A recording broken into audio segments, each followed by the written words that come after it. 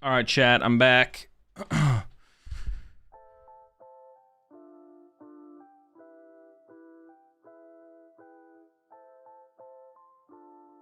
And we're right into... Wait.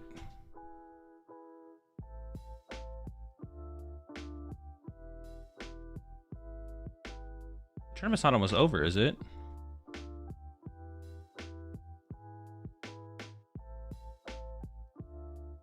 We got...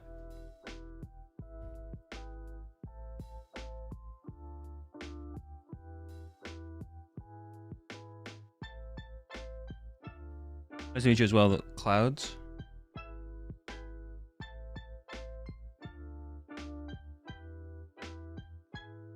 Oh, this is round 5, right? I'm not trolling, right? No, this is not almost over. Someone in chat said it's over, isn't it? This game is over. Dude, why do their cards look so pixelated? What the heck?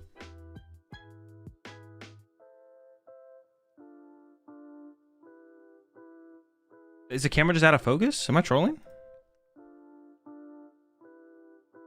Did you wash your hands before trying on PC? I did actually, yeah.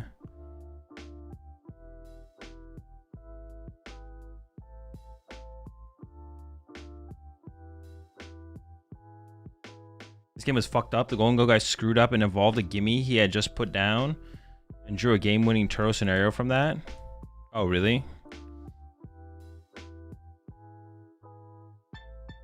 How much will this Champions League results affect decks played at Toronto? It's not worth thinking about. Don't worry about it. You have to wait and see the results of the tournament first. It depends on the results of the tournament. Also, actually, no, like 0. They're playing with a new set. Actually, not 0. Not necessarily 0. We have to wait and see the results of the tournament to see if there's anything worth like thinking about. Because the tournament could end and there's nothing worth thinking about. Sometimes there's stuff worth thinking about post tournament. Sometimes there's not.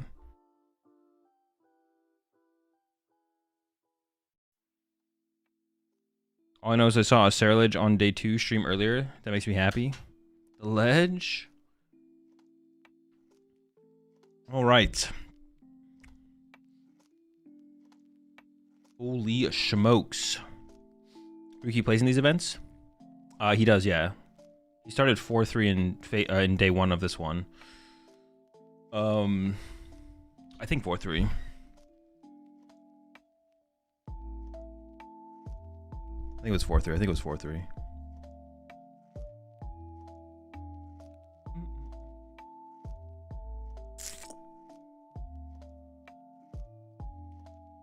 Where you were during the cup, why not your regular room?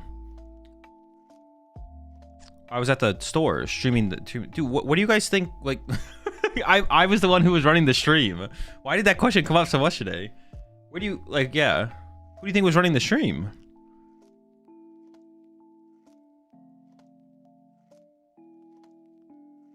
I was at the store with running the streaming the tournament, streaming and commentating the tournament.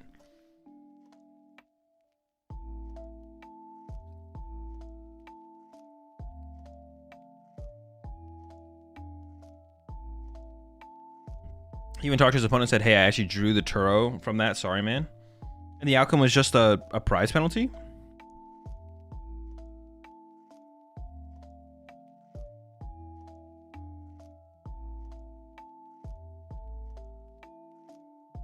Just admit it was your clone. The cloning? All right, a couple things. I didn't actually have this scene set up, so there's a couple things I have to still set up in this scene. That'll be good to go. But I got time, back just in time for a break.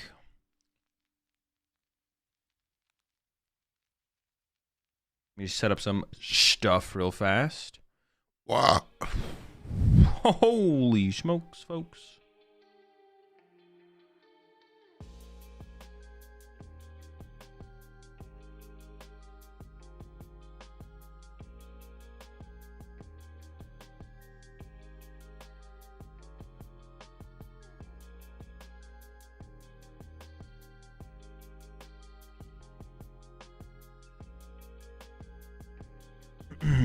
Don't forget to order your polarized lens. Well, I'm not gonna be doing a leak up stream for a while, but I'll make a note of it. I'll make a note of it. Actually, I'm gonna write it on.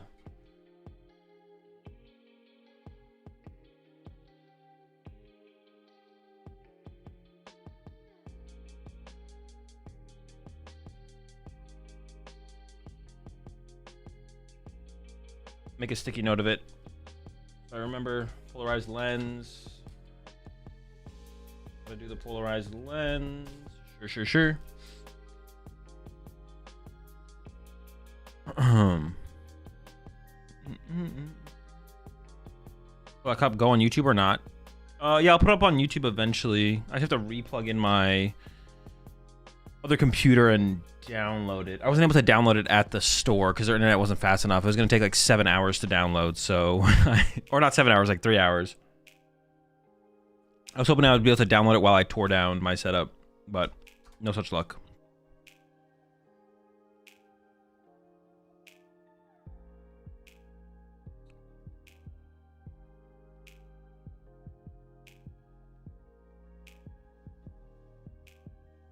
No such luck.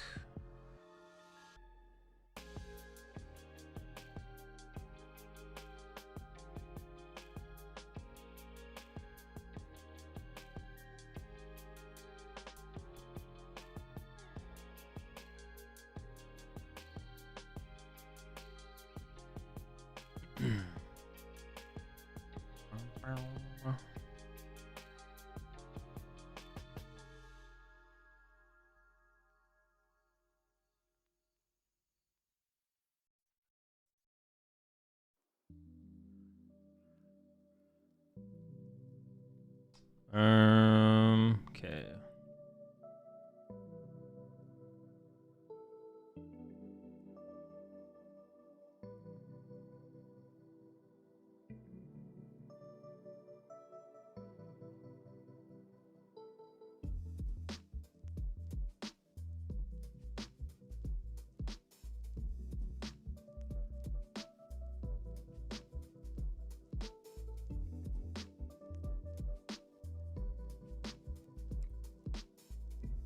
Nope.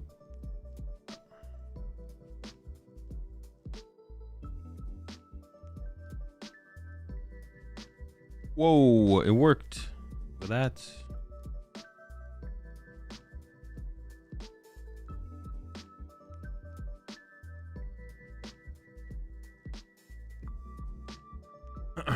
All right. What else do I have to set up in this scene? I got the alerts, I got chat, I got the overlay, I got the gameplay, I got my face, I got the BR back screen. I feel like I'm forgetting something. Oh, I gotta do one more thing. One more thing, and then I'll be done.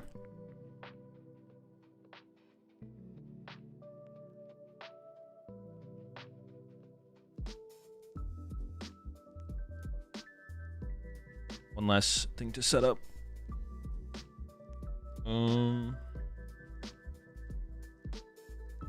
Yeah, I'm like not paying attention to chat right now, so give me a second. You brought to dap me up, Azul? Wait, when? Where? At the tournament? Don't worry about it.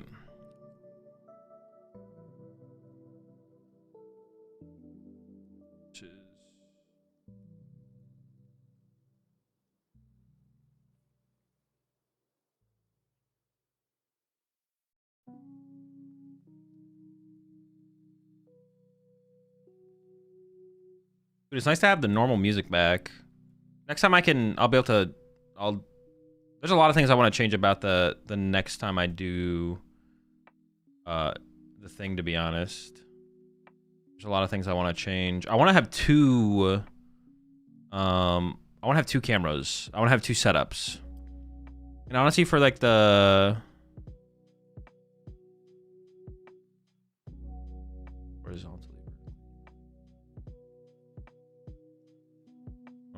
for the space they have there, they have the room for it too.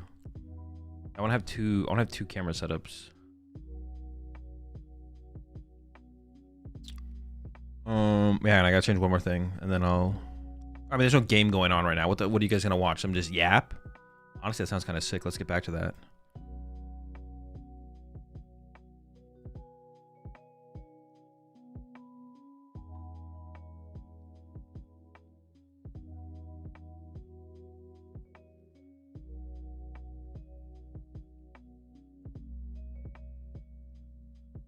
All right, cool.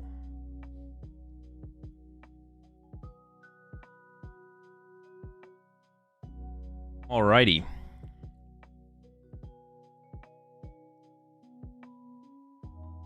Oh, I thought I fucked it up. We're good.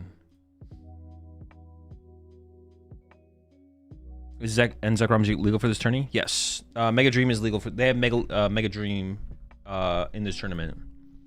They are Mega Dreamin'.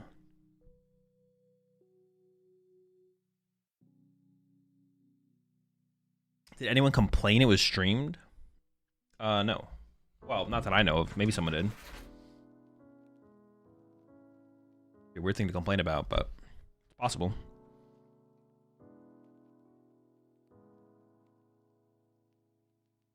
Have they played 13 rounds? I think I think we're going into round 13. Wait, no. No, yeah, they have. We're going into round 14 right now, I believe. It was 8 rounds day 1, and now we're into round 6 of day 2.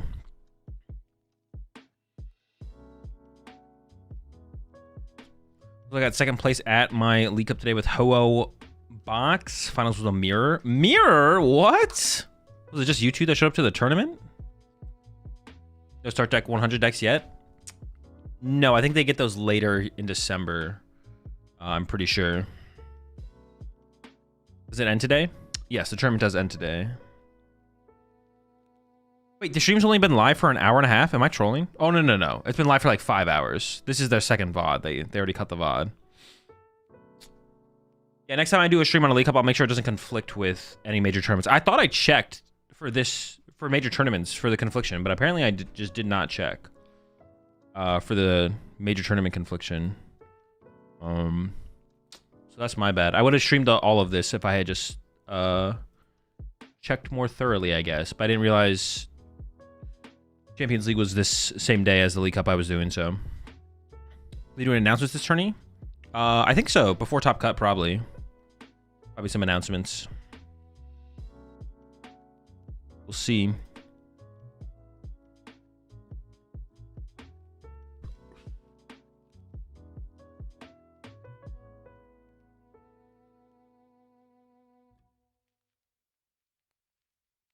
Yo, appreciate the 24 months there, Zach Williams. Also appreciate the super chat there. Parker Speedy to Jesus Christ, are you okay, Azul? You just did like an 8-hour tournament. Now you're doing a watch party this late. Yeah, I'm chilling. I didn't go to the gym today, so some extra energy from that, I guess. I'm also another energy drink for the day. We're gonna be here for like at least probably 4 to 6 hours. Is this the last round of Swiss, or do they have one more round of Swiss, actually? I don't know.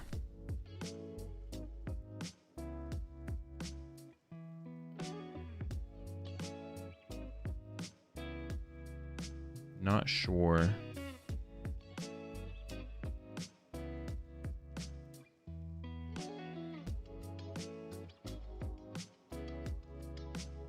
One more Swiss round, I believe. After this one. So 8-7, and then top 16. No, it's top 32 now, right? It was a learn and play at my locals today.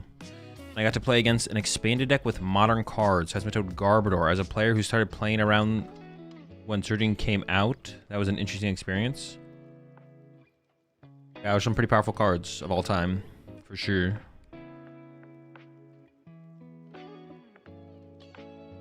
What's the point on having 15 Swiss rounds? I mean, what's the point on having any Swiss rounds? Like, yeah. The more Swiss rounds, the better. You just can't actually do infinite.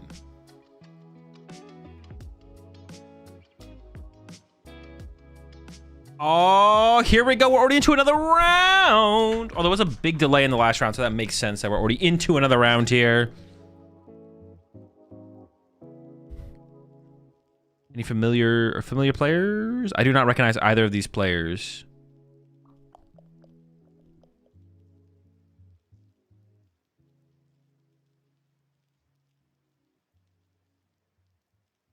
Where's Trenchcoat?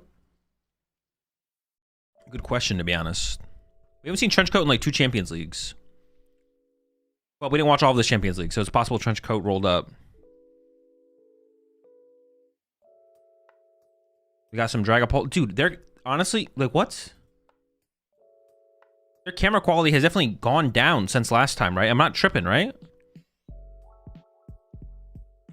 Like, these cameras look like they're better quality than the overhead camera. Am I trolling?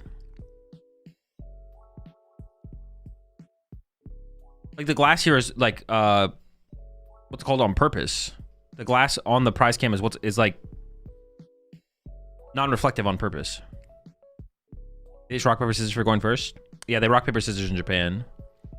The table camera quality sucks. Yeah, but it feels like it's got worse since the last Champions League. Like, it's always been not great. It's not been terrible.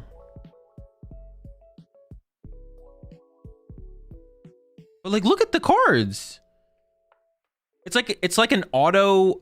It looks like they're being auto like blurred. It looks like they're being auto blurred because of like oh, what is the thing I'm thinking of? Like, it's copyright. It's like it's like they're being auto copyright blurred or something. It's like when you want to like it's like yeah, what? They don't usually look like this though. Predictions? I got you. Predictions are up. Who do you think's got it? We got Kangaskhan versus Dragapult. Dragapult opening the Monkey Dory, the Poffin for double tribute, double Drac looking hand. On the other side, it's a Kangaskhan, but what else goes with it? Let's find out. Is it Mega Absol? Is it Tankaskhan? That's a lightning energy. Hold on. Eels? Kangaskhan with lightning energy. Am I missing something? Bolt? Oh, that's just boring. It better not be Bolt. Lightning is probably tank, right? What do they play in there? Dragonite? Oh, Eels with Dragonite? And then you get the Kangaskhan draw power and you Dragonite move it around? Oh, it's just Raging Bolt! No! Dude, that's so lame. Oh my gosh. Alright, I'm gonna end the stream. I'm ending the stream. I don't want to stream anymore. From the pixelated Pokemon to the Raging Bolt, bro. That's so unhype. That's so unhype. I got excited too. I was like, oh shoot. Kangaskhan. Lightning energy. It's Raging Bolt, baby. Let's go. That's what I'm talking about. My favorite deck. All right, Kanga for 2. We have an Ultra Ball in hand. We might have a Sada as well. Ooh, Pokegear. We're going fast.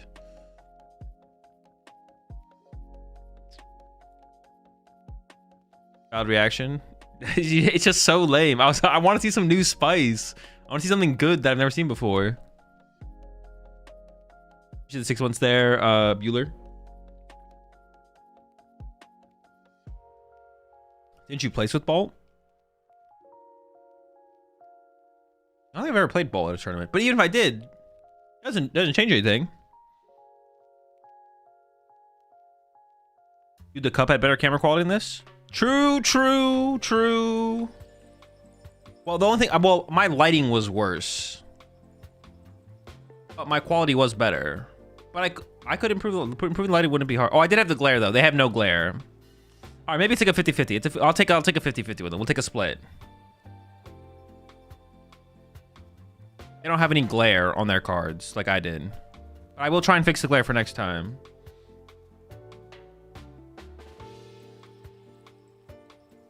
The cup VOD.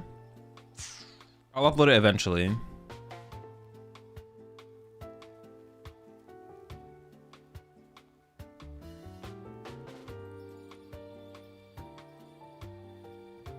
I need to upload it. We'll get there though.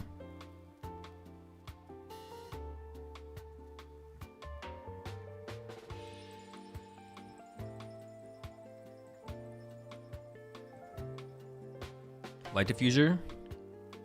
I mean, that won't work for me though. Like, I'm just using the lights that I'm using are the ones above my head in the shop.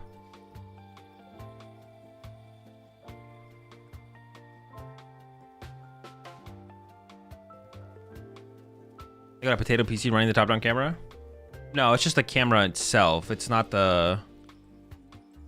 Unless, you know, actually one thing it could be that maybe Japan just gets throttled by YouTube. Could that be it? No way, right? Like, are you only allowed to stream at a certain quality on YouTube if you're in Japan? That's the only thing I can think about that, like, where it'd be out of their hands, where it's like YouTube is the one that throttles them. Or like the convention center maybe doesn't allow them to stream at a certain rate. It could be a convention center thing as well. Maybe the venue internet is cheeks. It just seems so unlikely that it would be like this. It would be that would be the problem, though. I don't know. It definitely might be out of their hands, though.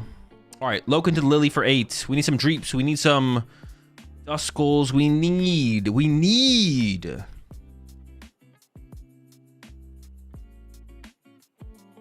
it all.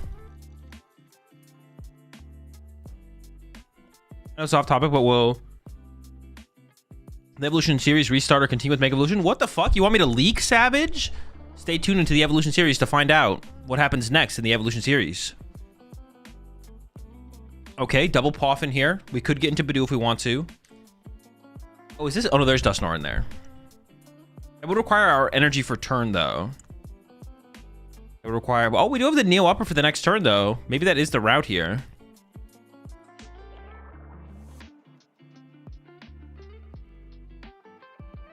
Opting for a Duskull. Is there a Badungus in there? No Badoo. Oh, there he is. Oh, double Skull, though. Hold up. That even makes sense. They KO, go to even. I feel like double Duskull is so weak here. We can put the Neo, or we can put a Luminous on a Dreepy here, though, to like... Oh, we haven't even Dracloaked yet. That looks like some ass. But that is still really weak. Oh! I don't know. I would like a prize penalty for that one for sure. That's pretty sketchy. Just leaking that there's a Night Treasure in hand to try and influence the Raging Ball player to play Judge on the next turn. That's a dirty play right there. I'm surprised it wasn't a match loss even, to be honest. Dirty play. Dusknoir attack is technology in this matchup. Oh, true. It actually is kind of good. I mean, if they have Turo and Prime... Well, this is weird. They're not even playing Owls. They probably play Prime Catcher, though. Could that actually give a penalty? No.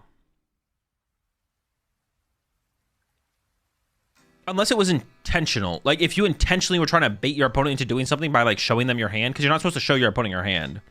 You could actually receive a penalty. But, like, no one actually does that. So you simply, by accidentally doing what he did there, which was by accidentally showing a card, you would never get a penalty for that. Oh, there's a boss. Are we really considering that you go after the Loke for sure, right? Yeah, nice try. Trying to bait us into that Dreep with a Psychic Energy. Nice try, buddy. And now your hand is... Well, no, they have Nurture for Dracloak. Their hand's not fully dead, actually.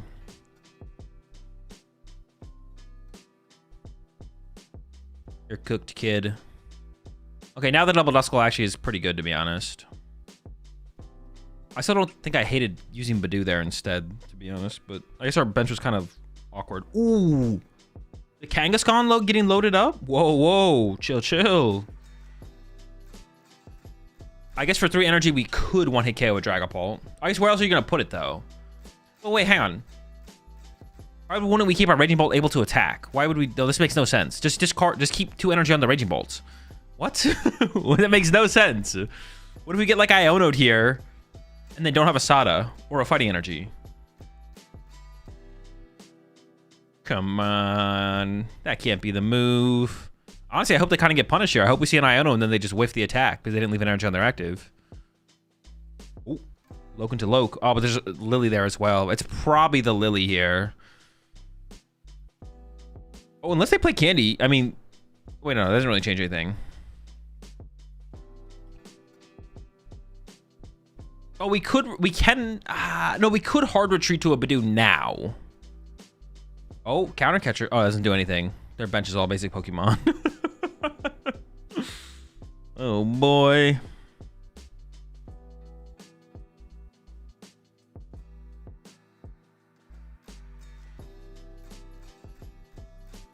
I will say this, they do show on stream the version of the card that the player has on board. Makes it easier for people with less inherent knowledge to tell what's going on. That is a thing. Well, now I feel like we could... Actually, we probably shouldn't commit. Well... No, committing Fez here would be pretty bad, probably. All right, pass. All right, we're playing for the next turn. Someone actually brought that up recently. I don't know if I 100% agree, though, because... I mean, if you're listening to the casters and you see, like, the regular artwork come up, you'll be... Like, you're more familiar with the regular artwork than the full art. Well, I guess you could figure it out maybe anyways, though. Maybe you're right. I could kind of, like, see an argument the other way around, but... All right, Crispin coming out here. We should be able to get an attack off this turn, unless we're, like, out of fighting energy in the deck. And then that would be a misplay to have not just left the fighting energy on the active. This guy got no Baby Bolt. Baby Bolt is considerably worse in Raging Bolt that doesn't play Owls, but might still play it. Did he prime in the early game? No, I see it in the deck there. He didn't have an energy. I think he's out. Dude, there's no way. Did he actually get punished for it? Just been played. Wait, there was a Sada in hand as well, right? Or am I trolling? So we must have prized our third fighting. So just got punished for not checking prize cards. Insane. We have an S-ball. We go get Mew. Actually, I don't know if they play Mew.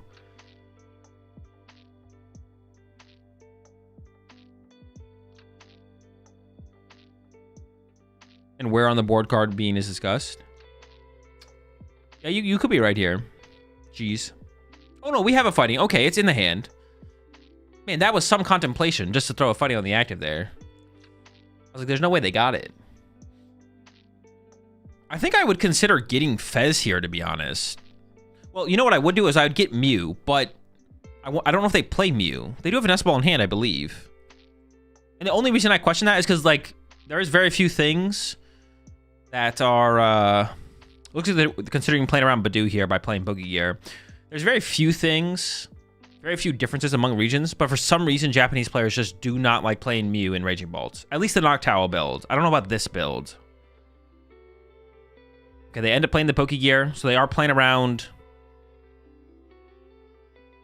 There's like two things. They don't like playing Mew in Raging Bolt, and they don't like playing Fez in Gardevoir. Not always, but every other region in the world plays Fez in Gardevoir. Like, it's not even a question. Maybe they're trying to swing Kanga this turn? Oh, fair. Maybe they were trying to swing with Kangaskhan. That actually is a good point. Would swinging with Kangaskhan be that much better? I should preserve energy and play, right? That would be kind of cool, actually. The Kanga swing there would be kind of cool. Okay, opts for only leaving one energy on the active. Oh, Fez is prize, so Fez wasn't even an option there.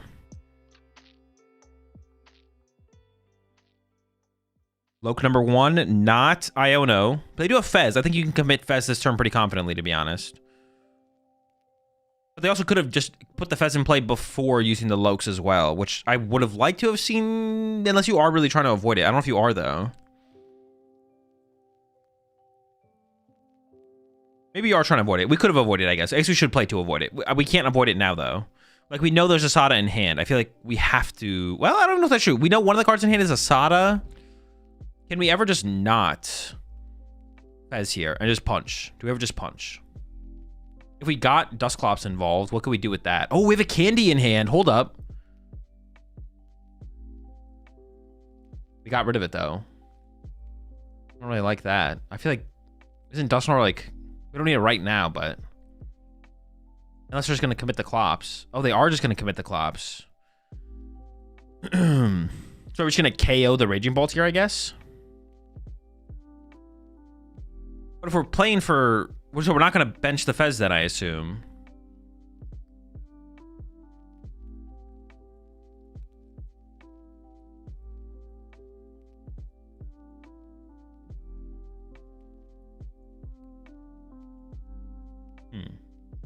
No Fez. Just spread with Dragapult. So I guess... Okay, so what we're doing is we're playing for Iono next turn, I guess. Sure. But then why not just draw with Fez this turn?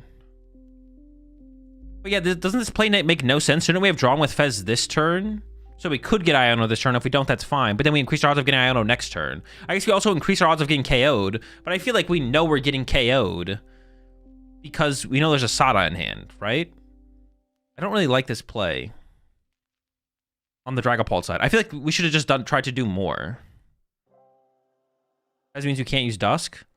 Yeah, but our Dragapult dying means we can't use Dusk. And we know there's a Sada in hand, so we know our Dragapult's dead. So... But if we just get Iono there and take the Sada away, we might be fine. Like, why are we preserving this? So we just should be digging more with Fez now.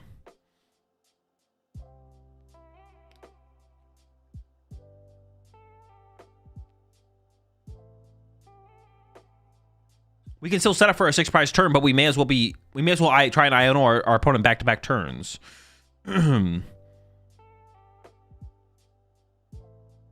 Also, even like, yeah, we look at how explosive this turn was off of that Sada. Like,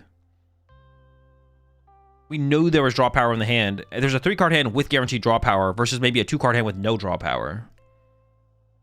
Yeah, this play was just not. That play from the Dusknoir player was just not good. They just need to commit the Fez and they just need to go for. They need to try and be disruptive back-to-back turns. At maximum disruption back-to-back turns. But like last turn was like I don't know, like a half measure. It was just like nothing. Last turn was like nothing. And now this turn is going to be harder to find the Iono as well.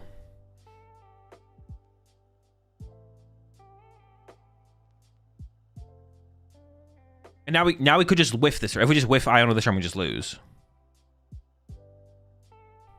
Are these results relevant to the meta? They can be. Or just a snapshot of what the region is playing? No. Every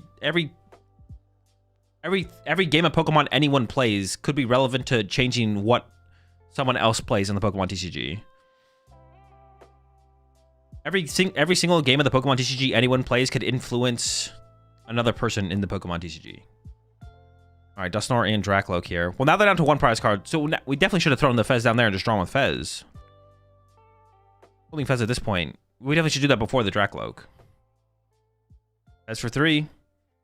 And no Iono. That's just game. We missed out on 3 cards. We missed out on 3 cards. Okay, they could still KO the Raging Ball off the bench. It's not over yet, actually. They could KO the Raging Ball off the bench with Ursaluna. That does give an opportunity. I'm just assuming it's not going to be good enough here. We'll see, though. Maybe it is. There's like a 6-card hand in the Raging Ball on the Raging Ball's side, but is the new set legal for this tourney? It is, yeah. They have access to Mega Dream. Oh, is there no Ursaluna available? Maybe the Ursaluna is prized. Yikes.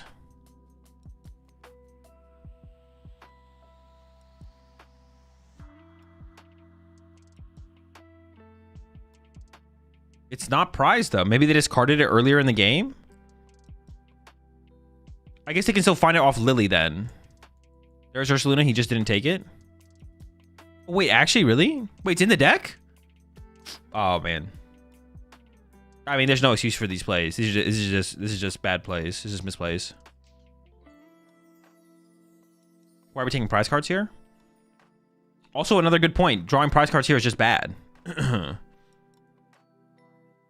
You should just punch the Latias for 200, spread more damage, and hope that things get stuck. Don't get bench space for Fez, Mew. Don't allow the Kangaskhan to get to the active for free. But now the punch, you're going to draw 4 prize cards, but you just gave the Raging Ball player Kangaskhan draw, Fez draw, Mew draw, this draw, that draw, bench a card.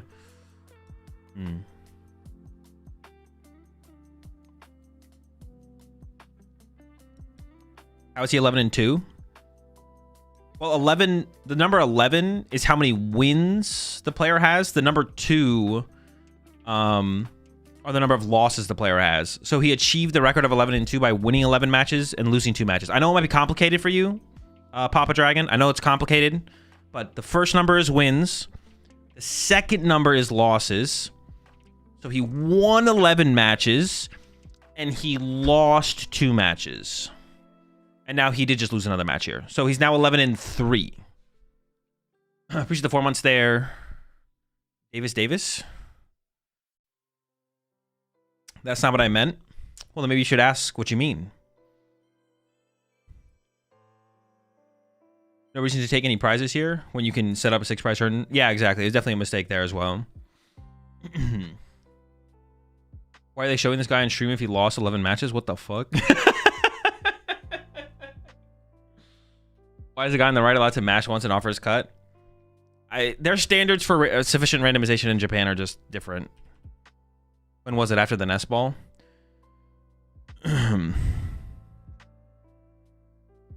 Yeah, the standards for sufficient randomization in Japan are just not... They're just not... Maybe he could have communicated that he had game in hand. He could have communicated that he had game in hand as well. Like... Appreciate the 12 months there, Surgeon. How is 11 and 12 with these bad plays? Okay. So, the way it works is when you sit down to play a game of Pokemon, what you do in that... So, listen closely, Papa Dragon. In that game of Pokemon, what you do can be enough to win that match. So, 11 of that player's matches, what they did in that match of Pokemon allowed them to win 11 matches. And potentially what they did in 2 of the matches allowed them to lose 2 of their matches. So they did enough in 11 of their games to win 11 games. And maybe didn't do quite enough in the other 2 games to win enough, but maybe they did do enough and, you know, just kind of out of their control, right? Now 3, yeah, good point. In this one, we saw clearly that they did make some mistakes, right? They could have done more in this game. It's very true. They could have done more in this match for sure. The other matches, we don't really know because we didn't watch those matchups. We only watched this single match of them where they played this game of the Pokemon TCG and we critiqued the gameplay and we came to the realization they made some mistakes in this match. But hopefully they learn from it, come out a better player, and, you know, don't make the mistakes again. But if they do, who cares? Outraging Ball 11 and 2. Why isn't anyone playing Guardy? I mean, I'm sure there are some Guardies there for sure. Yeah.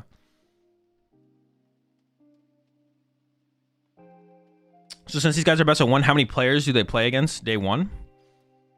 It was 8 rounds day 1, 7 rounds day 2 into top 32. Appreciate that months there, Silverface.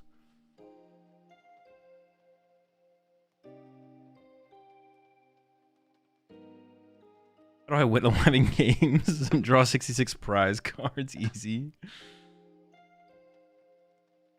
Hazel, you are my top YouTuber watch this year. Cheers, bro. Glad you enjoyed the content there, Mats. I feel like playing to knock both bolts would have been better. Well, the second Raging Bolt didn't get benched. Yeah, the second Raging Bolt got benched that turn, though, right? So we were never able to spread damage to it. We could never KO both bolts in a single turn. We could have Ursaluna KO'd the bench one that had the 2 energy on it, which was definitely a better play than Dragapult attacking. But... Or you could argue that the Dragapult attack, but not taking a knockout, could have been the better play. But I'm pretty sure KOing the Raging Bolt was probably the best play there. They didn't have a great play, that's for sure. They didn't have a great play. Is Japan the only place that has best of 1? No, basically all of Asia plays best of 1 for the majority of their tournaments. It's based on who won the player on the right. It's based on tournament organizer. So the tournament organizers just have different philosophies as to what is like the best way to run tournaments and the best tournament structures. And TPC, the Pokemon company, which runs the tournaments in Japan and the rest of Asia, think best of 1 is... Maybe they don't think it's better, but they think it's correct to run tournaments that way. So they play best of 1. We're over here. Thankfully, TPCI runs our tournaments, and we get to play best 2 out of 3. But we got to make sure we hold the line and don't let the BO1 believers convince TPCI to force us to play best of 1. Because that would not be good. So we have to make sure we fight again. We have to fight back against the BO1ers. We gotta hold the line. Make it be known that best of 1 is literally dog shit. And so inferior to best 2 out of 3 that it's laughable that anyone would think that best of 1 is better than best 2 out of 3. So that we never go to best of 1. It still hurts my brain thinking that people could actually, like, no disrespect, but it does hurt my brain thinking that people actually think best of 1 is better than best out of 3. I can't compute it. It is uncomputable for me.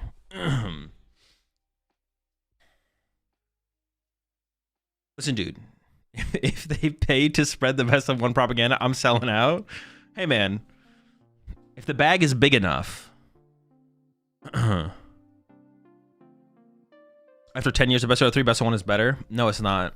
You say that now, Grant, but the exponential increase of the things you will lose to that you call getting unlucky will like double in best of 1. And then you're just going like 9 and 5 every single tournament. No, we maybe have more Swiss rounds. You'll go like 11 and 5 or something like that. For local is kind of okay, but for anything more serious than a league challenge, big nope. I agree. I mean, if I'm never going to a best out of 3 League Cup as long as I know it's a best out of 3. Personally, but I know a lot of people like best out of 3 League Cups as well, so I don't like them though. I this takes too much time, personally. But yeah, for like local stuff for sure. I'm just talking about regionals. I'm strictly talking about major tournaments. Strictly about majors.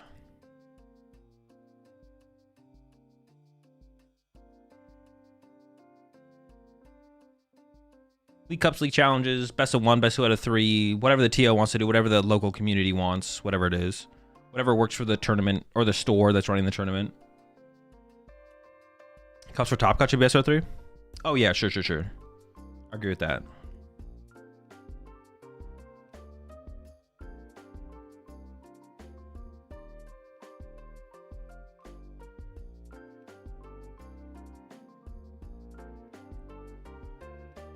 So they've just convinced best of 1.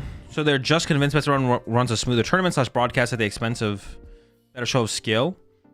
I mean, not necessarily. They maybe think best of 1 is a fine show of skill or equal to, or even if they think it's a little bit, even if they think it's less, they might not think it's enough less where it's even worth thinking about, right?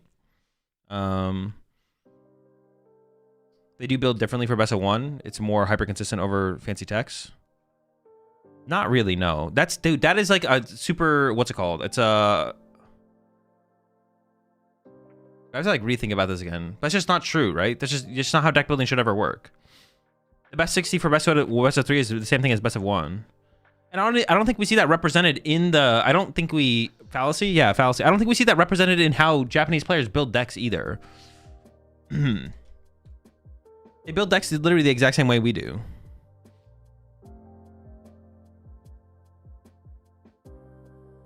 Yeah, I don't know the correct thing to call it, but it's just not true.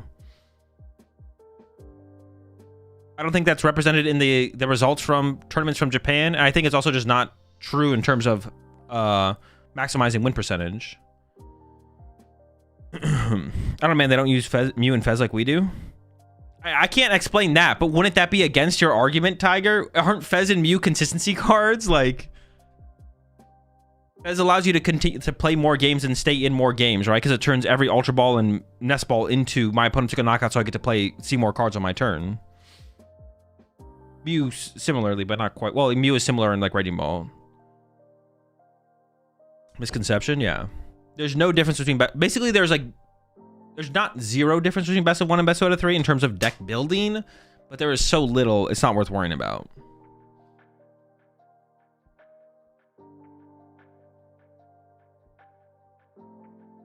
Like, if you're playing Zoroark and Golden Go is 20% of the metagame, whether it's best of 1 or best of 3, you should probably tech for Golden Go, right? Theoretically, in best 2 out of 3, because you can lose a game and then win the other 2 games and still get the same amount of match points, your tech can go further. But if I'm playing Zoroark, I'm always teching for Golden Go if it's 20% of the metagame, right? In best 2 out of 3, I have more games to be able to get the value out of it. So theoretically, the tech cards will see a theoretical higher value. Because if I play best of 1, I just can't use the Toad Scroll. I lose. But if I don't play the Toad Scroll, my deck sucks in the metagame, right?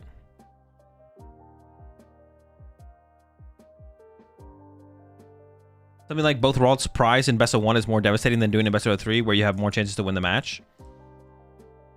Yes, but I think it's still correct to just play 2 Ralts. Like, if 2 Ralts is correct to play in best out of 3, it's correct to play in best of 1 still. Like, I'm not adding a 3rd Gardevoir EX to my deck if I'm playing in a best of 1 tournament, right?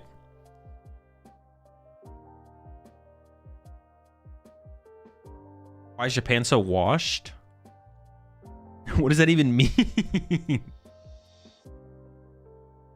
Where's your evidence of this? And what are you comparing it to? Disney is better in best of 1 than putting in tech? I don't think so. Not to the point where your deck list actually changes. The best 60 for best out of 3 is like maybe the best is like the best 59 for best of 1. Maybe there's 1 card difference. Maybe.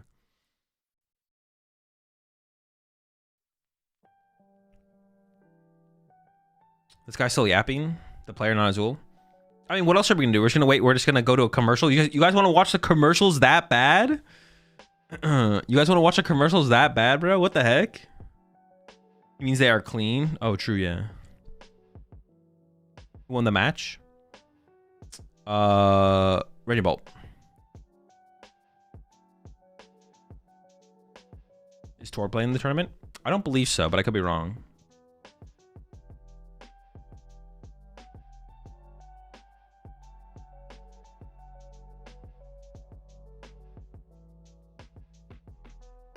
I could see an argument. Okay, I'm thinking about this a little bit further. I could see an argument.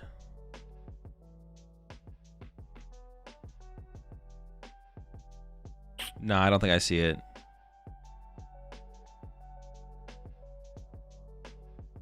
Okay, I could see an argument that a deck that plays more games, just like raw games of Pokemon, in best of 1 favors the better player because you have a higher chance of being better than your opponent. Not necessarily your opponent breaking, but them misplaying and then you not misplaying and you winning. Versus best out of 3, where if you play a deck that just bricks some games, bricks more games, and just unplayable games, you have the other 2 games to make up for it and be the better player. But I still think if Guardy's the BDIF, you just play Gardevoir. Like, I don't think it changes what you play, though. Like, there's no decks that go to the extreme where all of a sudden you're changing decks from best of 1 to best out of 3. Like, if Gardevoir's the BDIF, we're still rolling up with Gardevoir, whether it's a best of 1 or a best out of 3 tournament.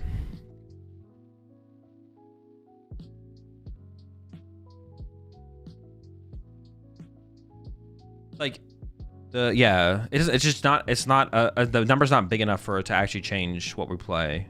We still play Gardevoir. We're still always playing Gardevoir. It's still the BDIF.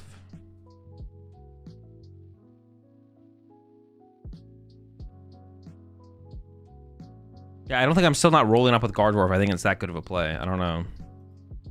Whether I'm in a Champions League or a...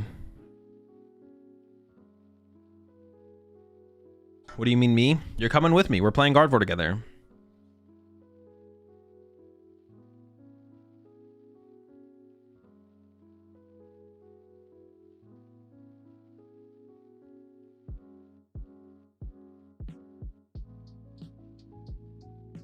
Can Pidgeot Control make a comeback? Any good deck has the potential of being a good play. You never play Gardevoir in majors? That's not true. I played Gardevoir, I think, twice in major tournaments. Twice? 3 times? Twice? I don't remember. I think 2 times. 2 times, 3 times. Went pretty middly, though. What's my record with Gardevoir? Not great. My Guardy record is subpar.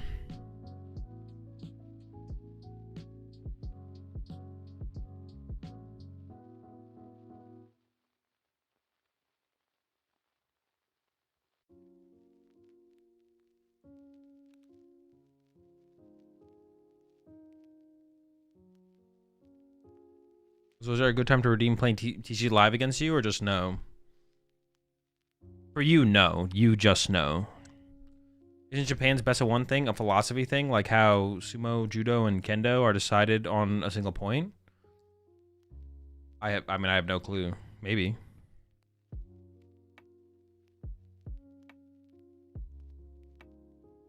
What deck have you spent the most hours on in your history? No clue. What's my opinion on Powerade?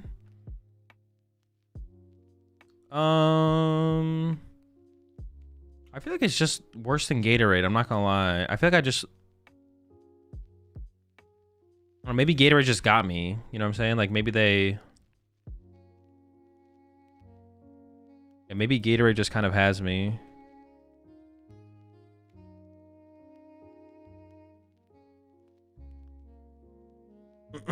But like whenever I'm craving a drink like that, it's just always Gatorade. Like I've never felt like I'm like, yo, I could go for a Powerade right now.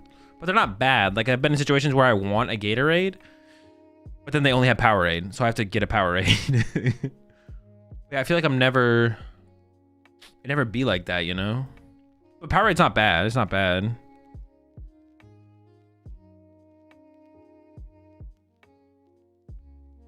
Yeah, I'm just never like, yo, let me get a...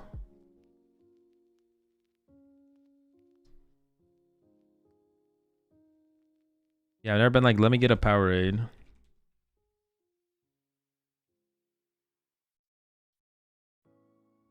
It's always just like, oh, they don't have Gatorade. I guess I'll get a Powerade. But I'm not disappointed, you know? I'm not disappointed.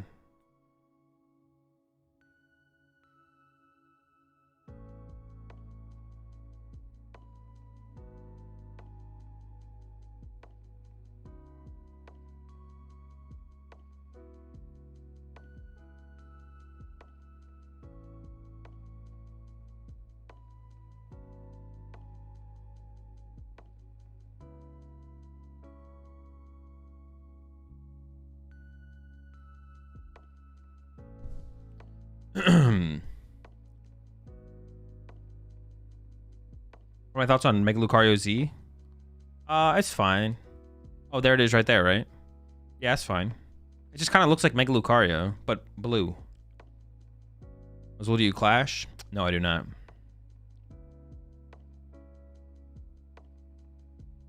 What are your thoughts on the Grim Ghost deck you saw at the Cup? They seem real or gimmicky / not great? Probably not great. I mean, it's cool, but I don't think it's anything. It's not like the new innovation, and the thing that'll take Grim to the top or anything like that. Did you watch the previous matches? I did not. Zorak showing was very disappointing. Oh, did Zorak show up on stream? No, I did not. Not catch it.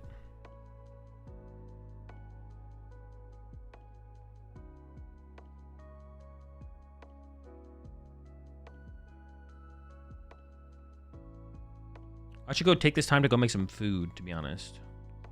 I'll be right back. I'm gonna go make some food real fast. Back in like 5 minutes or so. We're in between rounds. I need to eat something here. Make it Antsy or Mega Guardian Guardy? Make it Antsy. But you could still play Mega Guardy. But yeah. Mega Antsy is definitely the better card, for sure. It's not even close. Oh shoot, they're back. Alright, we're back.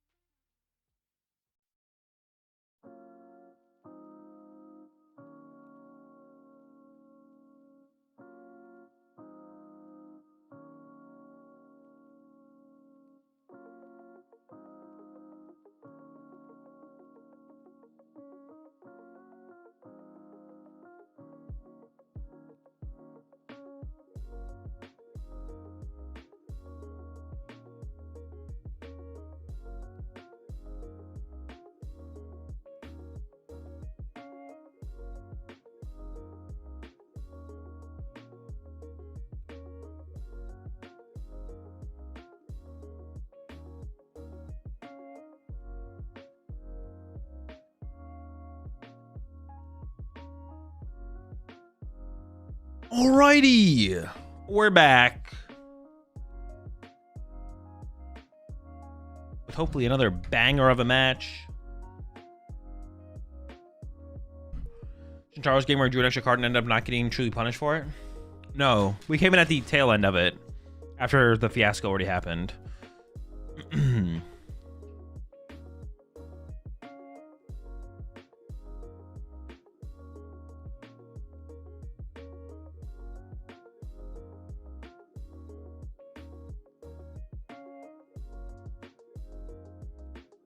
Yo, those Ultra Balls are kind of sick.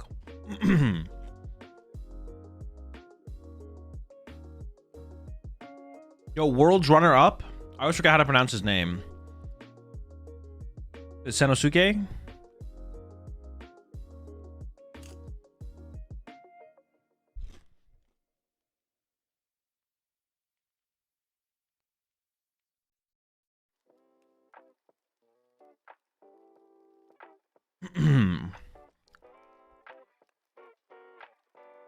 This is not a one-day event. We are in day 2 right now. Are they in top cut? Nope. They are in round number 15. You start here. No, I got it, Scrub. I appreciate it. When I'm at my setup, it's easy.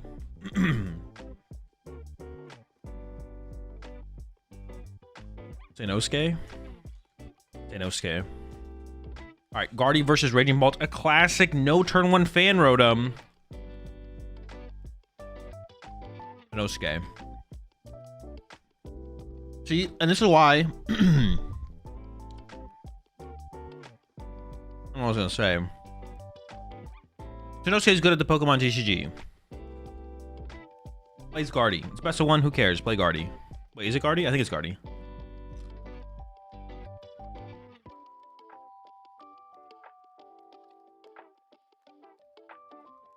It is Guardy. Oh, turn 1 Frillish is brutal here.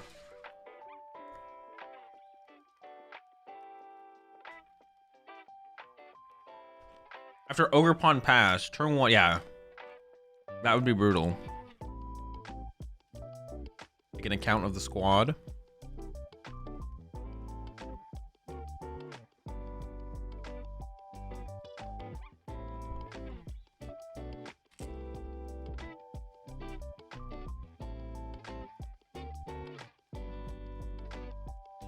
Has Ultra Ball and Secret Box here. Still giving it some thought. Did some pride check and went through with the vessel. Keeping the Turo interesting. There's and the Mystery Garden.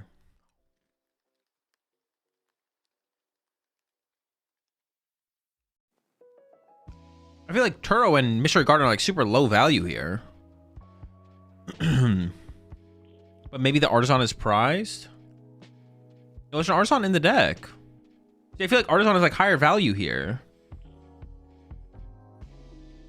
Is there not a Frillish in the deck here to get? So I feel like item lock is just the play here. No, there's the Frillish. Oh, you don't want to give your opponent Artisan. I guess that's fair. You don't want to give your opponent Artisan here. Sure. Okay, I understand that for sure. Mystery Garden. But still, valuing the Turo so highly over a Super Rod seems weird. Like, Turo just seems so weak in this matchup. I don't know. Maybe you can remove a liability towards the end of the game and have it be relevant. Or maybe we're playing around... I don't know. Super Rod just seems good. I don't know.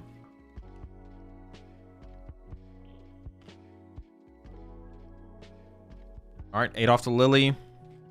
No Psychic. See, but that's what I was going to say. Is we could have guaranteed the Psychic energy if we just discard the Turo. But now we have to use a Night Stretcher and a Super Rod to get a Frillish in the active with a Psychic energy. That's costly. That is a big investment to get the Frillish online, to be honest. But if we had like kept the Super Rod, if we discard the Turo on the Secret Box instead, even that would have been like made things feel a little bit better, right? But now we're down 2 of our recovery cards. Probably just place the double Night Stretcher plus Super Rod, which is still enough to win the game, obviously, especially with this kind of lead that can be generated from the Frillish. But is it draw pass? Oh my. Sheesh. All right, there is a Frillish prized. So we can't do the frillish to frillish line, but man, we have bought some hella time here with this current setup.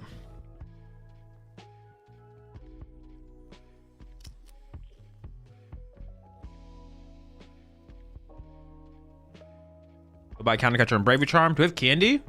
Chill. Where are those BO1 warriors? You know what? Listen, I don't want to hate on the best of one enjoyers too much. But maybe they're into it, to be honest. Like maybe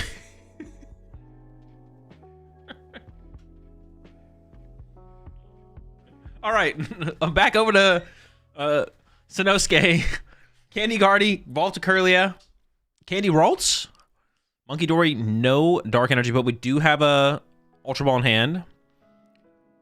And honestly, I don't see a reason to get aggressive here at all. It looks like actually you're going to keep the Psychic Energy around, which is interesting, instead of putting it in the discard pile. I feel like we got to get rid of the Psychic here, though, no? No. Oh, maybe we're going to attach it to the Frillish here. Best one is their kink.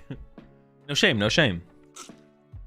It's like a Monkey Dory searched out here. We can maybe get the hand low enough to actually draw with Mew. That might be the reason to sequence it like this. Discard those two cards, attach the Psychic. I'm not sure where we're at for... Oh, we have Mystery Garden, but of course. My bad, my bad. Fresh 3 on the way. Still in the hunt of a Dark Energy for turn. Ooh, and there we go. Dark Energy to Monkey Dory. That is pretty good. Some lilies for the next... I mean, we're just chilling, man. You could get more aggressive here. You could actually just swing with Guardy EX and draw 2 prize cards. If you really wanted to. You got backup Guardy in hand. It wouldn't be a bad play, but you could also just keep up the item lock for like another turn or 2. And take some time. Builds up damage on the active. This is a... Well, maybe not. There's the Turo in hand, right? I was going to say this is a little scary, but maybe it's not. Oh, but we're just getting aggressive here. We're just swinging. Not wasting any time. I would have hated to see just chill a little bit longer, but I also don't hate this either. Load up the Guardy, just draw the first 2 prize cards. Guardy is favored in this matchup when it doesn't draw the first 2 prize cards. It's a whole different story when it does draw the first 2 prize cards. Things are already getting out of control pretty quickly for the Raging Ball player here. As the Monkey Dory moves 3 damage counters over to the Hoodoo on the bench, and then we see the Gardevoir going to take the knockout on the active Teal Mask Ogre Pawn to get the first 2 prize cards of the game. I'm not sure what was drawn there.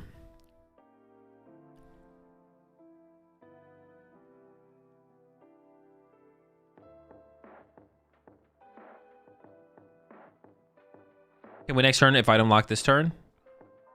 Load up 2 on the active. That is true. That is a good point, to be honest. That's a good point. Also, you'd be able to get a Lily for 8 again, right? Just accelerate 1 Psychic to the Frill, move 20 over. Or you could... Oh, yeah, we only have 1 Monkey Dory set up. Yeah, that is fair. Vessel coming in here, getting rid of the Koraidon, getting a Grass Energy and a Lighting Energy. Is there a side to see standings index? I don't believe so. Well, you can... after the tournament, you can see them on Limitless. You'll be able to see the results. But they don't have something like... I don't think they have something like Labs or Pokédata. All right, there's Fez, the new full art Fez artwork, or whatever kind of rarity. I'm not sure what rarity that is, but it's the new one. Nitrogen coming out. Okay, the recovery of Ogre Pawn. Was breaking item lock a little bit too... Did we break item lock a little bit too early? Cycle with the... Was it Teal Dance? We dancing out here?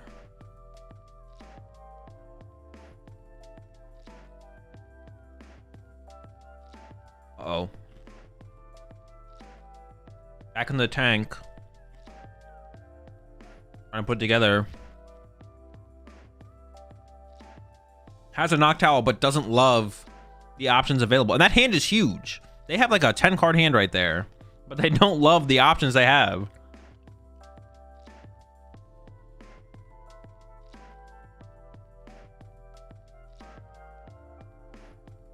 Is it weird to feel sorry for Raging Ball players?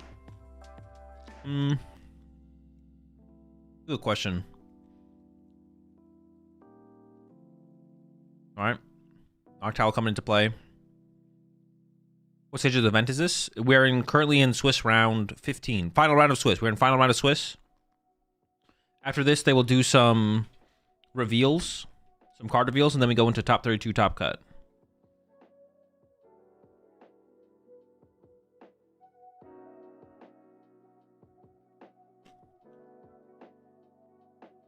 Is there any redeeming quality to Raging Ball at this point?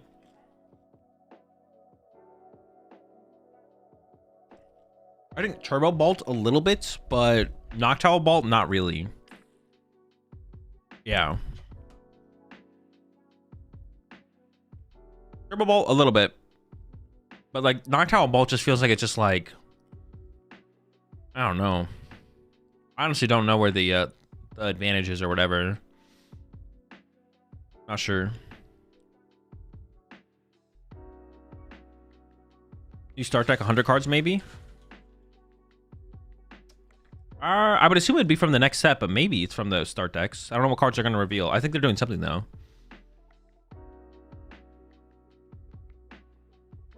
All right, we get another Hoodoo into play. We do have Prime Catcher in hand, so we can draw. We can take a knockout on the Mew on the bench, but that means the Gardevoir stays in play, and that means there's 2 Guardies in play, which means you like, I don't think there's a win con.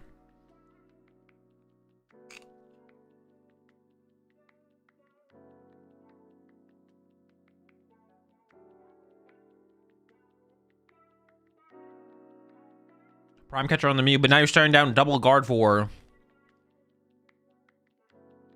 Seems like too much to overcome here.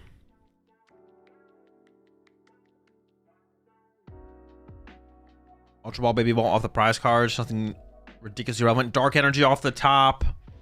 Second Monkey Dory is going to get established here. Second Gardevoir gets established. Oh boy. Wait, 2 Baby Bolts? Where'd the other Baby Ball come from? Just hanging out there?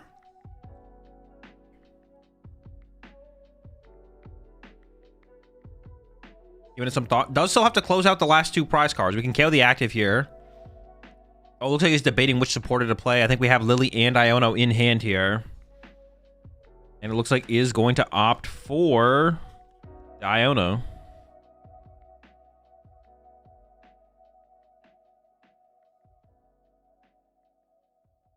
There's no way for Guardy to lose now, right? I mean...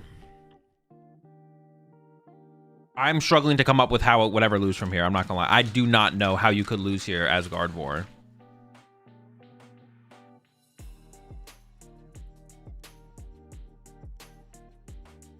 I'm not sure. It wouldn't, like... It would have to be Sanosuke misplaying. Sanosuke, excuse me. We see Nestball here searching out the Screamtail. Like, it feels like Screamtail should lock it up.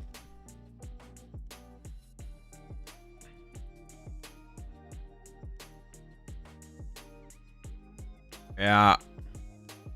And you can't really afford to go chase the Screamtail here either. Mystery Garden for 4, like... Definitely feeling pretty good about the situation.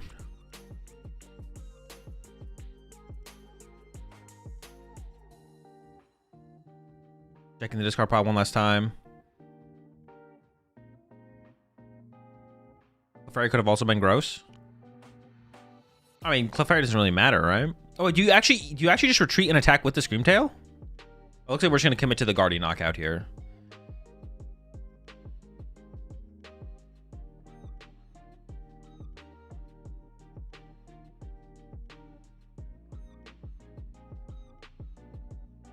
Yeah, looks like it's gonna be the Guardy KO here.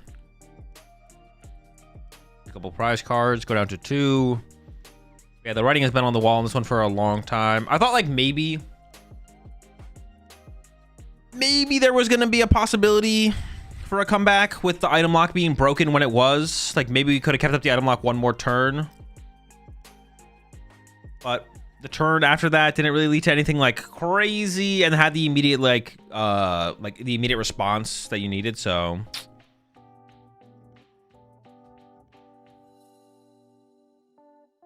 yeah, now I'm still trying to come up with like a win con, but I'm pretty sure this one's cooked.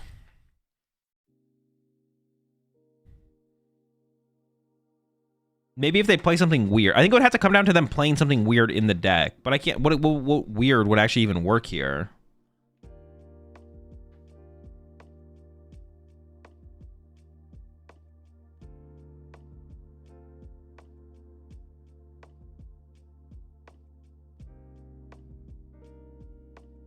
Is that the 2024 finalist? It is, yeah.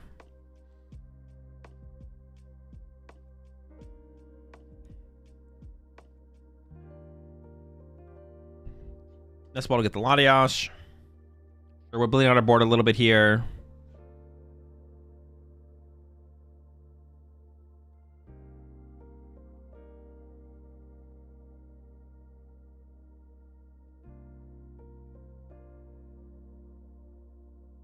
Bravery Charm and hope that the Guardy Prize is Clefairy, I guess. Probably don't even play Bravery Charm though. Oh, you're saying like as something you could have. Sure. Yeah. You still lose to Screamtail on board.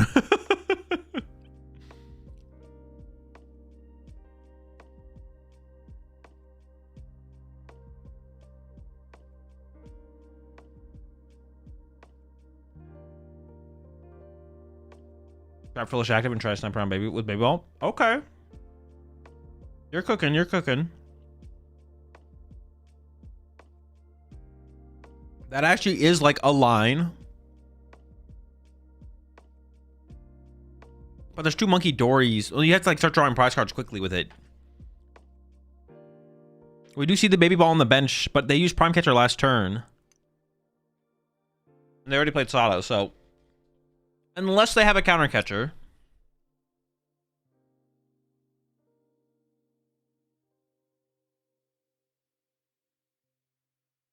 Okay, double Bravery Charm and hope Clefairy is prized. Well, they benched Latias, so we would need triple. Triple Bravery Charm and hope that Clefairy is prized. We do see the baby ball coming to the active here to take out the Frillish. Currently on board.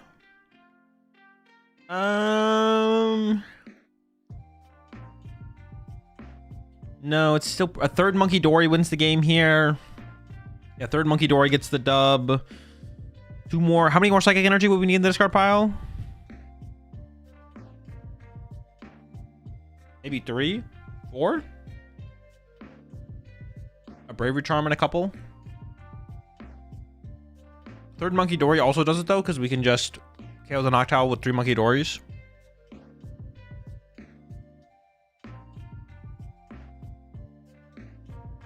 Oh, they get to discard it now though. They get to discard the damaged Noctowl. Oh, but the Hoot Hoot stays.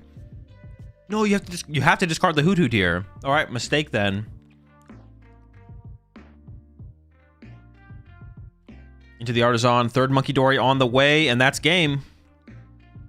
Yep. Crunches the numbers. The Hoot Hoot had to go to have a chance here. Can we shoot? Shoot? What the fuck? You're gonna shoot Latias with Screamtail? Yeah, actually, Latias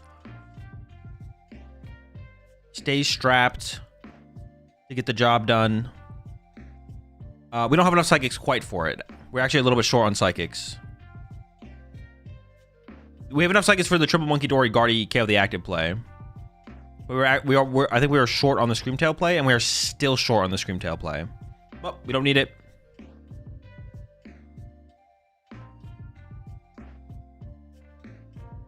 We're on the active. Triple Monkey Dory is going to move all 8 over to the Hoot Hoot, and then the Guardy punches and KOs the Baby Bolt for a 2 prize turn.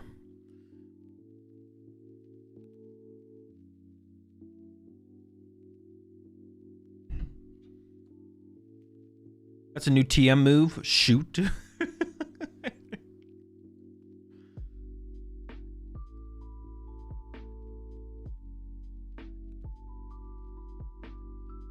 And there's the KO. Moving on to 13-2. That should be a top cut record. There should be a winning end. That should be a top cut for World's finalist Sanosuke. Moving into the rest of the tournament. That is the last round of Swiss, right? They're not allowed to scoop in Japan? No, you can. People just usually don't. People just usually don't. Well, it's like best of one on stream. I think they just like let it, yeah, they just like let it play out.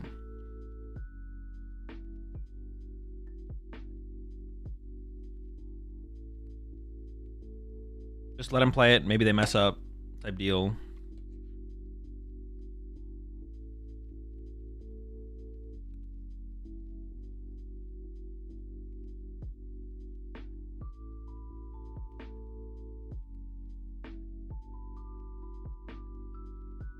We'll skip so many more actions in the West. I mean, you'll see the players in Japan play similarly quickly when there's less time available. It's about the structure of the tournament you're playing in, for sure, to an extent.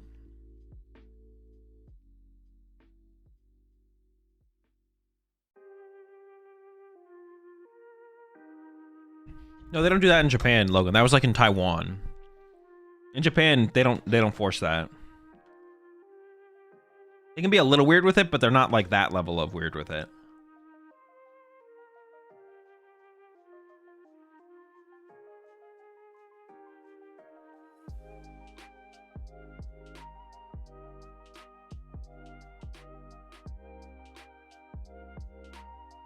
Yeah, when we see like the Japanese players like come down to time,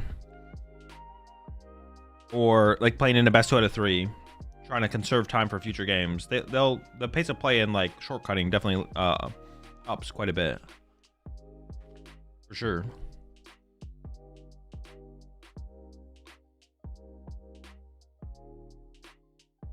Just jumped in. What's winning?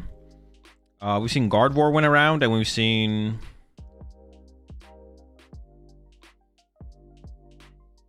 what was the other deck we saw win? Raging Bolt.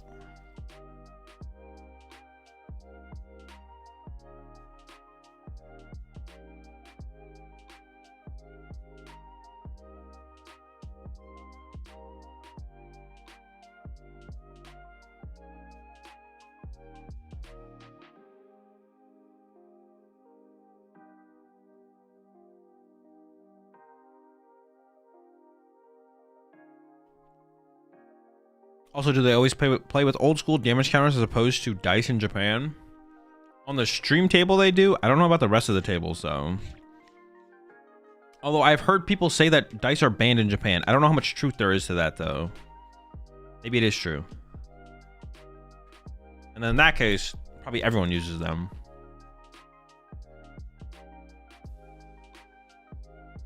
I could probably just Google that, to be honest, to figure out.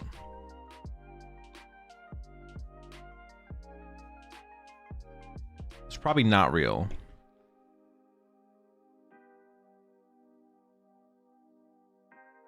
Dice are not banned here in Japan. Most people use them. Okay. People have definitely said that before in stream, but I never actually pursued the truth.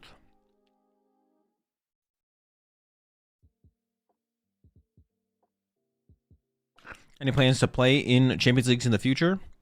I'm gonna try and register for some, yeah.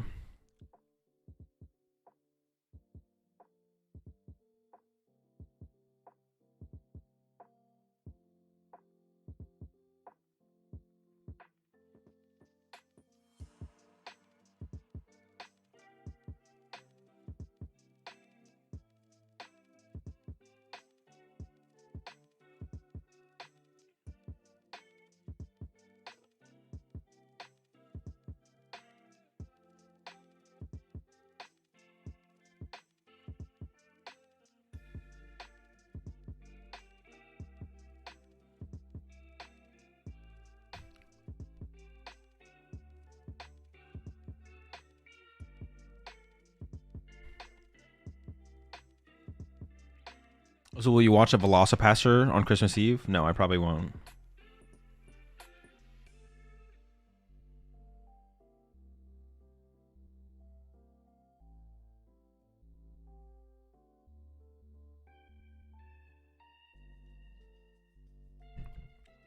So you always said deck choice best of 1 versus best of 3 shouldn't matter, but the Japanese players prefer to play Bolt. Like Bolt and Dango, but the West players prefer Dango for aggro decks. It doesn't matter. I don't know. The Japanese players just like playing bad decks. Like, I don't know what to tell you. Japanese players just like playing bad decks, but we don't usually see that from the best Japanese players. The best Japanese players usually play good decks. Here in front of us, we have the highest placing. Wait, who won Worlds last year? Yeah, the highest placing Japanese player in the last 2 seasons, just playing Gardevoir, just playing the best deck in the format, because best of 1 and best of 3 do not matter. Just play a good deck. Gardevoir is also touted as one of the slowest decks in the format, and by some, an inconsistent deck. But here we have one of the best players simply just playing the best deck, because why would you play a bad deck in whether it's best of 1 or best of 3? Why would you play a bad deck when a good deck exists? It's because best of 1 and best of 3 doesn't matter. I'm not going to defend. There's no way to defend the Japanese players choosing to play bad decks at a higher rate. Like, that's on them. Is Dango favored against Bolt? Close. Would you play Guardians to Toronto? Sure, why not?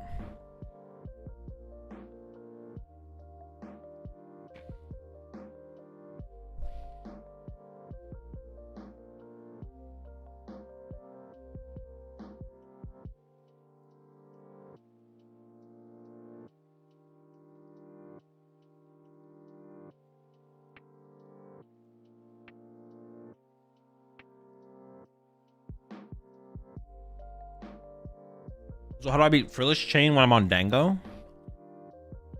Don't overextend your energy or tech for it.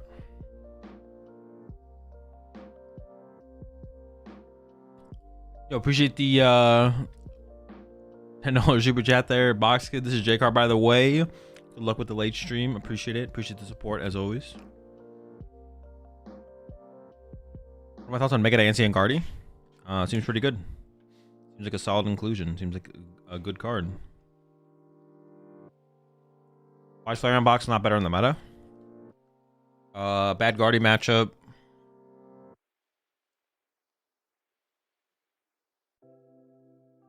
Your Golden Go matchup isn't necessarily overwhelmingly favored anymore because of the one prize board state they can play. That's about it, I think. Oh, Charizard matchup is bad as well. Yeah, it's just all those. Yeah, bad Charizard. Yeah, it's just like, yeah, bad Charizard, bad Guardy, lose to Guardian Pulp. Your Pulp matchup also might be bad. Honestly, I don't even know what the deck is favored against right now. I mean, your Golden Go matchup is favorable, but it's like not. It's not overwhelmingly favorable. You don't dominate it like you used to. Matchups have gotten a lot closer. Bad Guardy matchup. Pulp's probably close, to be honest. I think the Pulp matchup is probably close. Well, I don't know. Pulp's probably closest. You could be favored against Pulp, even without the Sylveon. But I think you're unfavored against Charizard. And it's probably gotten worse if they're going more to Dusknoir side of things.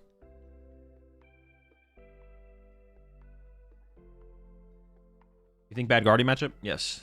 What do you think tilts that? I'm a really hardcore Flareon player and can win most bad matchups.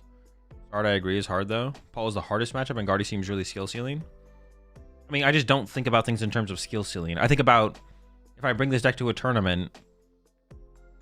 Yeah, I just think about it's not even if I bring it to a tournament. I just think, is the matchup good or bad? And when I'm assuming good or bad, I'm assuming based on it being played optimally on both sides. And then from there, you can analyze, well, what are you trying to achieve? Well, I'm trying to win the tournament. So it's like, okay, well, how good of Guardy players are you going to play against? The best. Oh, I have a bad Guardy matchup against, and I'm trying to win the tournament. Okay, this deck can't win the tournament. So by default, Flareon for me is a... Honestly, Flareon's probably just a bad deck right now. For me, it's unplayable in a major tournament because I can't win the tournament with it. It's unwinnable. It's unwinnable. It's impossible to win the tournament with Flareon. So because the tournament's unwinnable with Flareon, I would never play it to a tournament. I'd never even consider it. And in its current state, it's probably just a bad. It's probably just a bad deck. So you would say Flareon would be better in EU than NA? It does seem that way. I don't want to... Yeah, honestly, yes. It does seem that way. Only good matchups seem to be Dango and Grim. But Dango's not even like a good matchup. Grim is a good matchup. Dango is like a favor... You're favored. Maybe it's a good matchup. Maybe it's a good matchup. But it's not... But it's like 60-40. Maybe... Yeah, 60-40, maybe 65. It's not like a... auto win. It's definitely not auto win. I guess good matchup is maybe a good way to put it. That might be a good way to put it. It's not slightly favored. It feels a little bit more than slightly favored. Good matchup, I guess. I don't know, I've never lost a Dango even after rocks. But see, that's where your argument is like, that's where your statement is irrelevant to me, John. There's plenty of matchups I've never lost, but I would never defend a matchup by saying I've never lost it. If your defense of a matchup is I've never lost it, it doesn't really mean anything. Your defense needs to be if it's good or bad. We're not having a discussion of what you've never lost to. We're discussing if we think a matchup is good or bad. Those are like two different things. Like I could play Charizard and never lose to Dragapult before Psyduck, but I'm not going to tell you Charizard's favored against Dragapult. That's silly. Like I'm not going to sit here and lie. I don't know. I might do that. But yeah, I don't care if you've never lost a matchup. It doesn't mean anything. It doesn't do anything for me. Our discussion is whether or not it's favorable. But from there, we can decide how much we care about that. We can say this matchup is bad. But if we think only average players play the deck, then we're like, it's unfavored. But against the average player, I think I'm like 50-50. And then at that point, it's like, okay, we could take that matchup into a major tournament. We can be like, okay, we don't think any of the best players are going to play this deck.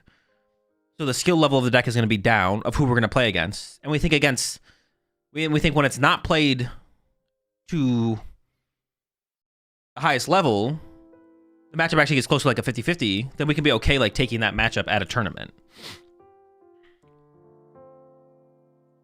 But first thing we have to decide is what we think the matchup is. We have to first decide what we think the matchup is. And then from there we analyze who do we think is going to play. Who do we think is going to play the deck? And against that caliber of player, what is our win percentage? We want to know knowing the true number is super important. Knowing the true number is like super valuable. And then from there you can decide where you land on how important that true number is. With other factors of who's actually going to play deck, what is your goal at the tournament? If your goal at the tournament is just to make day 2, it really doesn't matter what you play, to be honest. As long as you play well. That's all that really matters, just to make day 2, just play well. But if I'm trying to win the tournament, I'm gonna have to play some good Guardy players eventually. Good enough to the point where playing Flareon, like, for me, doesn't become a play anymore for a tournament.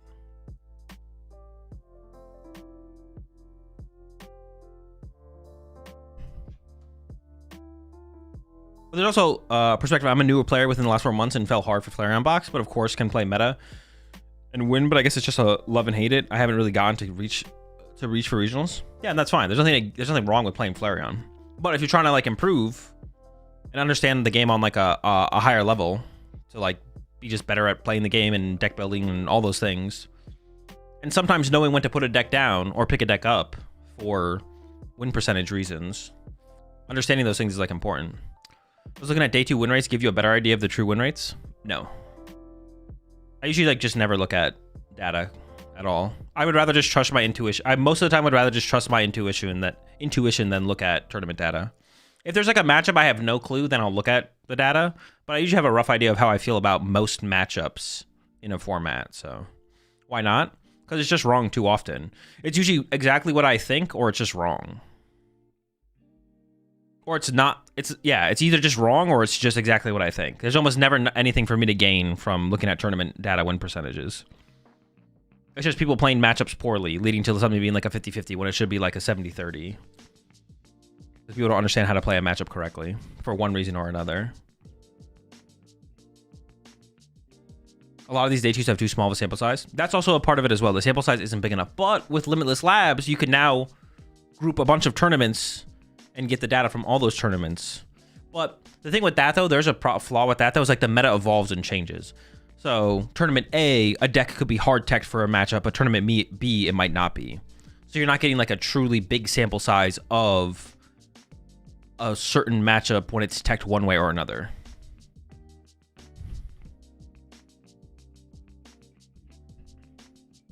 What matchup is an example of the data being wrong?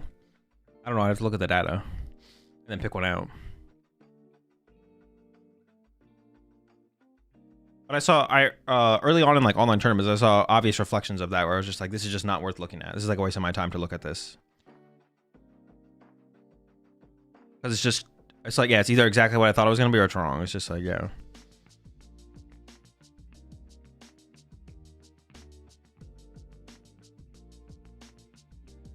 It's not completely useless if you play enough Pokemon. The less Pokemon you play, the more useful it would be for sure. I play too much Pokemon for it to be super relevant to me.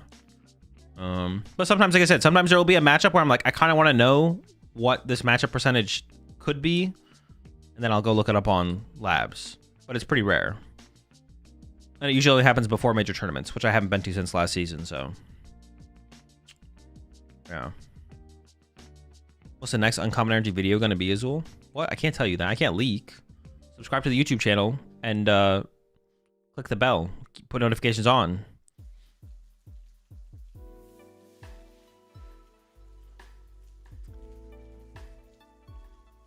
Yeah, the less Pokemon you play, the more valuable it is. But, like, if you have any intuition about a matchup, you should probably go off of that to a pretty decent degree. Like, if you're like, I think this matchup plays out this way, and you look at the limitless data, and it doesn't say the exact opposite, but it says something different, your intuition is, you should still value your intuition pretty highly. How soon do you plan to be back on the casting side of things? Whenever I am. Is there a VOD of your League Cup stream today? There is. I'm probably gonna not put the VOD on YouTube, but I'll post a video of it, like a fully edited video with all the dead time cut out in between with the rounds marked.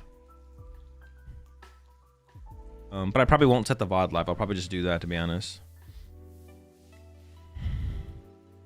I need to download it I need to upload it actually to send it so I can send it to Pablo to do that. I'll probably do that tomorrow morning. Do you know when a matchup percentage doesn't make sense to you even after practicing a matchup? Watch better players play the matchup? I mean, there's no one really what do you mean doesn't make sense? Like I play the matchup and it's one way or another, or if I play a match 10 times and it ends a certain way convincingly, then it's probably favored in that way. I'm not sure what you mean though. But you could still intuitively gain more than that. You could play a matchup and go 0-10. You could play a matchup and go 0-10 and be like, it's still very favored for the other side. Because 10 isn't that big of a sample size at the end of the day. And if you're sitting there playing the games, you can see what happens in the games.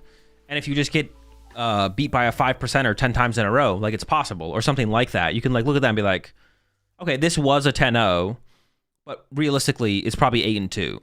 This was 0-10. I went 0-10 in this matchup.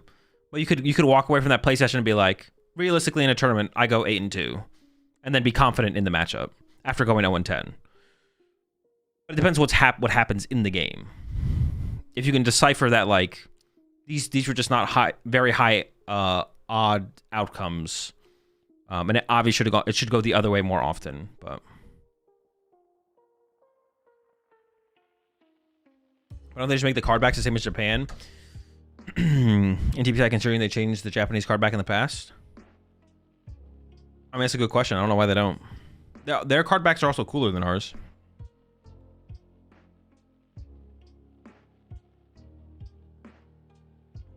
It also depends on the deck. Some decks are just have very specific lines in certain matchups, and they are far better than if you played to a different line. Well, we're assuming both players are playing like we're assuming both decks are being played at a reasonably high level to determine what we think the matchup percentage is. That's why I'm saying it's irrelevant. It's like going on ladder. What the fuck? Why are they attaching the energy from under like that? They're teaching these kids bad habits. Don't do that. That's like saying, oh, on ladder, I 10-0 this matchup. It's like, I don't know. That's like, sure, I guess. I don't know. Like, that's not useful information. That information only goes so far. And most of the time, it only is helpful to the player who actually went 10-0 in the matchup because they saw more than just. If all you tell me is you went 10-0 in a matchup, it's like, yeah, I'd like, sure. But if I'm sitting there and I'm playing the 10 games, I can infer so much more about the matchup by playing the actual games. But from the outside being given that number, it just doesn't really do very much. I also attach under, please help. It's just so, why is that? Like, it's just so awkward looking to go like this from like under instead of going from the side or from the top. Like, it's like this motion or this motion, but then you're like hitting him with one of these. It's like you're trying to shovel the Pokemon up.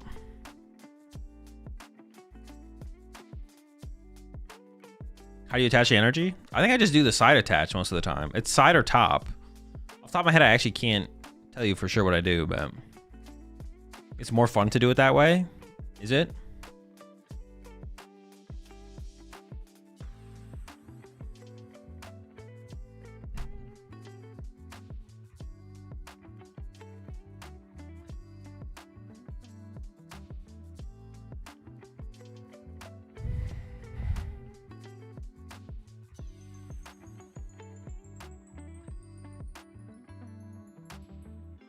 Take prize from the top. I mean, yeah, everything that the Lucario player has done in this video just points to the signs of him being a cheater, right? Like, attaches the energy from the bottom, and then is he hard retreating? Yeah, the energy attached from the bottom, unsleeved. Deck is unsleeved. Attaches energy from the bottom, and then also draws prize. Like, what? What is this?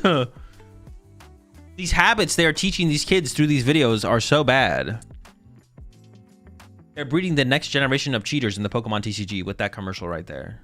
There's no way you watch that video enough times and don't become a cheater. I just don't believe it.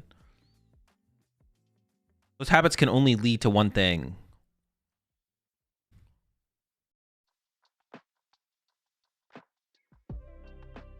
No sleeves. The cards are already marked. Pre-marked cards.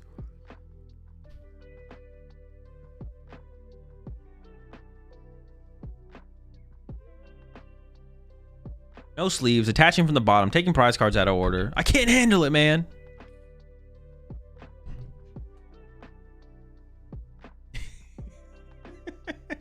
You wouldn't play without sleeves. You wouldn't attach your energy from the bottom. I start taking prizes from the middle. No, don't do it. Honestly, I think taking prize cards from the top it looks better than taking prize cards from the middle is just criminal. We make a video from the tournament earlier today? I will, yeah.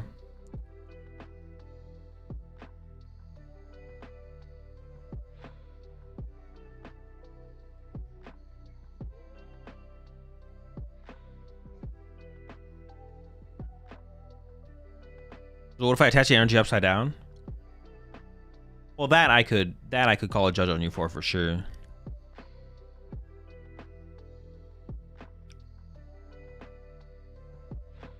What if I pile count my prizes and then take it from the top? It's a lot of things. I know someone who takes the prize cards from the middle. Everyone knows someone who takes the prize cards from the middle. How many piles are optimal in a power shuffle my prizes? 3. 2 cards per pile. You clap with them? The moment's over. I shouldn't have done it. That was cringe.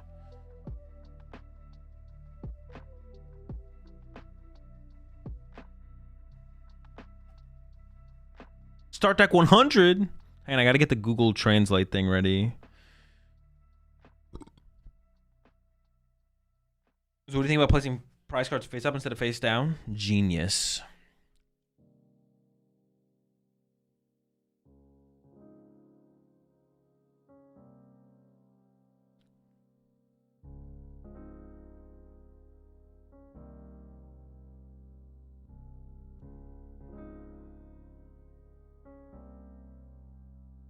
Why don't Western casters wear cool coats? Because there's none left. All the Japanese casters took them all. We're out of cool coats. They just don't exist.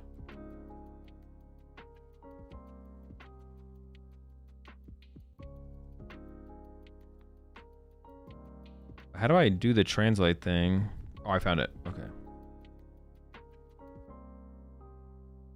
Like literally before I was casting Milwaukee, I went to go buy a cool coat, but like the cool coat rack was literally empty. It was literally empty. There's like nothing left. I mean, there's like a couple, but none of them were my size, so. My local stacks their prize cards 3-2-1. Honestly, I don't actually hate that. I don't hate the 3-2-1.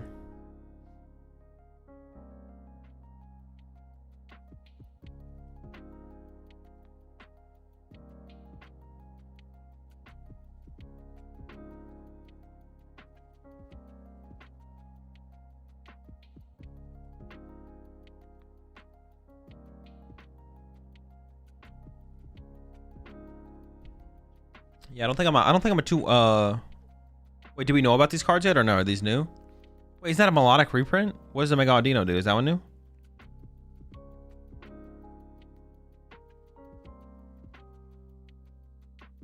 Okay, the first attack. Flip a coin 3 times. Choose up to 2 times the number of heads. Choose a basic energy from your deck and attach it to your Pokemon as you like. 80 items for each energy attached to your opponent's active.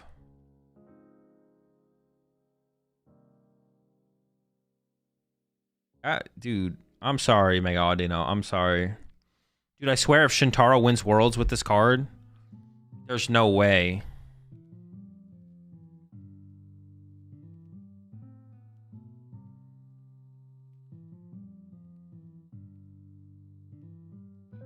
Hass is not winning a second Worlds.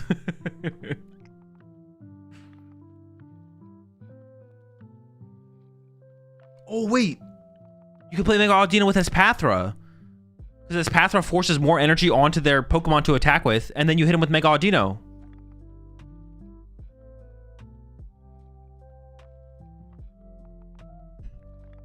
Was that even good against what stacks up energy on the active?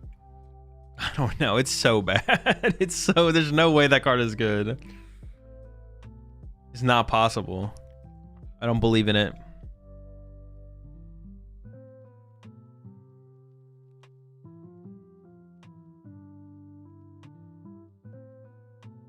Is there nothing new here?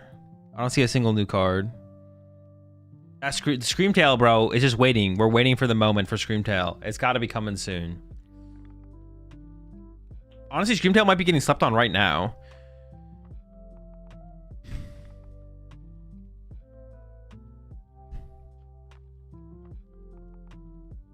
Screamtail could be getting slept on right now. And at this very moment, Screamtail is better than people give it credit for.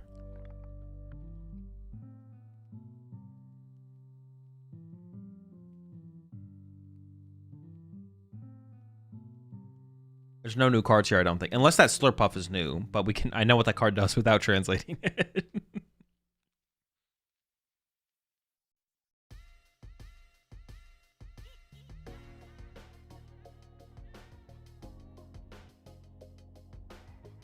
Slurpuff is new. Oh, is it actually? Oh, we don't need to translate that one.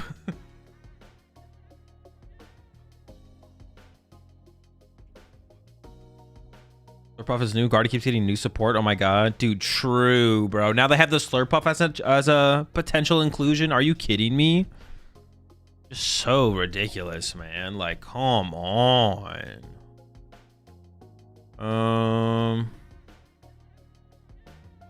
Okay. Nothing new here. All right.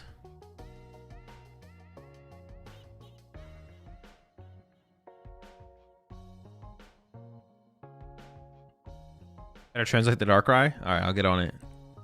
Gotta make sure its name is Darkrai. It could have a different name now.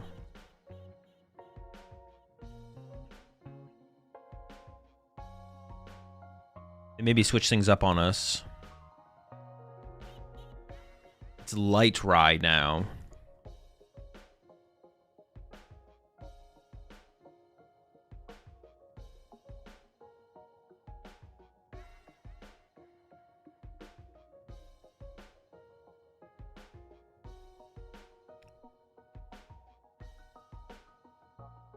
So it's 100 different decks and they're just throwing stuff together?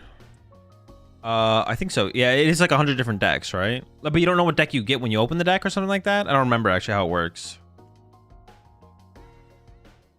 Holy, that Darkrai is so bad. What? What? What do you mean? Dude, this thing would bang. And actually, I don't even know. In 2010, would this thing actually even be good? I actually don't know. It's a lot of HP, but for 3 energy to do 110, is that even good?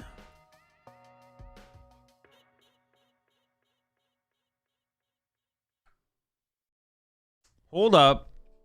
The squad.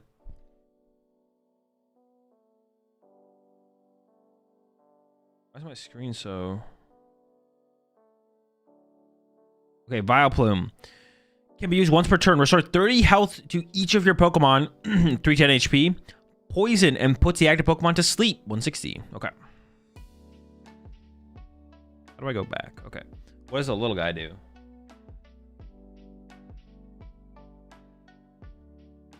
Oh, it did not translate it.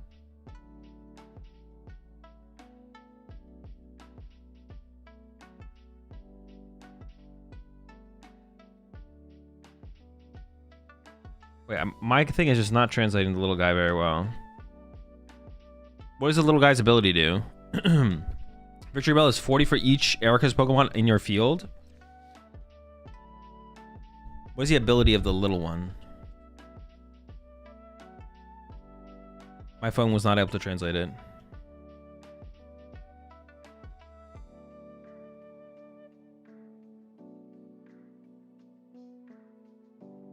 Enlarge the image. I can't do that. That's too much work. Once you turn something with an Erica's Pokemon. Is it like evolve? Search your deck for an Erica's Pokemon. 300 right there. What the fuck is that? That's Pikachu. What? That's Pikachu in the forest. Slightly surprised by intruder taking a picture of him from the bushes. That's surprised by paparazzi Pikachu. He's just literally out for a nighttime or a morning stroll. And the paparazzi from the bushes snapping pics.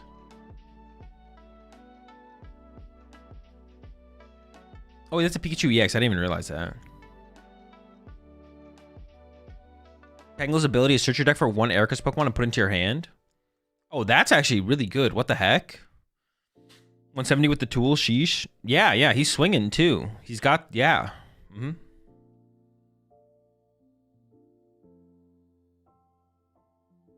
Oh.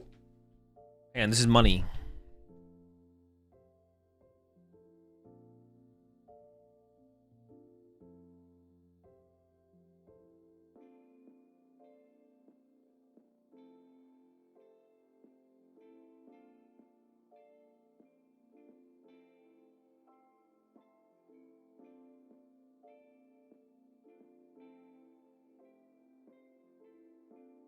Oh, is that just boss's orders, man? Are you fucking kidding me?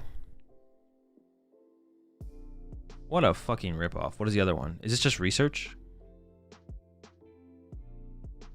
With the top 6 cards of your deck, choose one basic energy card from among them and attach it to this to a Pokemon. Shuffle the remaining cards back into your deck. It's not terrible. Wait, boss again? Yep.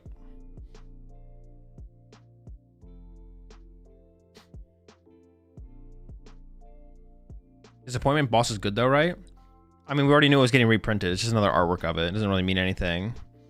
But honestly, I am going to be rocking that boss artwork, to be honest. I'm a fan. I don't know who that is, but... Bad Crispin? Well, kind of. Because you can play with just a 1 energy... like a 1 energy deck. And it doesn't require... Yeah. It's like less requirement. Well, you have to hit the thing off the top 6, I guess. But... It's not terrible. The card's like okay. It's not as powerful as Crispin for sure. But I could see it seeing some play in certain decks, for sure. I've been playing for a few months. What is it like playing with no boss in rotation? I mean, it's just different. You're still playing the PokemonTCG, but it's just different.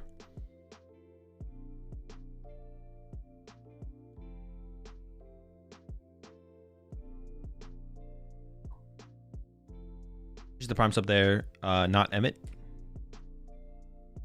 Or is it not Emmy TV? Welcome to the Rat Pack.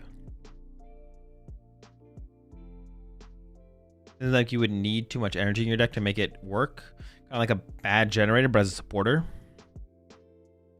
Yeah, but like generator is limited to just lightning Pokemon, right? I think you guys are undervaluing the card a little bit for sure. Like it's not broken, but like I don't know, it's like that's not a bad card. That's not terrible. It's just like I'm trying to think of a good comparison supporter. It's like a I don't know, it's kind of like a Raihan. Or I'm kind of like a Crispin, but Crispin is obviously a better card overall. Would you rate it a 6 out of 7? No, it's more like it's like a 4 or 5 out of 10. Yeah, it's like I don't know, like a 5 out of 10. It's fine. Like we're assuming like a 5 in terms of supporter terms is like a probably gonna be in a meta deck at some point. Oh yeah. Was always coping on these new cards? Nah. Alright. We'll see about that, Eden. When you're playing whatever that name of that supporter was in your deck in the future, we'll talk then. When you're running 4 of those in whatever deck you're playing. 5 out of 10 is failing. Well, that's only if you're ranking it on a what's it called? But I guess your name makes sense for gradient that way, right? Is it only basic energy or all energy? Honestly, good question. I'm not sure. If it's all energy, definitely the potential for it is higher for sure. All right, that was pretty underwhelming for the reveals. I'm not gonna lie. I didn't have like super high expectations though. So and my expectations weren't super high. 1 basic.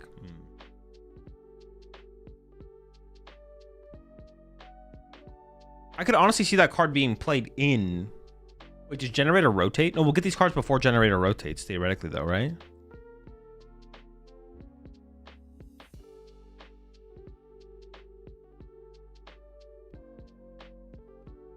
Like, I could see playing that in Miraidon, to be honest. Like, you play Generators and those.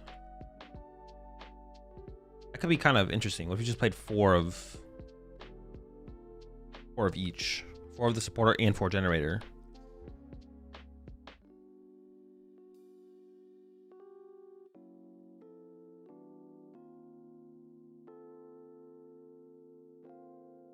Boss won't rotate until 2029, assuming we already know we have J regular or boss's regulation mark I. Yeah, we don't have J regulation yet. Generator is G. It is G, but those cards come out before rotation, so we can play them. Well, theoretically, comes out before rotation. It might not.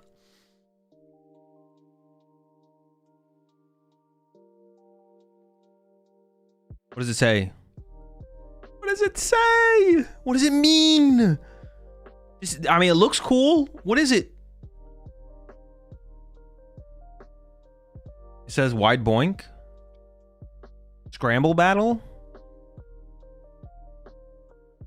Oh, is this the next major set? Scramble battle. VOD review? Not today.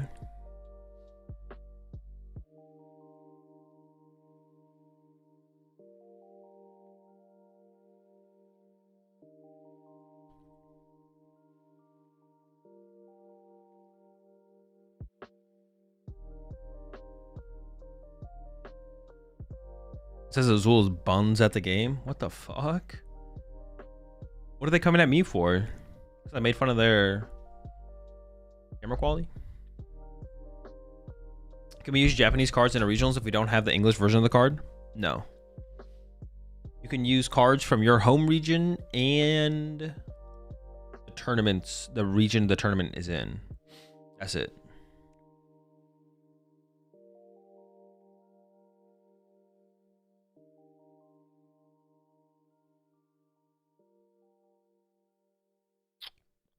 And well-made proxies, you can use those. Yeah, you can also use well-made proxies. Yep.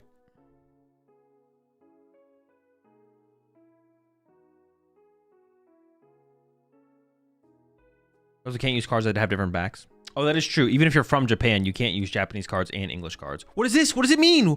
What is it? It looks cooler than the last one, to be honest. I don't know what this is.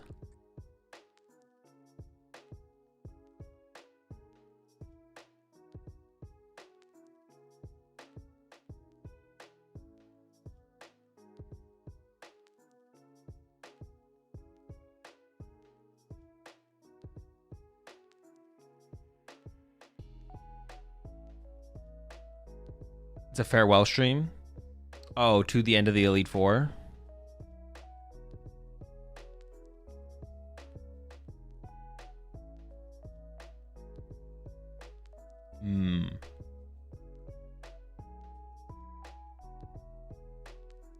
I wonder why they're doing away with the Elite Four thing. I thought it was pretty cool, but it says Pokemon is over. No more cards will be produced. Thanks for playing. Makes sense. It was kind of time, to be honest, right? Show me other better, cooler new card. We got Riftbound. We got Yu-Gi-Oh. We got Magic. Yeah, it makes sense. Getting rid of Pokemon right now, it's kind of just like, yeah, it's kind of optimal for just like the human race in general. Optimizing for the future. I dig it. I'm gonna go play MetaZoo. True, MetaZoo. It's a good one. Digimon. Yes, solid choices. Only Riftbound didn't suck. I feel like I've only heard good things about Riftbound, but bring IRL Hearthstone. Yeah, can we get some IRL Hearthstone in here?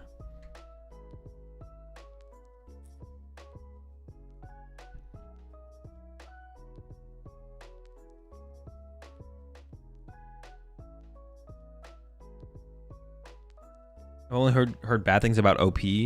Oh yeah, I haven't heard great things about the organized play. Yeah.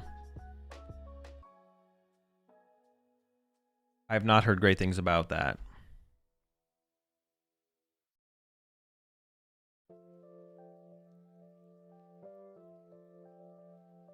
Does Driftmon have an online client or something? They do. They have a fan-made one. It's the people who did the one for Lorcana made one for Riftbound.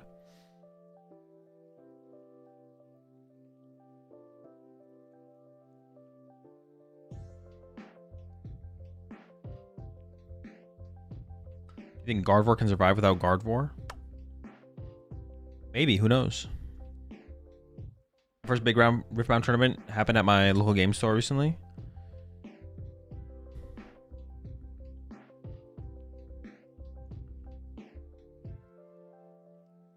Wait, wasn't there a big Riftbound tournament this weekend?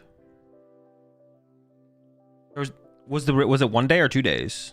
Is there another day tomorrow? Well, I mean, there's another day tomorrow. What do you think, chat? What do you think the odds are of there being another day tomorrow? Can we make a prediction on thing? Can we predict that real fast? 1,300 players in day 2? Wait, 1,300 players 2 days. Okay, never mind. I was like, damn, did they just let everyone into day 2, bro? What the heck? Top 64 tomorrow. Did any Pokemon players? Do anyone know of any Pokemon players who played in it? I think Rahul. I think I saw Rahul was playing in it.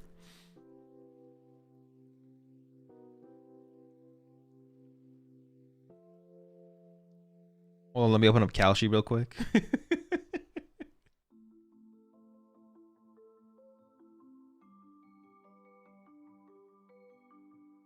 Rahul went 2-2 and dropped because it was mad slow, he said.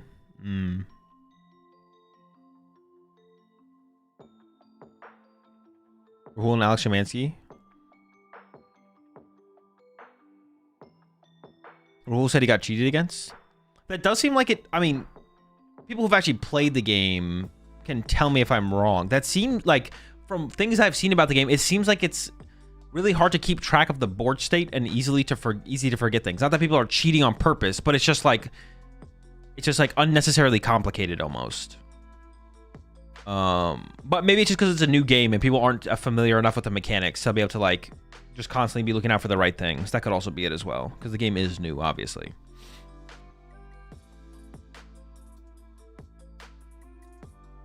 I'm sure part of that is everyone is new. Yeah, definitely.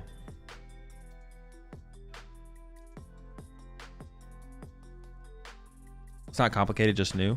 Okay. My issue when playing Riftbound was that the chains were such a pain in the ass to figure out. Yeah, like stuff like that. That's what I. It's like overly. It's like overly complicated. Well, I mean, it's only as complicated as the game is. Like something being more complicated isn't necessarily good. It just is like really annoying. Like maybe not complicated, but annoying to like decipher. Well, that is complicated at the end of the day, right? Otherwise, it'd be easy to do. To like decipher at what point in the game you should be doing and what's correct.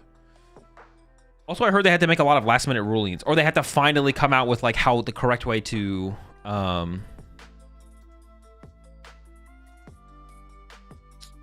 had to come out with some statements pre this tournament to like set the record straight on how to like order certain things or certain triggers or whatever. If you're more Magic oriented, it's probably something you can pick up easily. Makes sense. They brought it over like 20 cards right before release, I think. What the heck? Oh, is this game just a mess? Maybe it's a good thing I didn't try and get into the game, to be honest.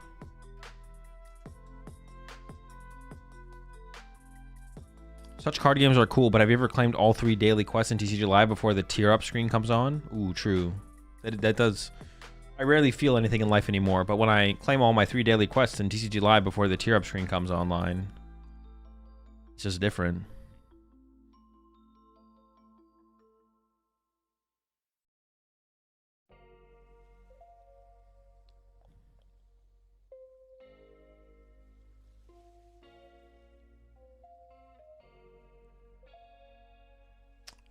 Don't worry, I haven't cheated. Might have forgotten 5 times on stream to pay cost for that WinCon card.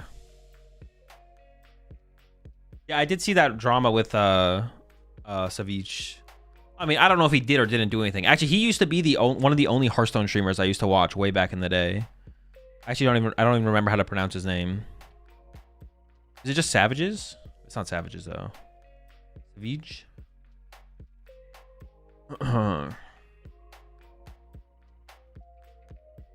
I mean, it kind of suck if he was cheating, but I did see that drama around his forgetting of what's it called?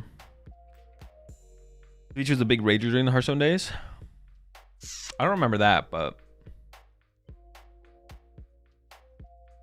yeah, I used to watch him a lot in the early days of Hearthstone. I got a cup tomorrow. Should I play Guardy, Jelly, or Dango? Given that there's hella Zard in my area. I mean, both are fine. I would say both are unfavored against Zard. I mean, you could play Jelly Guardian, tech the TM Devo to have a better Zard matchup. But Golden Go is also fine. And just play the one prize board state. Yeah, I mean, both are fine.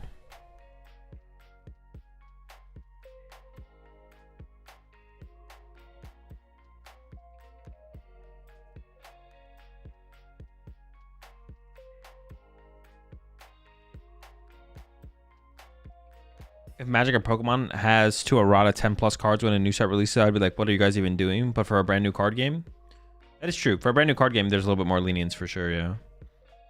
Also on Chomp being the most underrated deck in format. I mean, once you're uncompetitive, it doesn't really matter. Once the deck's not competitive, who cares?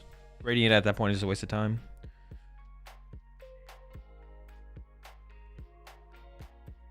He said as well, I would have paid for the cost of the card if my opponent had an answer because he had none. I low-key forgot.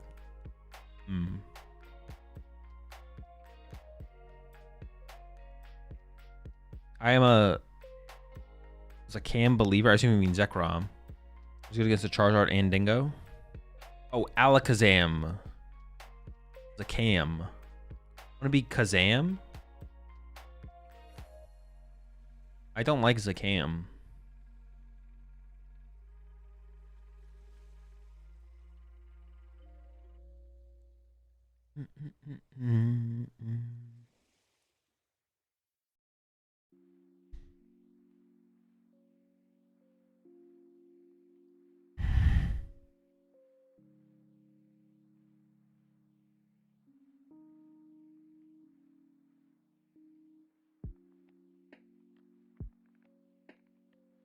Shazam.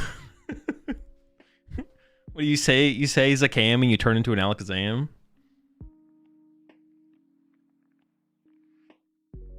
Oh, the Gardevoir short shit was hilarious. Dude, he got away with everything.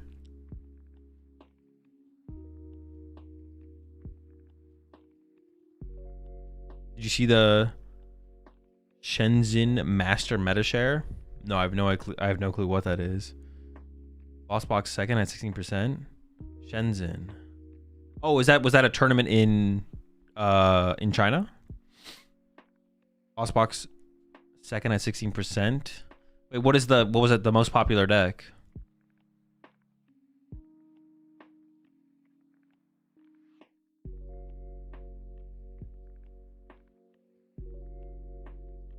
Oh, Guardy. Hold on. That's not Lost Box. Okay, hold up. That's Lost Tina, okay? But oh my goodness. There was 1,480 people playing Gardevoir. Dude, how many people are at this tournament? 1,000, 2,000, 3,000, 4,000, 5,000, 6,000. There's like 7,000 players. That's like 7,000 or 8,000. What?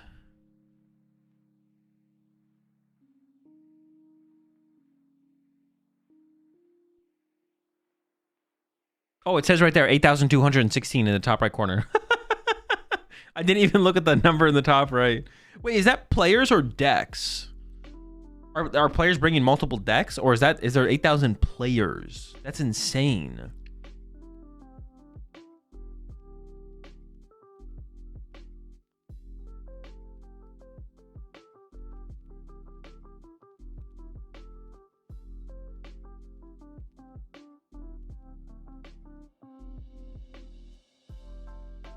That's absolutely absurd.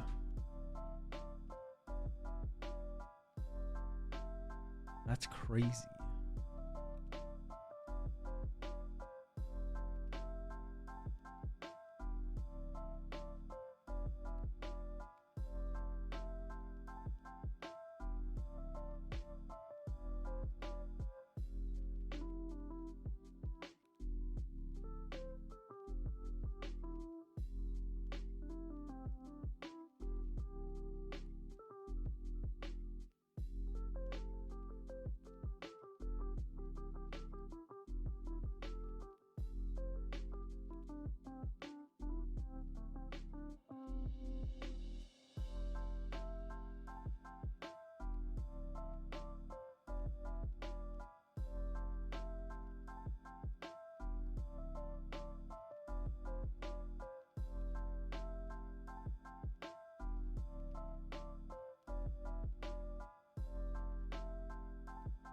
Apparently Gino got unbanned again today.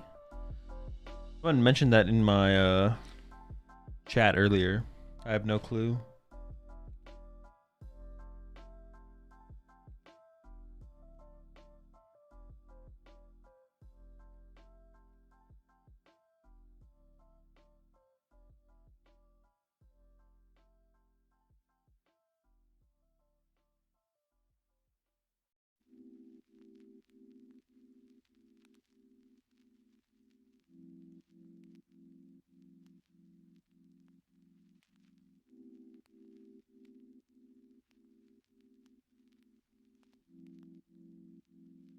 It's interesting that they would unban him. And then if it's interesting that they would unban him, and then after stuff came out about him, ban him to then just unban him. It feels like the rebanning was like, I mean, I assume he appealed and like argued against whatever they banned him for. But it feels like that means like they're in whatever led them to ban him to begin with was probably like pretty poorly done. I don't know.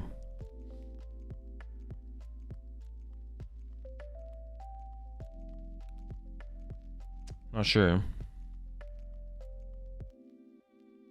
I don't know for sure if he's unbanned. I'm saying if he did get unbanned.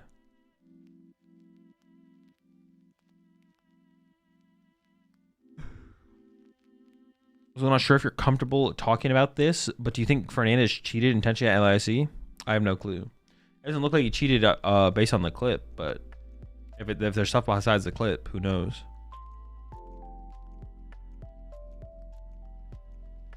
No worries if you don't want to answer. Bro, guys, just ask me the question, bro. I mean, no, I'm done asking questions. I'm done answering questions that start with sorry or you already brought this up or I don't mean to bring this up. I'm just done. I can't do it, man. It's like reading 2 questions to answer 1 question. From what I could see on Twitter, it's something to do with him getting lawyers involved to get him banned again. Bro, everyone's always talking lawyers, man. I don't believe any of this lawyer shenanigans, bro. Pokemon is a private company, bro. There's no way they can't ban people there's no way they can't just ban people from going to their events if they don't like them, bro. I don't believe any of this lawyer BS, bro. It's not real. Appreciate the 4 months there, Deox. Ain't nobody got a lawyer to unban them from the PokemonTCG, bro. I'm sorry to bring this up, but what's your stance on people asking things while apologizing for asking? True. How good is the Lopunny Bombs deck? I don't know. It has potential, though. It definitely feels like it has competitive potential. Pokemon is also a multi-billion-dollar company. I doubt they would care about lawyers. Well, they would. They're not trying to sit there and lose a bunch of money to then just lose a case, right? Yeah, I don't. Yeah, Pokemon's not trying to have a bunch of ongoing lawsuits that they could theoretically lose. Well, that's what I'm just saying. I just feel like no lawyer would take the. Gino and Gabriel are never banned at the same time. Coincidence? Although it's technically not true, I don't think. I think they have been banned at the same time. But if you don't think about it too hard, it's pretty funny. Imagine replying to the email you get of getting banned. You'll be speaking to my lawyer. Yeah. I mean, if he has a case for libel and or slander.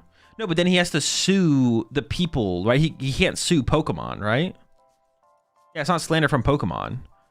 Pokemon can just say, we don't want you at our tournament. And they just... I mean, Pokemon definitely don't want to do that, right? They want to uphold a standard that is fair and consistent, right? Because Pokemon wants the people, the players, to trust that they will be fair and just, right? So Pokemon doesn't just want to ban people to ban people. If anything, Gino would be... If he thinks any of the people who came out saying things about him after he got unbanned, he would sue them. He wouldn't sue Pokemon.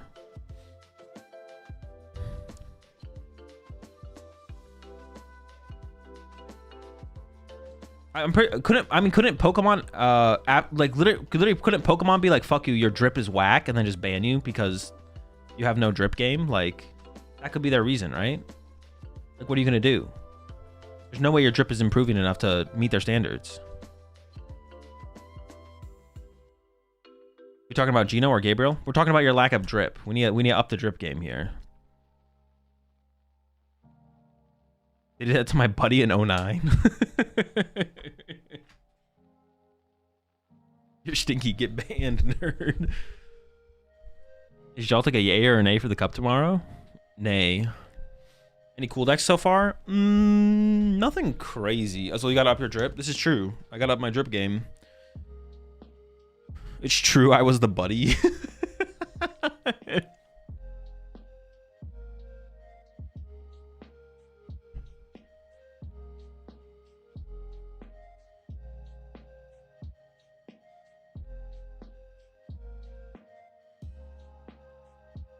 The fuck is drip? Like, you know, like your faucet, like in the kitchen or bathroom or whatever, when there's like water coming out of it, but it's like at a very slow, where it's just like drops of water and it's like dripping out. That's a drip. I mean, tap? Yeah, the tap. You appreciate 3 months there. GX, DDA. No, I don't even know what your name... I feel like the X is maybe supposed to be an O, Gata? Or is it supposed to be an X? But then I don't even know what it would be if it's an X.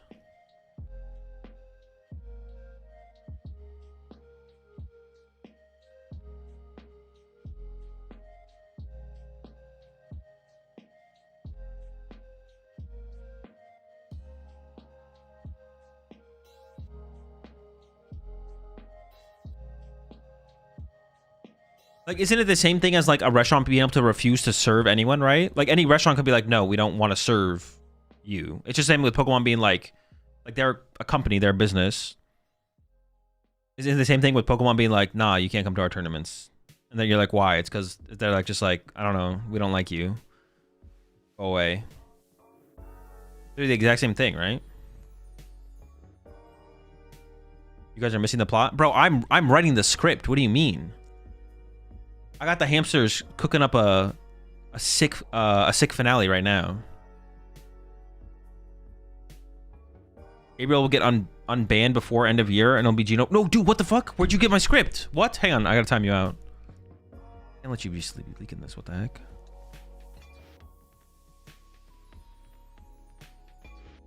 All right.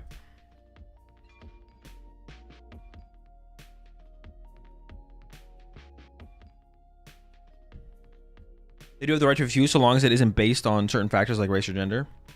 Sure, yeah.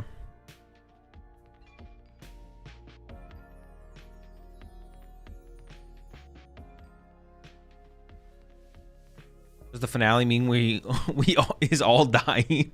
Yeah, it's the final to the end of the world.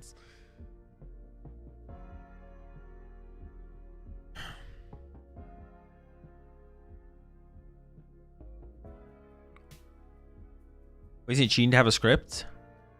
Depends. Is it a flipped script? Reserve the right to action, suspend, or remove any player from Pokemon from the program on reasonable prior notice if failure to follow any of the rules and standards set forth within this agreement, including all the rules, guidelines, and policies that can be found on that. I'll say, but it does say if you, it's basically for breaking TOS though. It's for breaking the terms of service, not necessarily just because they want to. They could probably also do it just because they want to. I don't know.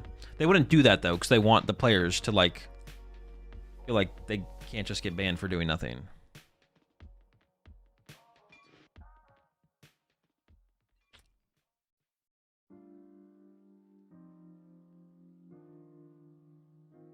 They should take every banned player and make them play it out. Winner gets unbanned. Yo, that would be an insane tournament. Like, what if at After Worlds every season, before the new season, they take every banned player for whatever period of time and they all play in a tournament together, and then the winner gets unbanned. That would actually be insane content. That would be absurd content. That would be crazy. Okay, but in that tournament specifically, you're allowed to cheat. What happens if you get caught, though? The same penalties apply?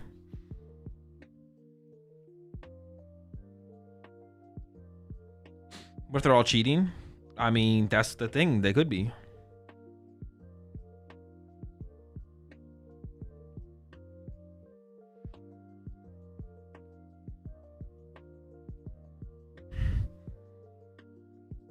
Did Michael Long get permanently banned after cheating a few years ago? I believe Michael Long is currently unbanned in the PokemonTCG. Was banned for quite a while, though.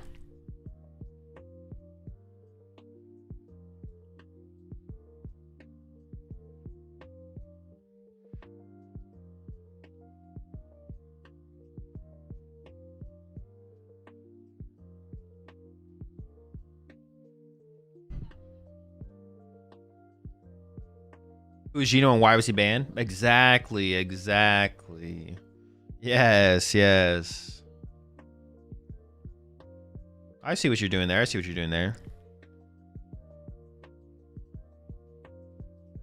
You see Pramus playing in the next major? I think Toronto.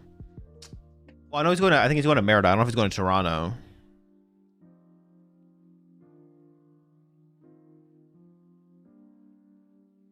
Jeffers, whoever Daniel Tavilla's LAC opponent was supposed to be.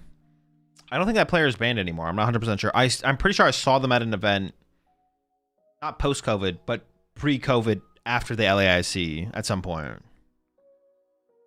I'm not 100% sure, though. Or they just never actually got banned. I don't know. Maybe they never got banned. But I'm pretty sure I saw them at a tournament. Like an LAIC after that.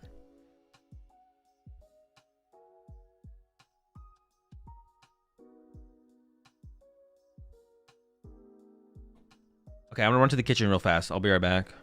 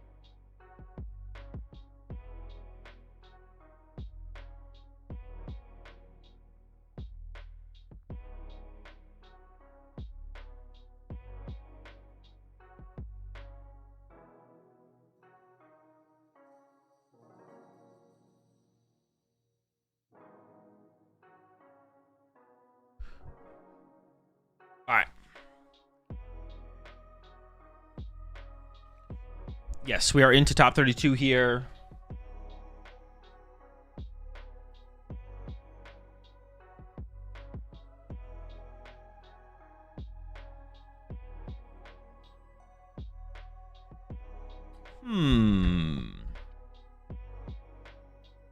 Crust? Wait, what kind of crust is it though? Absol crust? Crust? Versus Grim. The Grim gets bopped by the crust, right? And the fresh duck?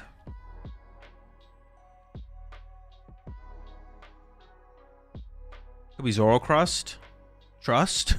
Trust in the crust? It's so stupid. Just gotta trust in the crust.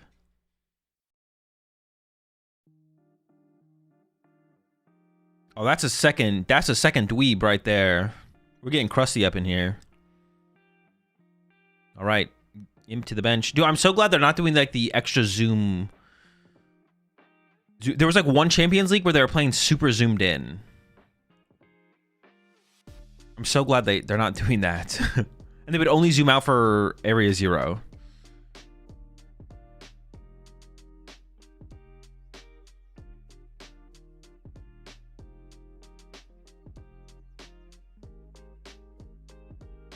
No turn 1 buddy? Well, no, he has the buddy Poffin in hand, obviously. He's just choosing not to play it. He wants to psych his opponent out here.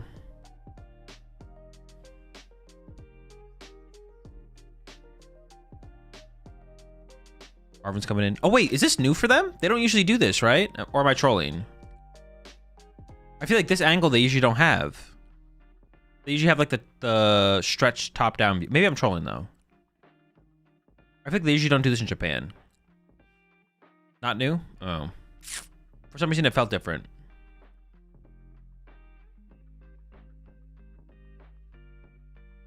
All right, predictions are up.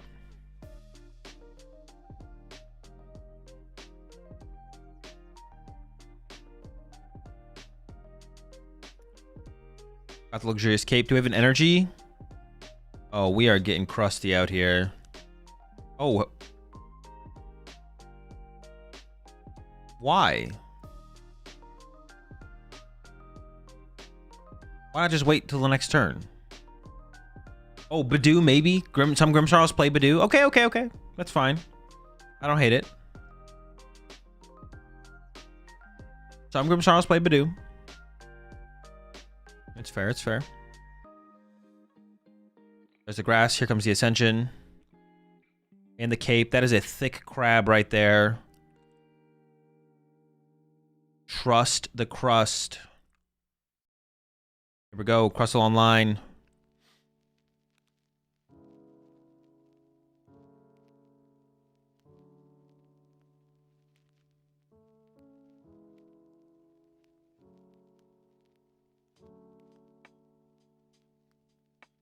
All right. Back to the Grim side of things. I was going to say we could have Candy Grimmsnarl here. I just don't know what that does. Like, honestly, the more Grim Punch here is about as good as it gets turn 2, right? Just hit for 60.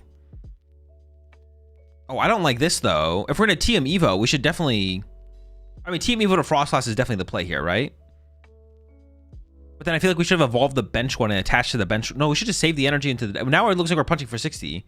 Well, I guess we're giving ourselves the option, right? So now we can punch for 60 with more Grim. Or we can TM Evo into Frostlass. But I'm pretty sure there's like... Hold up, let me go back and check real fast. I think there might be a 1-1 Frostlass line prized. Wait, this is faster with this one. Oh, it's just one Frostlass prize. I thought there was a runt. There is a Badoo there, okay. The rest of the hand sucks, though.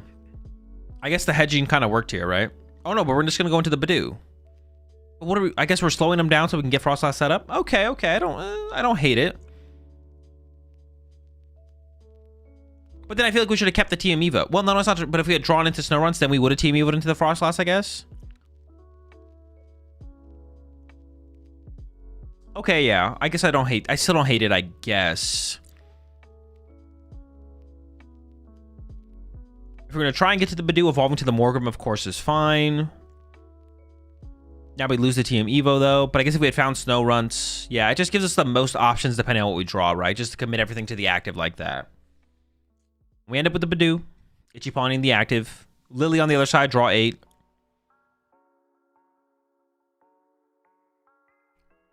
No Crispin to start swinging. And also break free from the item lock. So we're still under the item lock here. Can't play the Poffin. Does find an Artisan, though. Artisan's good for us, but it's also good for the opponent here. Also found ourselves a Jet Energy. I guess you could jet up a new Dweeb and then Ascension to a fresh Crust. We're trying to get double Crust online. There's a Crustle in hand, though, as well. That means there'd have to be a Crustle in the deck. But there's a 1/1 Crust prize. So as long as they know the other Crustle is prize, they probably only play 3 Crust. So they might just attach active here and then set up for the attack next turn. The rest of the hand looks pretty weak, though. He has like a boss and a bunch of items. So the Badoo could buy a decent amount of time here, to be honest. Just needs to get to the Frostlass, get some Monkey Dory set up. And we do see the Arven in the hand here, so we could see Arven come out. Yep, immediately into the Arven.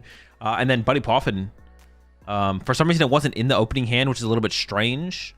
I feel like they should get that checked out. They should get their Grim deck inspected here. There might be some kind of bug or, I don't know, hardware malfunction, definitely. That did not have the Buddy Poffin in the opening hand, but that's not normal. They definitely get their PC checked here. Get this thing up and running. If they are able to win and make it through to top 16, they definitely want to be operating at maximum capacity for the matches following. So maybe debating the secret box grab here over just the Poffin. I don't think you want to TM Evo. Well, actually, I don't know. Maybe you do want to TM Evo here. They did prize a Frostlass, which is pretty bad here because you would like to set up double Frostlass in this matchup to put the pressure on the Crustles. We do grab the TM Evo. We don't have to use it, of course.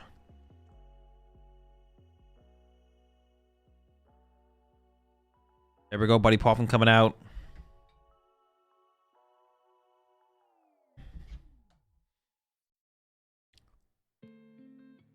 Double Runt. Does he not have other Frostlass in hand? Oh, that's true. He does, doesn't he? Yeah.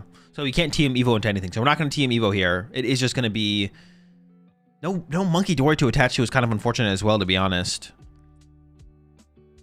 Got a Lily for next turn. I mean, you probably just... You either attach to Morgrim or you just hold it and wait for a Monkey Dory top deck, potentially. But I don't know, Morgrim hitting for 60 is like pretty good. I would probably item lock again. Just to see how far the item lock can go. What's the energy on the Imp? Okay, I guess that's not terrible. Then I think I would, yeah, so now we're definitely just gonna Ichipawin if we're gonna split the energy like this.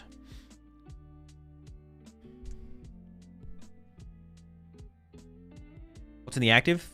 Badoo. The new farting artwork. Alright. Ichipawin. The hand is currently dead. Top deck Crispy. Oh my gosh. And we have an Artisan to go with it, so we can set up a Monkey Dory this turn as well if we want to. Maybe we get another Dweeb info. I think the Monkey Dory is probably the route, though, right? Yeah, and we do see the Monkey Dory getting lined up here. You can be able to accelerate a Dark Energy and a Grass Energy. The Crustle can attack. The Monkey Dory can heal. You're feeling good now for sure.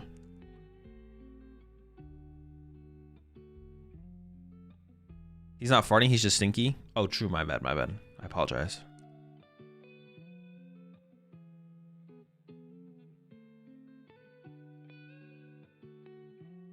I actually took a look at all the artworks. I did a video with Lorelei where we took a look at all the artworks of cards and gave our thoughts on them. I actually like a lot of the artworks coming out of the new set, Mega Dream. I am a fan.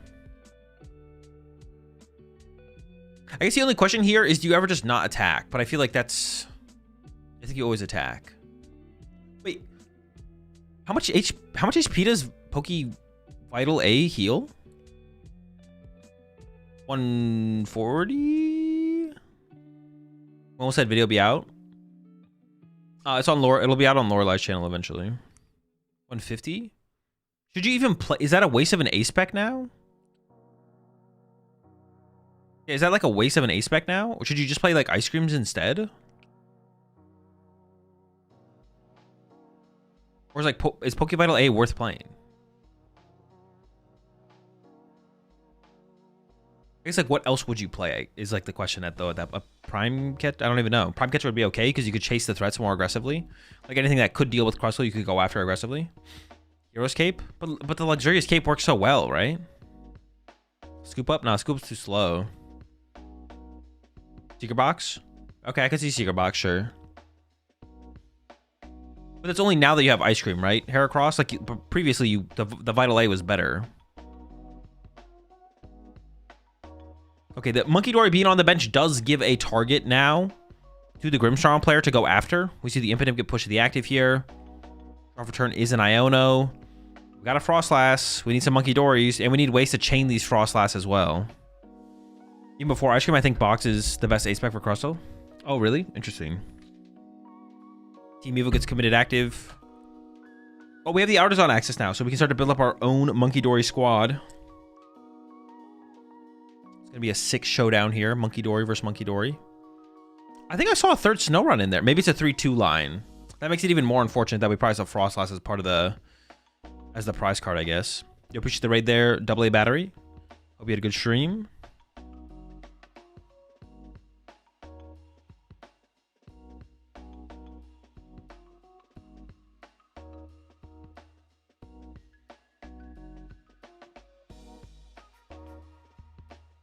Frostlass is in play. Goes with the Iono over the Lily here. Interesting.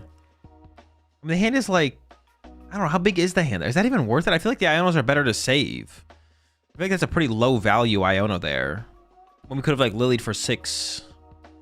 I don't know. That just feels really low value. All right, we found our energy for our Monkey Dory. We also found another Monkey Dory, which is great. We maybe don't want to bench it. Well, yeah, maybe we don't want to bench it yet. It would start to build up damage on it that we can move to the other side of the field. Because like the whole focus needs to be like going after the bench Monkey Dories at this point with your Monkey Dories. Also creating enough of a threat to KO the Crustle. It feels like we need to make this Morgrim into a Grimmsnarl at some point. To gust, like, counter catch or KO Monkey Dories off the bench. Could it be a 3-2-1 Frostlass? I guess it could technically, yeah. Have we seen a Zoroark yet? We have not. Our cards are almost touching. Is that normal? It depends how much of a friendship bond you and your opponent's Pokemon share. Like, if it's a high friendship bond, then they will most likely battle closer together. Because they're more comfortable and familiar with each other. So it kind of like comes down to that. So these players' Pokemon have a decent friendship bond here, so they're playing pretty close together because they're more familiar with each other. So they probably like train together and stuff like that. All right, just gonna be the collect here. What is he? Filch, my bad. I'm sorry, Filch. Getting Filchy, get that card draw. I was gonna say, what is the name of the other attack? It only does 10 damage, so I can't imagine. I can't imagine that's what you're gonna do is 10 damage. Second Monkey Dory though on the other side, and this is truly what this becomes. Like the Grimmsnarl player has to put Frostlass in play to do any damage. But then the Crustle deck plays a lot of Monkey Dories, so and you only have so much time as the Grim player as well. Like you're using your Frostlass and Monkey Dory to you need to deal with the Crustle eventually, but you're using all your resources to have to deal with Monkey Dory, and then you have like so little resources to actually put against the Crustle that the Crustle eventually just takes over and just kind of beats you. This seems like a pretty bad matchup, to be honest. That was my I don't think I've ever seen this matchup play out before. That was my expectation. That this would be pretty Crustle favored if they can just get off the ground. And I mean, this Crustle is soaring right now. He is cruising. And Arvin coming out here. One Monkey Dory already developed. We could get another one going though. Luxurious Cape alongside a Pokegear getting searched out. So Arvin pretty weak here. That's going to get us our follow-up. And yeah, we're not stressing over this board state, I think, at all on the Crust side.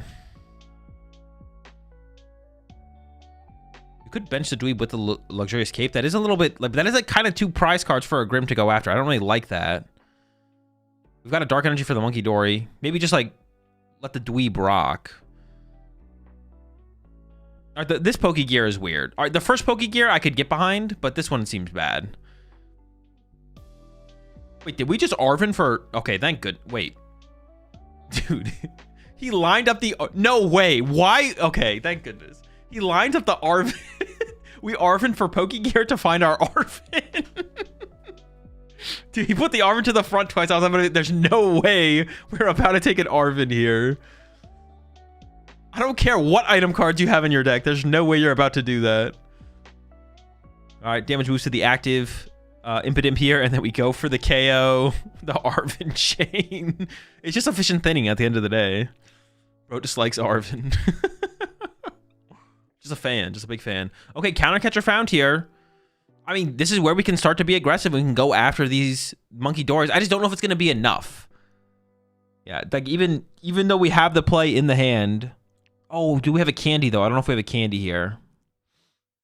Oh, no, the active is a Morgrim. Sorry, the last one was a candy. Would need a candy. Yeah, we have Grimmsnarl. We have counter catcher. This is also another reason I didn't want to see the Iono get played last turn, because at the end game here is when you want to spam the Ionos. But I think there might be an Iono in hand, so it might be okay. Yeah, I didn't like the Iono on the... I think it was last turn, right? Yeah, Iono last turn just seemed really weak. The problem here is we don't have anything we can hide behind. We can hide behind Grimmsnarl, but not for very long. We're going into the Arven here. Maybe it's going to be a secret box play. Nope, just Night Stretcher. And Air Balloon. Okay, just setting up for the following turn. I think in the hand, there is a Iono. Otherwise, we probably would have taken the secret box immediately into the Night Stretcher. Oh, just for a Dark Energy for the Monkey Dory. Okay. I don't hate that. And we have the counter catcher, so we can take out one of these Monkey Dory. I think it has to be Monkey Dory over the Crustle, right? We have to just hope that the second Crustle never develops, or the Dweeb doesn't develop into a full crust. Actually, you could KO the Dweeb. I kind of like pressuring the other Monkey Dory more, though. I actually don't like this. Hitting a Crustle and 3 energy on the Crustle seems tough. We have to KO these Monkey Dories. Yeah, I actually just don't like this play on the Grimmsnarl side. I think they should move all the damage onto the benched Monkey Dory, and then KO the active Monkey Dory and put 30 on the bench Monkey Dory instead.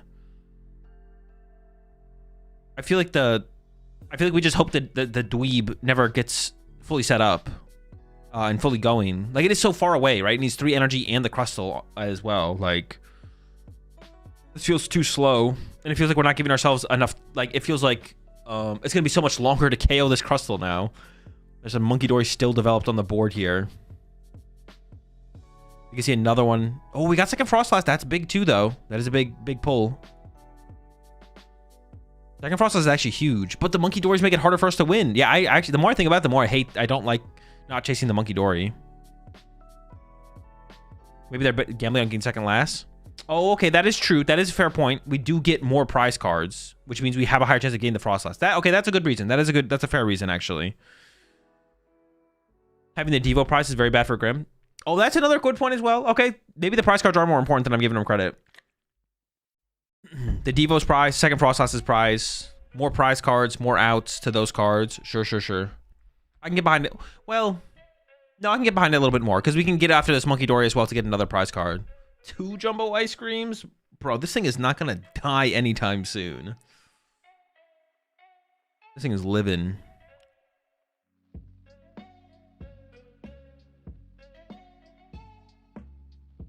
All right, completely plays through the hand. Just a Lily left after this Vessel gets used. Second Monkey Dory set. But I don't know. Okay, that... it's just like there's another Monkey Dory on the field. That's so much to deal with. Oh, that's true. The Devo isn't even like a reliable option because of missed energy. Dude, I don't know. Even though we did, all right. So the prize card's pretty good. We prized Devo, we prized Frostlass, but even like,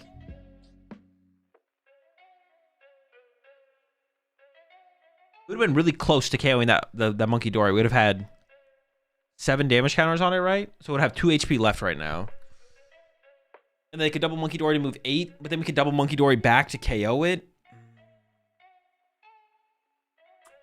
I don't know. That's a tough one. That's a tough call.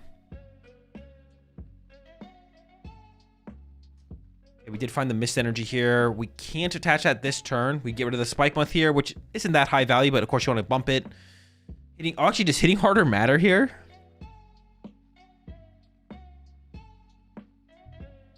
$132.60. Wait! We KO the Grimmsnarl! Oh my gosh, that's huge! Wait, what is it called? What is that thing called? Training Court?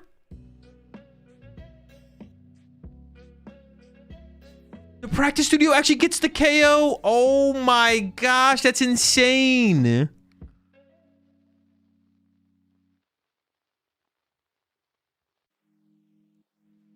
Oh my, that is actually just absurd.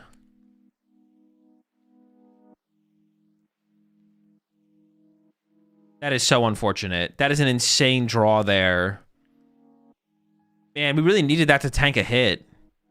2 prize cards left now on the Crustle side. Not looking good. Also, we expended the air balloon there, and now we don't have a pivot to work with. To get into like an Impidimp. Like, sacrificing Impidimp seems good here, but now we have to lose a Monkey Dory. Holy smokes. I mean, we don't have a choice but to play Iono here. How the heck does Grim win from here? I don't know. I don't think there is a win con, to be honest. Even if we had gone the other route and pressured the Monkey Dory more, there probably wasn't a win condition. Didn't bench the Imp for whatever reason last turn? Well, you didn't want to bench the Imp last turn because you thought the Grimmsnarl wasn't going to get KO'd, so you wanted to leave the bench space open for a 3rd Monkey Dory. They had a good reason to not bench Imp last turn. They expected to survive. I mean, yeah, you expect to survive there because if you don't survive, the game is in such a bad spot, you probably just lose, right? So you got to play as if you have a chance to win the game. This is just terrible. This is just so bad.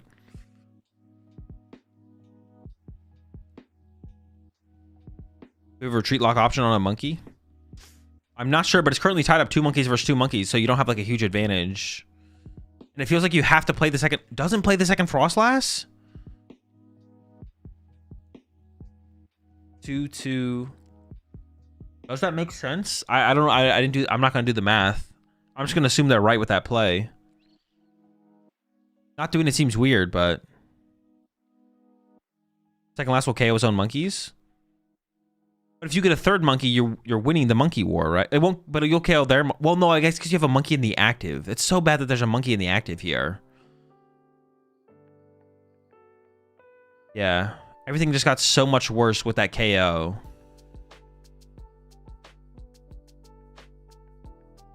So much worse. I mean, you have to stack the damage on. Oh, they go for the cross. I was gonna say I feel like it's gotta be stacked on a Monkey Dory, but just loads it all up on the active. But it's just gonna tick up to 6, and then the 6 is gonna get moved over to the other side of the field, and or I guess it's like loads up so you can like just ice cream the active and then heal your monkeys off the bench instead or something. Yeah, there's no coming back from this one, I don't think. Should he push Snow Run then or something? No, because retreating the Monkey Dory is effectively KOing your own Monkey Dory because it removes the dark energy. So you can't really... And also, if Frostlass gets bossed, you need the Snow Run... Well, I guess that doesn't really matter anymore, to be honest. But yeah, retreating your Monkey Dory effectively KOs your own Monkey Dory because it removes its dark energy. And you have another Monkey Dory on your bench anyways. All right, Pokegear here. Boss.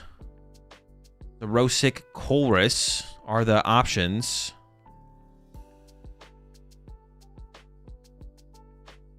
Was that Imp already down when Grim died? It was not, no. If it was, we definitely pushed the Imp there for sure, but... After Grim KO? Oh, sure, push the Imp after Grim KO. Oh, honestly, yes. Once we realized we don't want to put second Frostlass in play, it definitely should have been pushed. Yes. At first, I didn't know what you meant, but yeah, we definitely should have pushed the Snow Run then. If we're not going to put 2 Frostlass in play, which we're not going to do apparently, because we had access to second Frostlass, we just didn't do it. So the Snow Run definitely should have got pushed. What happens if time is called again? You play even turns. Even up the turns. You do have the boss on the Frostlass here, which is pretty brutal. Double Monkey Dory to move 6 to the active. Oh, giving it some more consideration, though, actually. Hold on. I mean, leaving any damage in play doesn't do anything. Yeah, you always keep put on the Frostlass. It's never a question, actually.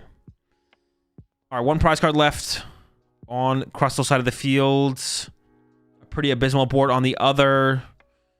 Nestball, Ursaluna boss. You got a Morgrim. Goes in with a Spike Blunt to begin with. You can leave Ursaluna in the active for a turn. That was just game, though. No, the Snow Run has 70 HP. We have the new Beefy Runt with the new set.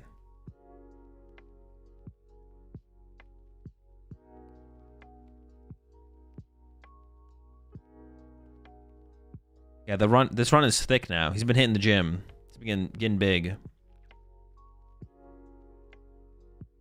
All right, we got a boss KO on a Monkey Dory here. No Frost Slice to generate damage though. Another boss off the prize cards. Still feels like it's not going to be enough though.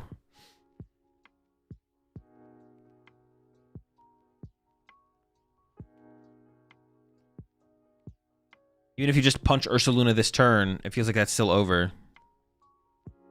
Still no Devo, yikes.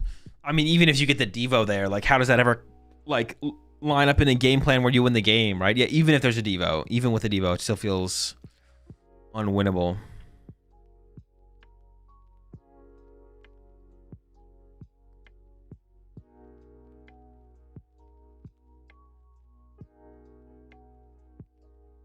Oh, that is time. This is even turns. I forget the rules from here, but I'm pretty sure it's... The rules are something... Oh, no, we're in top cut, so it's just who's ever had on prize cards. They have some weird Swiss rules, I think, now, where it's like, if one of the players has, like, 1 or 2 prize cards left, the game counts effectively. Move the damage over and punch. But it should just be game based on board state. I'm pretty sure. Because the player on the left went second. And for anyone who's unfamiliar with the rules in Japan, top cut is best of 1. They play even turns. So you see in the top left and right corners, it says turn 7, turn 7. The player on the left just finished their turn 7. So they play equal turns. If the player on the right was in their turn 8, the player on the left gets to play their turn 7. And then after that, prize cards wins. So Crust gets the dub. Whoever has more prizes, if they're both on 3 or less prizes, and they don't tie on prizes. If they're both on 3 or less, not one of them. So couldn't you just not draw prize cards on purpose? If you're in a losing situation? I guess you just kind of screw over your opponent in that situation. At least one of them? Okay, that makes way more sense. Yeah, that makes way more sense. Both would be weird, because then you could just do some fucked shit.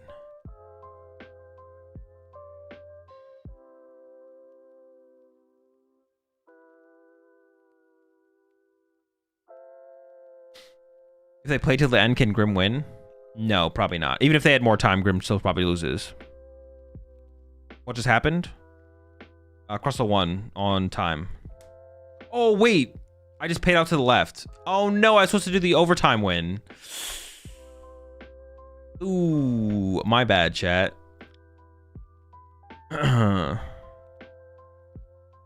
Prediction ruined.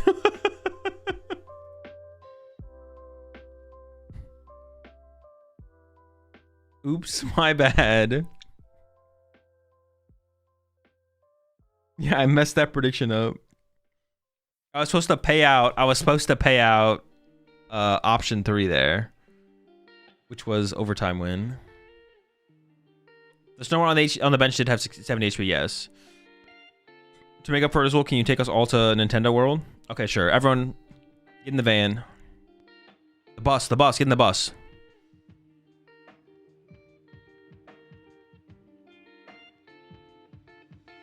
Well, I just got the first overtime prediction. It doesn't count.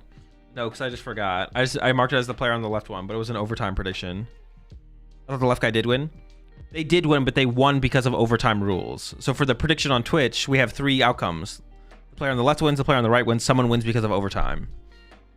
So if either player wins without overtime getting involved, that's that prediction. But if overtime gets involved, then that's the third prediction condition.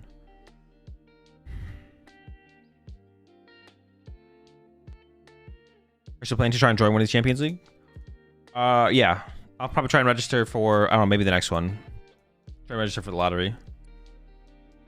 How bad would Snorlax Stall be in this format? True. This is true. Yes, Snorlax Stall. Yep. That is a deck. Those people would have had a huge payout. Yeah, but I can't let that happen. I gotta keep things balanced.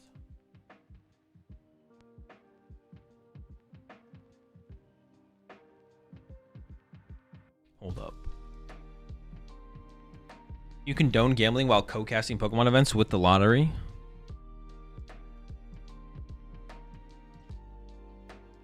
Condone. Well, I know your question is some kind of meme, but I'm just like, I'm too tired for this. Your double game also is the third option this time, so based on the options, you picked the right one. True. I guess I did. I did click the wrong one, didn't I?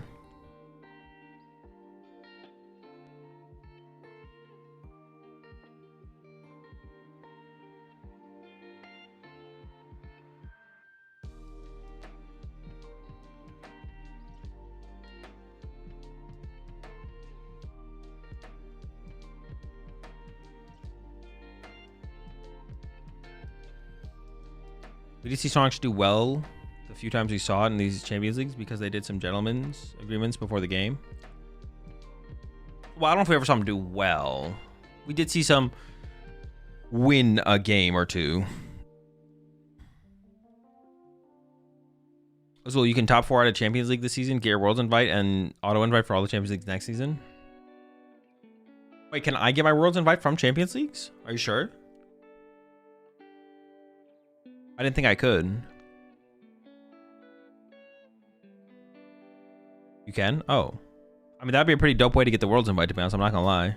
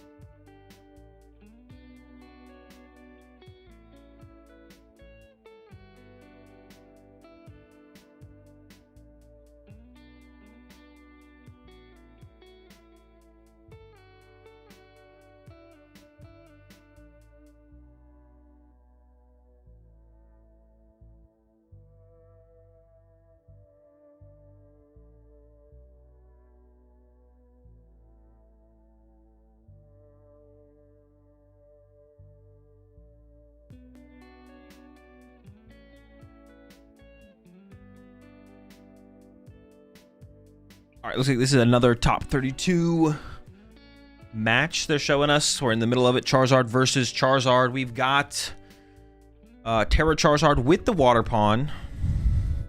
Bringing the Water Pawn to the fight.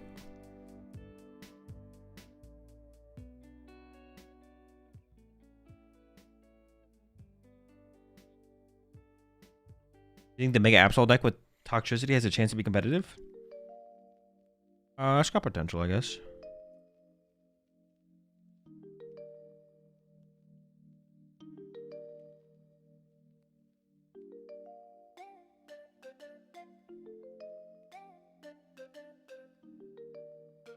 It doesn't work that way. A Japanese player can dominate a US regional and not get a Worlds invite. They can only win cash. No, they get the invite if they win, yeah. Or if they top 4 in IC, they get to win an invite.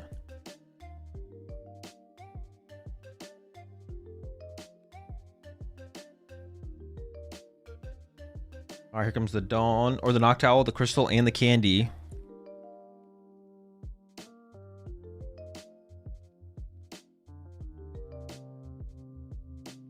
They might have Candy. I mean, if they have Candy Pidgeot, Candy Charizard.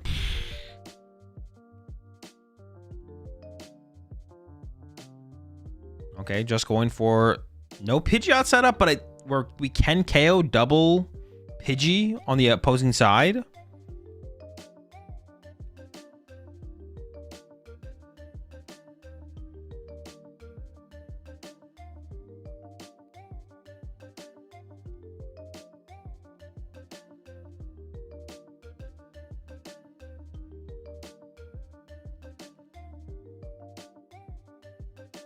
You get 0 points. Is it only worth the trip if you get top 4?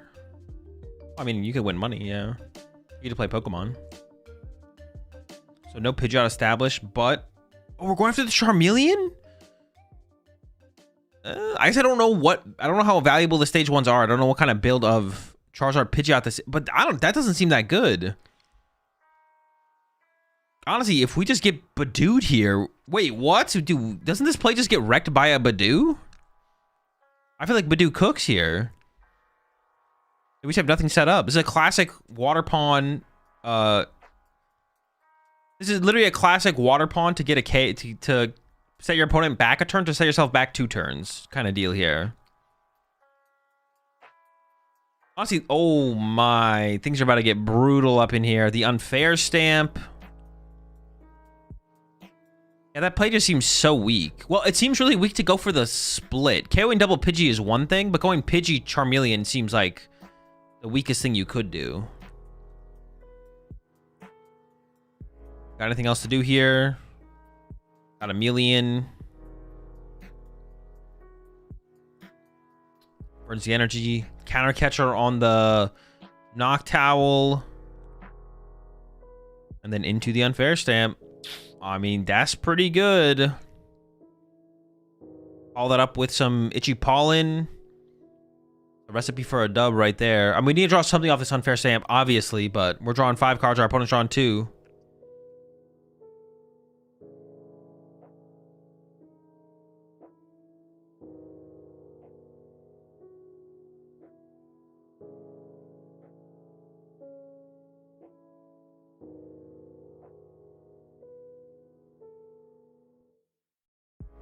All right, here we go. No Hoodoos to work with as well. So Ultra Ball and Noctowl is not even out here. So chill, chill. I thought we had a Candy Pidgeot cooking there for a second. We have the nuts. Atsugiri getting searched out. Do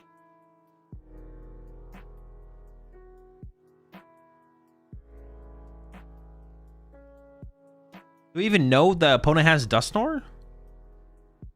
That duck seems like a misplay, to be honest. Do we even know our opponent has Dusknoir? Ooh, the hand is actually dead there. Oh no. Missed Fire Candy Charmeleon. Or Charmander, excuse me.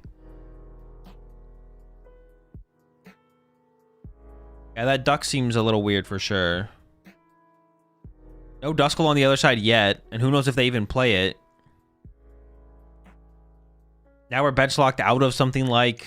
Well, I mean, we're working to Fez there anyways. I guess we're just bench locked, right? But I guess it's going to be more impactful later on, not having a bench space potentially. But I guess what else do we need, right? If a single knockout happens, Fez, and that's kind of it. Draw pass. Okay, I mean, this is the time you're looking for, but if we don't top deck here... Oh, and we did get an Arven. Okay. But there's no single card here that's that great. We can go for Ultra Ball for Charizard. But then we're just knocking out a Noctowl with a Charizard. Oh, no, we have Candy in hand. We have Candy in hand. Hold up, hold up. I'm trolling. We got Candy Pidgeot ready to go. Decides to keep the Mist. Interesting. Play around Sob, maybe?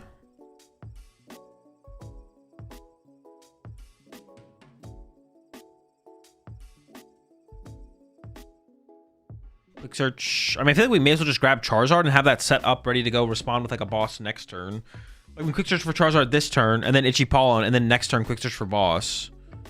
I guess I am curious about the Mist, but I guess maybe we want to keep it around just for... I'll go for Lily instead. I guess if we play Counter Catcher, this works, right? Next turn we Lily. Lily finds us Charizard or Counter Catcher. Quick search finds the other, most likely. Okay. Last card in the hand is... I forget, but it's something. Mist. Yeah, keep it around, I guess, for some late game sobbing potential. We have not seen Dragonite at all yet, no. Or Zoroark. Everything we've seen so far is stuff we've seen before. I might be blind or trolling, but I don't see Zard in the deck. I mean, if all the Charizards are prized, you'd think they would attach to the Pidgeot to attack with Pidgeot next turn. Or as soon as possible to draw prize cards. If that was true. Maybe they missed it, though. Ryota's on Zoroark. Is he still in cut? Or did he make cut?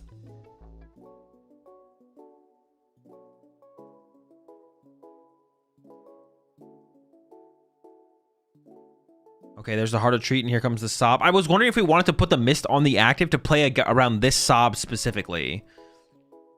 Didn't happen, though. So we are stuck for a turn here. Oh, Jamming Tower is annoying. Shutting down the Crystal. Is considering the Mist energy, it looks like. But yeah, there's no reason to do it now. We just get knocked out anyways. And then into the Lily. Fresh 8. Probably not attacking this turn. Maybe we play Jet, though, so maybe we could attack this turn. We might have Jet in here.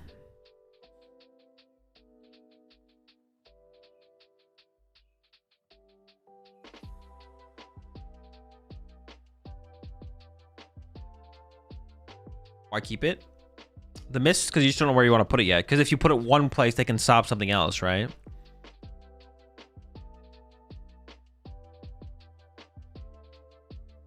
I assume this is going to be a Charizard, right?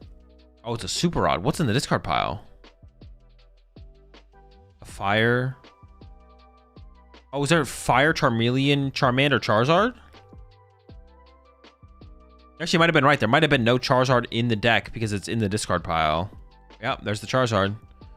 Definitely need to get something else here. Fire or Charmeleon. See what they opt for.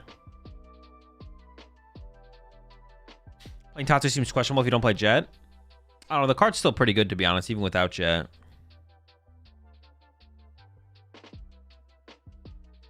All right, quick shuffle up. Ready for the next turn. So I guess maybe no Charizard this turn. I didn't see an Ultra Ball in hand. If there is one, we could go get it. But, I mean, waiting another turn at this point isn't that big of a deal, I don't think. Establishes the Dark Energy on the Tatsu. Not going to save it for a Monkey Dory. Go on top deck there. There is a Duskull in hand. I guess that's like another thing with the Psyduck. I guess that's the thing that we lose access for bench space to. By benching the Psyduck, right? Is, or maybe even the Tatsugiri, you could argue that as well. We can't get the Monkey Dory in play now. Wait, what is the Dawn going to do for us here, though? I guess we can get, like, Hoothoot, Noctowl, Pidgeot, right? But then our Hoothoot's just going to get focused. So we're still kind of in a rough spot at this point, I feel like.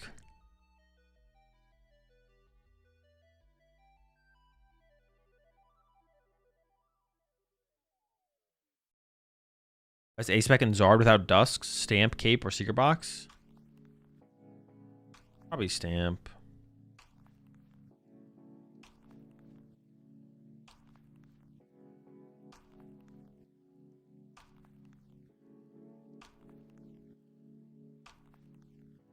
No Pidgeotto, interesting.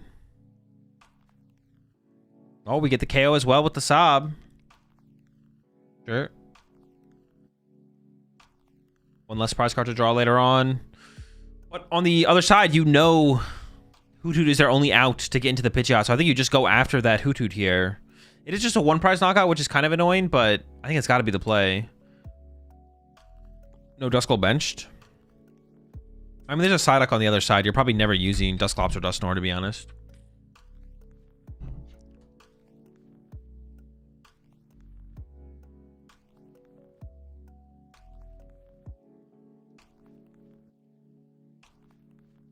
Fail on the Poffin.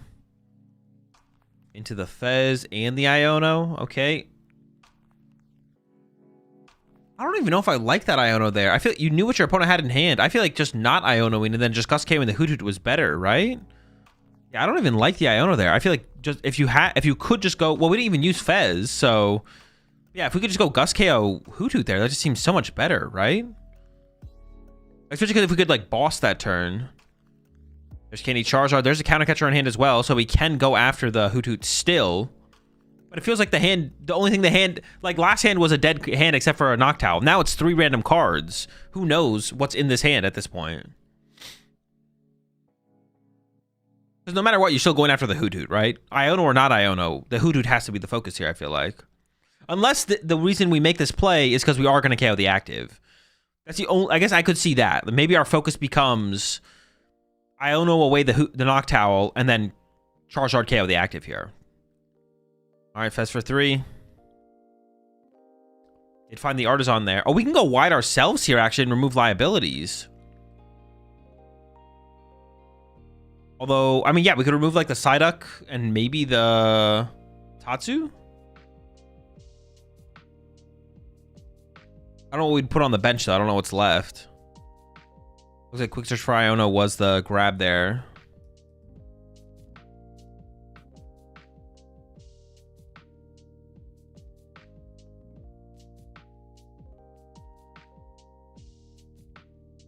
There we go. You can set up a Klefki jet play, I mean. Oh, true. That is fair. I guess like putting the Duskull down. Putting the Duskull down was probably correct, actually. Now that you mentioned that. I forgot about Klefki completely. I was like, I think we're just locked out of it at this point. Hang on, I'll turn my camera back on in just a second.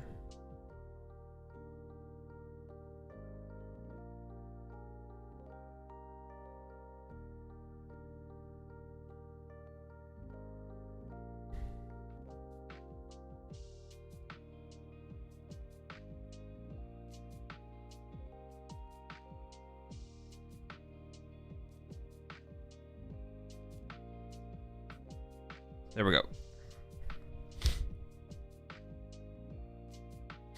Okay, what happened? Oh, we counter-catched the Charizard and punched it. And on the other side, we found ourselves a Lily. Interesting. So didn't want to take the prize cards. Wanted to remove the only real threat from the board first, which was the Charizard. Okay, I don't hate this play. Okay, and with the Iono, it makes a little bit more sense. You Iono the Noctowl away. Counter-catch up the Charizard, punch it. Okay, I don't hate it.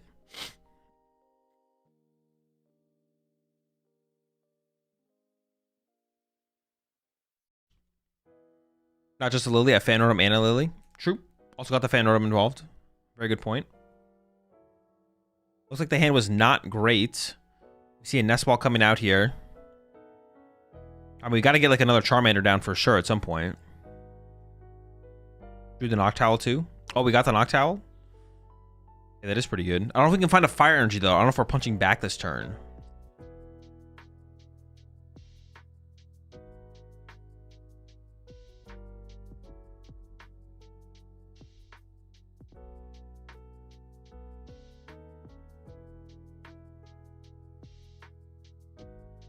Dude, I'm not gonna lie, that reads like such an AI response.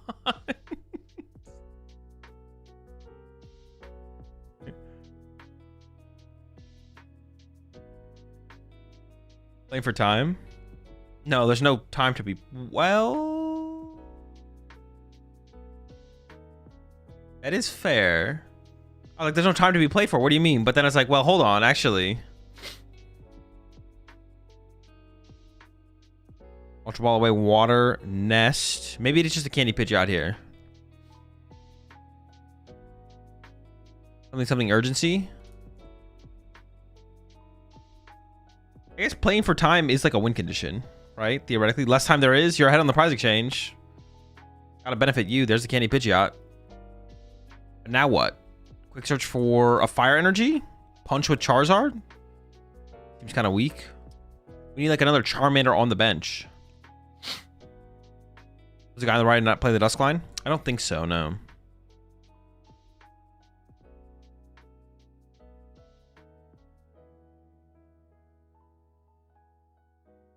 Nitrogen gets fire too. Does it? Is there a fire in the discard pile? Do we know if there is?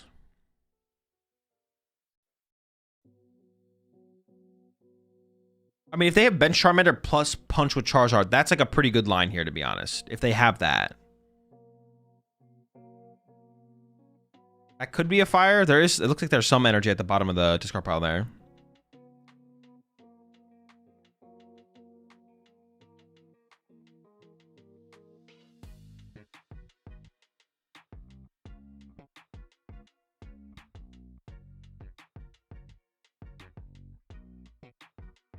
Quick search for the Buddy Poffin. Why is there a pet in that list? For Yveltal, probably. Just Yveltal, stop retreat locking, right? Charmander plus a Hoothoot.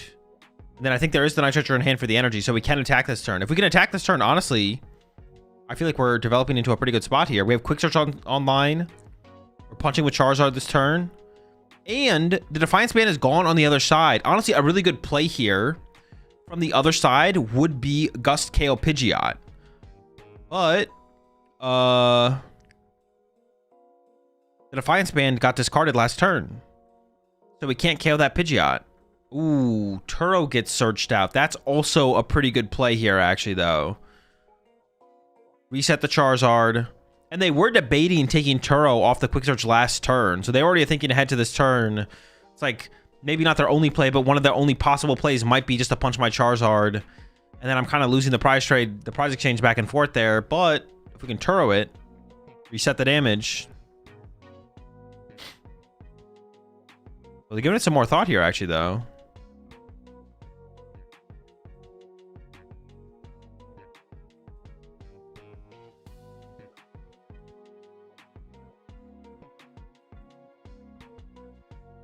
Yeah, Turo seems okay. I don't hate the Turo. Hold on. I mean, they searched it out, right? What about the energy? I mean, that's a good point. I assume they have a fire left in the deck to work with, but I guess they would need to set up another... They would need another fire. Or more fire for the next Charizard after that, because this Charizard has a good chance of going down. What the heck? How is their hand so big?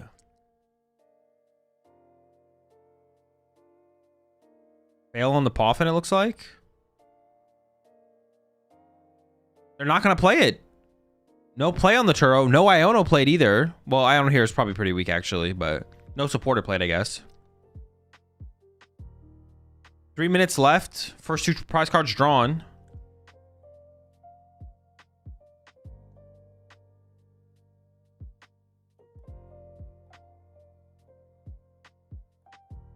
I don't know. I mean, as long as they had the resources left to Turo there, I like the Turo play. If they didn't have the resources, then I can understand it.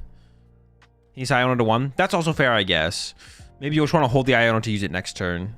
That's reasonable. All right, Poffin coming out here. There's another Charmander in the deck. There is Duskull. I don't know. I mean, they play stuff like Petch and the Water Pawn and stuff. They might not play Klefki, to be honest. They might not play the Klefki.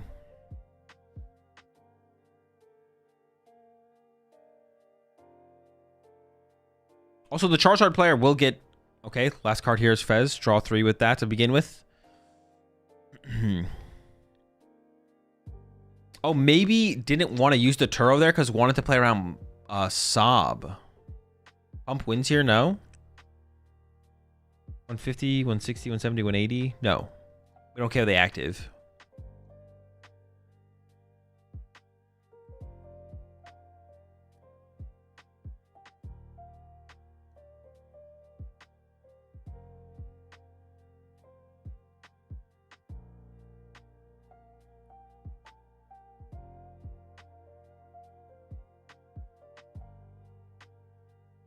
I wonder how Japan judges go about the Pokemon Center art sleeves. I always thought they were bad for play, but I see them often on these events. What do you mean go about? They shuffle really poorly, but you can play them if you want. They just feel really bad to shuffle. They feel really bad to shuffle, and they I don't even know if they mark or tear that much more easily than anything else. They just feel terrible. Yeah, they just literally feel terrible, but I don't think they like mark or rip any more easily than any other kind of sleeves, to be honest. Candy and Crispin find out here. Candy Charizard going in. I assume, I mean, they've searched the deck a couple times here already this turn. I assume we have the Fire Energy to work with here. We will be able to knock out the active here, going down. And an energy to Fan Rotom means Boss KO Psyduck or Boss KO Tatsu wins the game. 2 Pokemon that questionably should maybe not even be on the board right now.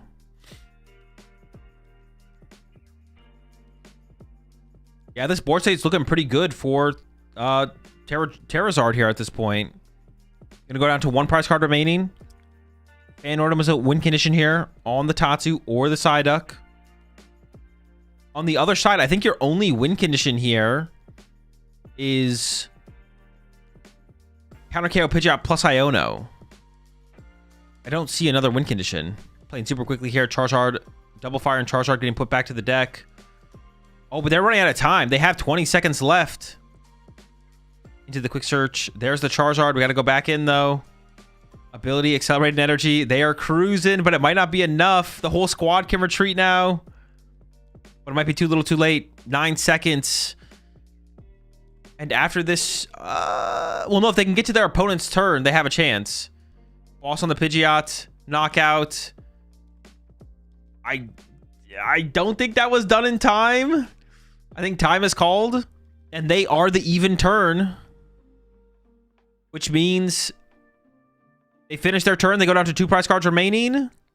They go down to 2 prize cards remaining, but they're even out on turns. Are they declaring that the turn is over?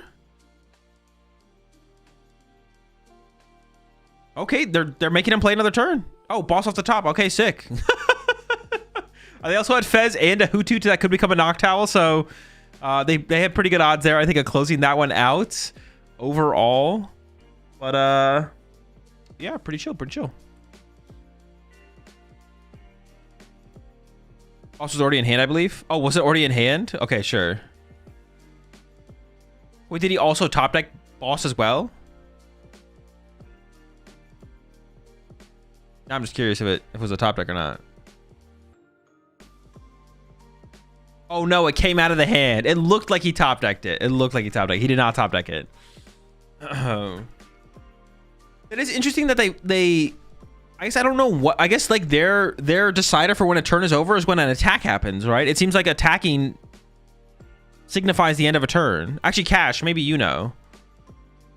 Does that signify the end of a turn? Attacking? Or what signifies the end of a turn?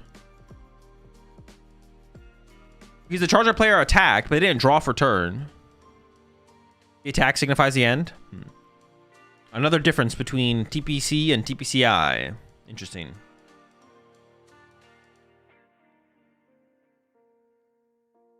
Where's Tord?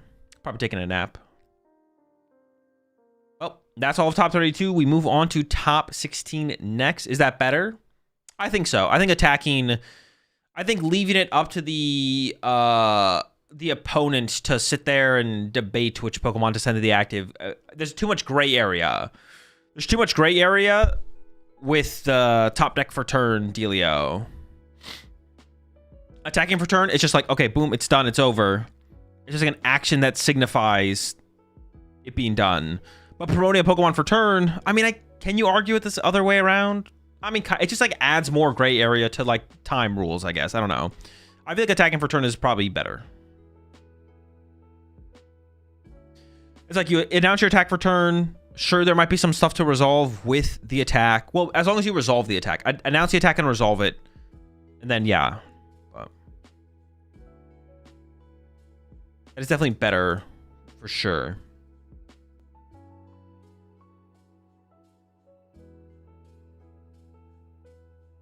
What distincts the start of a new turn? Either the attack being done or draw turn. In Asia, it's attack. Outside of Asia, it's draw for turn.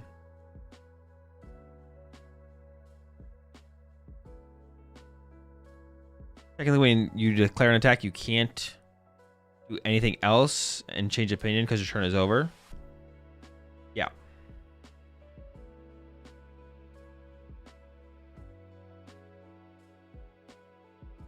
Yeah, letting your opponent sit there for 10 seconds to ensure you don't get a new turn feels dumb to me.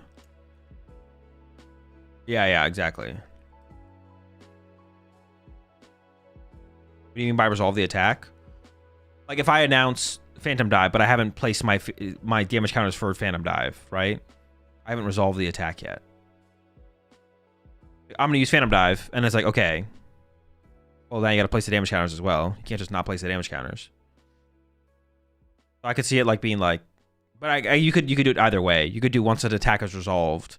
Like if I say if I go Phantom Dive 3 here, then like that's like okay, it's done. But if I go Phantom Dive and I'm like, okay, let's do 2 there, 1 there, 3 there. But if I don't say that before time's called, then it could like still be my turn. I don't know. You have to like set a definition for that, I guess. But I guess either would be fine.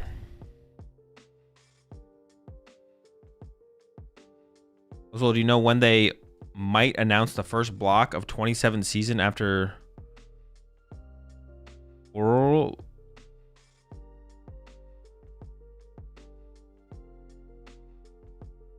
No. I don't actually know what I don't fully know what you're asking, but you're asking something about the 27 season, so the answer is always no. I'm too tired to decipher your question, though. I'm not gonna lie.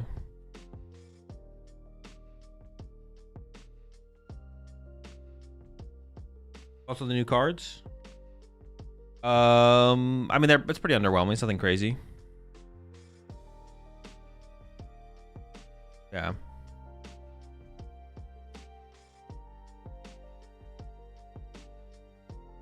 Yeah, pretty underwhelming. Mega Audino sucks. The supporter card is like interesting, but nothing crazy. Yeah.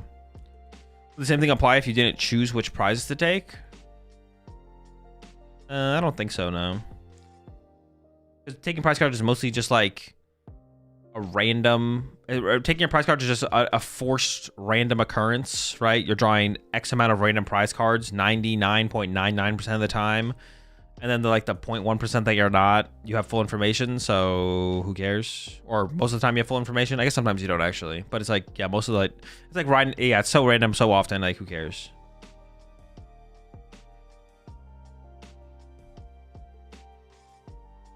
Yeah, I think the answer is just like, yeah, it doesn't matter.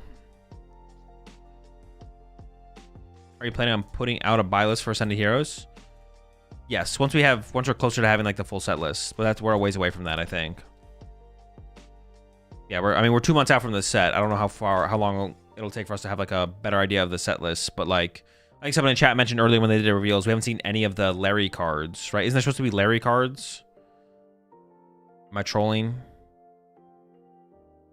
Larry deck.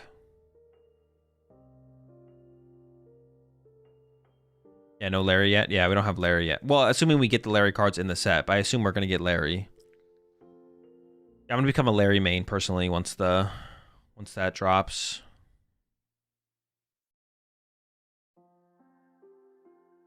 When the frick are we getting Mega Blastoise? Well, probably with the next set, right? The next major set release. I didn't even think about that, to be honest.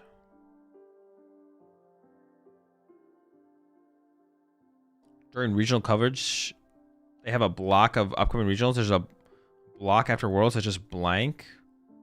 It would be in the calendar year 26 after Worlds. I don't think you mean after... Wait, what do you mean after Worlds? I just wonder when they may typically announce those before committing to going to Houston in case there's a closer one to me.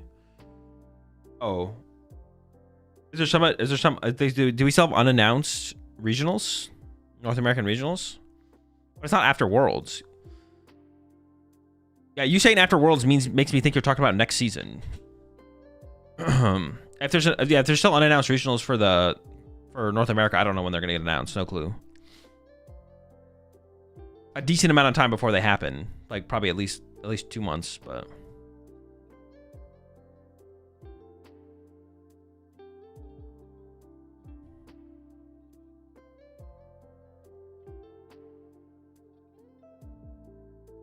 Cards got 2 Mega cards before Blastoise got one. What if they just don't make a Blastoise one? What if they just decided they don't like Blastoise anymore and they just don't make a Blastoise card? I could see it, to be honest. I think Mega Blastoise might be the worst of the, or Blastoise might be the worst of the 3, so kind of makes sense. Blastoise gets snubbed.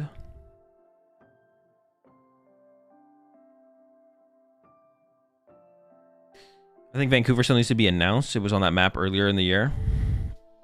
Yeah, I have no clue where we're at with that, to be honest. I don't know how many are unannounced right now.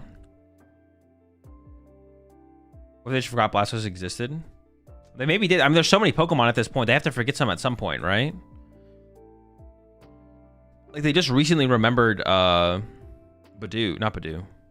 Bonsley. They forgot about Bonsley for a really long time.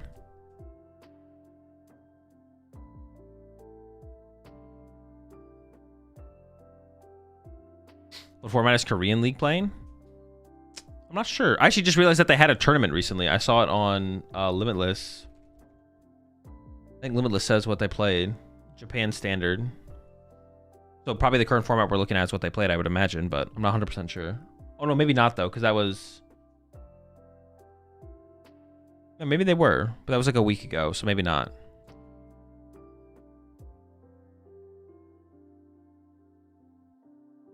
Any new decks show up yet? No.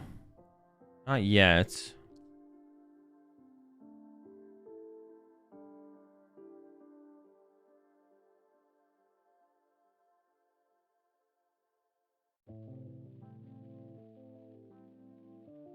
It was a week ago, so I don't know if Mega Dream was legal or not. Yeah, I guess it possibly wasn't. I thought it was like literally happened this weekend, but it didn't.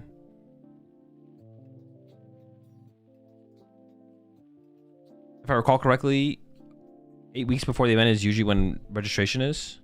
It is when registration is, but they would probably announce it quite a bit before then.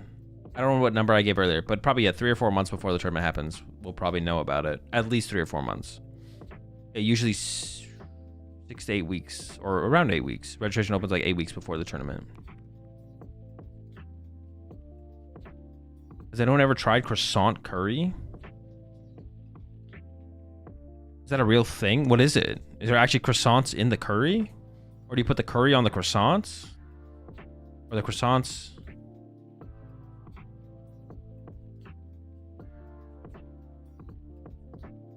It could be confusing worlds with NAIC. I think it's like after July-ish. Like you said, it's late.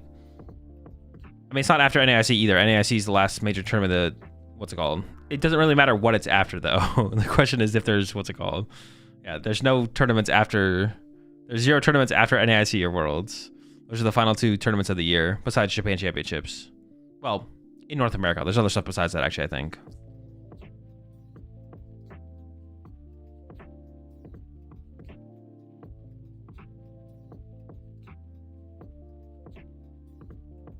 But there still might be some unannounced regionals. I actually have not been keeping up with that at all, though.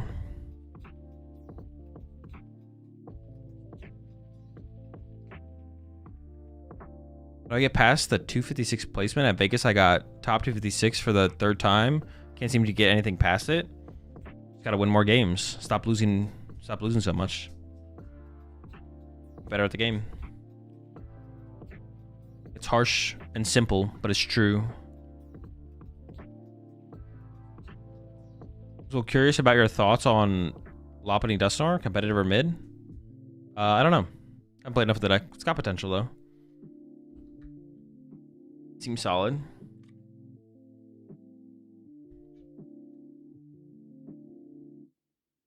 Are you retired from competitive? Nope.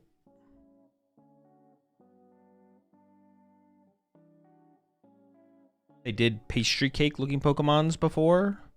Imagine a croissant one. Isn't that basically what Doxbun is though? Or no? What are some good goals for the first regional? I mean, it's like individualistic. There's no correct answer, to be honest. Yeah, there's no correct answer. I don't know.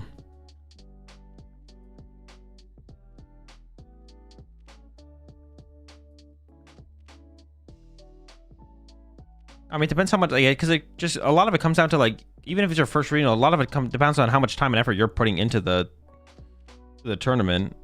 Obviously, like, your expectations for your first regional should be different than your 100th regional.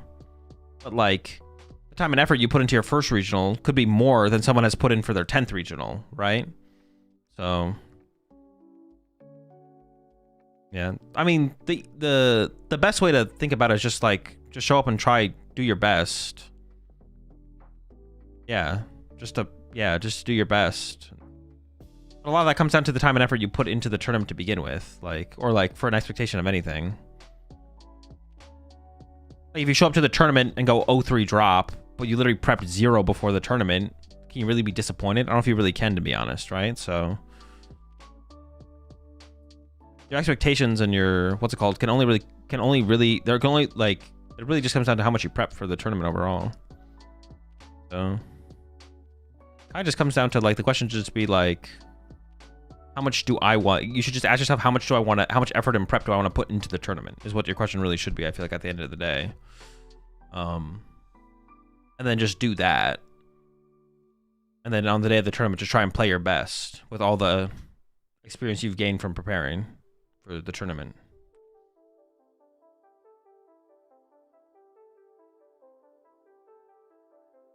Will you be attending the Orlando Regionals? The command of the title will tell you which major tournaments are currently planned to attend.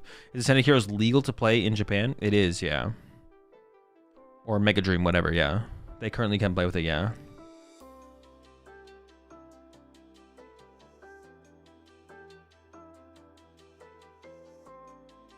I think the top players put in a lot more than the average player. That is true for most things in life. That's almost true for everything in life, for sure. Would you play to a cup tomorrow? Nothing. I wouldn't go. You're sleeping in, Mr. Beep. Yeah. And, well, that's true to an extent. There's a lot of top players in the game who just kind of coast on skill, but they put in the time at some point. There's a lot of very good Pokemon players who do not play very much Pokemon, but they have played a lot of Pokemon in the past. So it's not that they had never put in the time. It's that they put in so much time that they no longer have to put in the time to still place better than you, even if you spent the weeks leading up to a tournament prepping for the tournament. Because they just know their skill in the game is just that high. Although we are seeing the hardest working players be the most successful, which is really good to see. I guess what we want to see. Like, we are seeing like some of the hardest working players get rewarded for that. You know, even a top 8 or a top 16 here or there, putting very little effort into the game is still pretty good.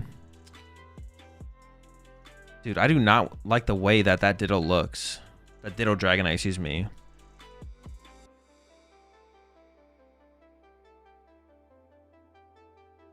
All in all, what was one thing you thought was interesting from today's cup?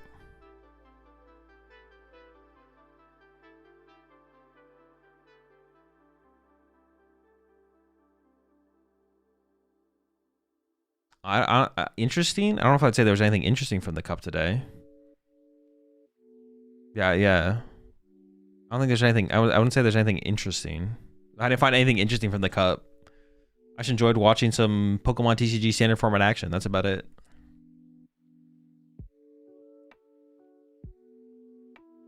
This whole game is just weird to me. Wait, is this a game? What? This is a game? What is this? You play as Ditto and just become things?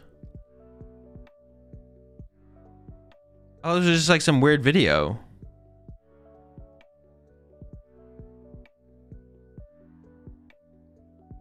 Pokemon Stardew Valley? Pokopia? Pokemon Animal Crossing, basically? And you play as Ditto? This is just a Ditto impersonating a person, right? These are all Dittos, or no? Are these people?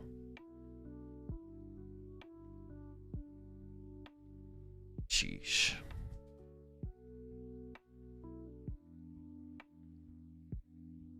The Ditto transformed into humans, and then there's no humans. It's just like a post-apocalyptic, like, video game. Like, all the humans have gone extinct, and now the Dittos are taking over the world by impersonating humans and then putting the Pokemon to work.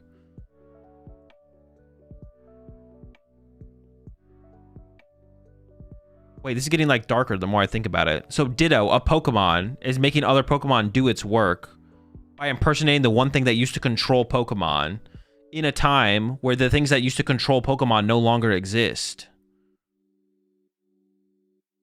I'll be right back. I gotta think about that.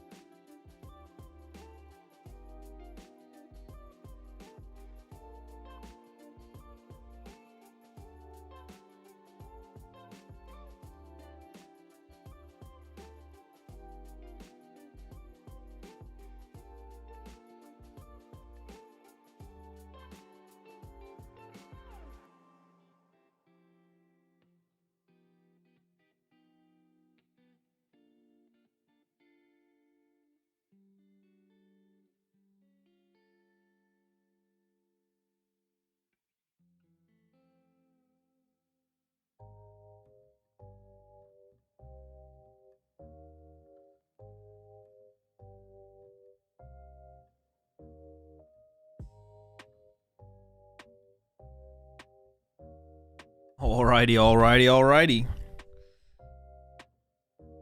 Top 16. Here we go.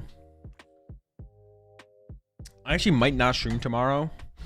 After the super long stream today, we'll see what time I wake up and how I'm feeling. But I will be streaming on Tuesday. It'll just be one day off this week. No matter what. Who knows, I might still stream tomorrow. We'll see.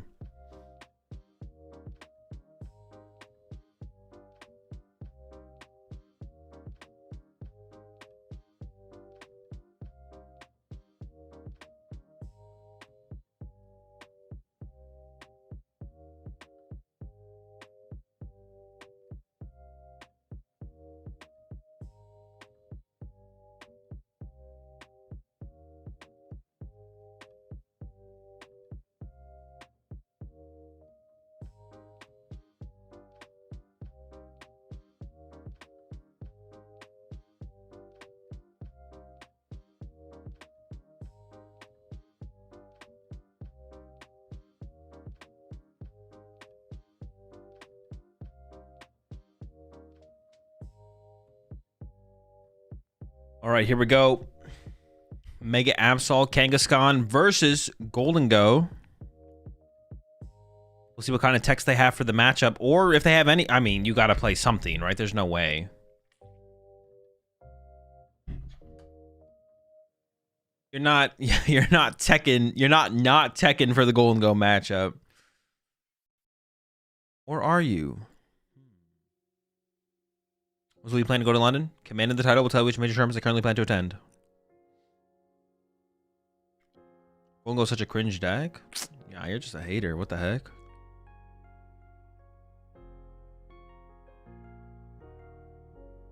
How do you feel about Absol right now? Oh, it just depends if there's a good answer to Golden Go. Like, the deck's really good. Actually, I don't even know. There's Mega Diancie to deal with as well. I actually just don't know how good the deck is, to be honest, but... Assuming your Guardy matchup is, like, playable, if they have Mega Diancie, even though it already feels, like, pretty tough. As long as you have something that can, like, help you beat Golden Go, like, I don't know, like, 40% of the time. But then if you're unfavored, I don't know. It's just tough, man. I don't know. I don't have an answer. All right, I did the right prediction this time. Yeah, no, I'm struggling to come up with it's tough. Which side is Dango on? On the right side. Golden Go on the right. Mega Absol, Mega Kangaskhan on the left. This ball, Arvin. Ooh. Okay, Monkey Dory almost had to open the Ursaluna. On the other side, double Arvin prized. Nothing crazy in the prize cards. Nothing too crazy. Double Penny in the top two. Against Golden Go, is that ooh, 3 energy. Not specifically that there's Mist's prize for this matchup. 2 Penny, 2 Mist prized. It's just a lot of energy. It just feels like a lot of energy prized, I guess. Especially when, like, energy attachments with the deck are, like, so important.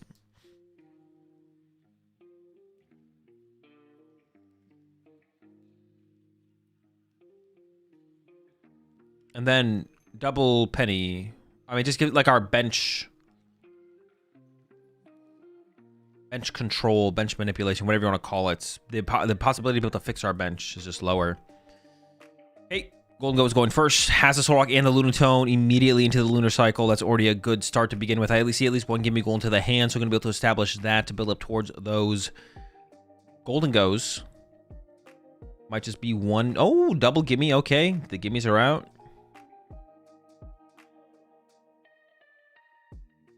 And consider attaching to the active, but it actually is the only energy in the hand, so maybe you just want to hold it for another Lunar Cycle next turn.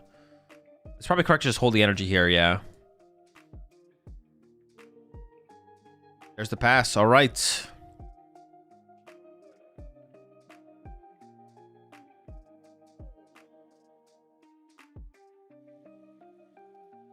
All All right, prize check coming in here. Side duck. Town store. I see a cornerstone. Okay. I see 2 cornerstone, actually, I think. Okay, so it is a cornerstone build. Ooh, they got the Heart Gold Soul Silver E-switches in there.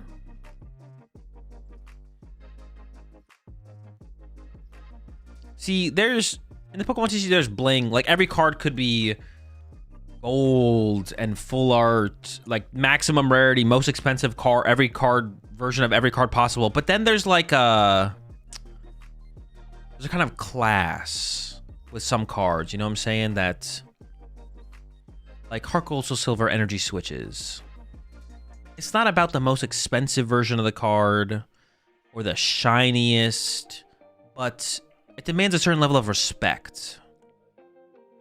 There's the Vessel getting rid of the Ursaluna. Gonna get a couple energy here, and then Turbo Energize to the Ogerpon on the bench.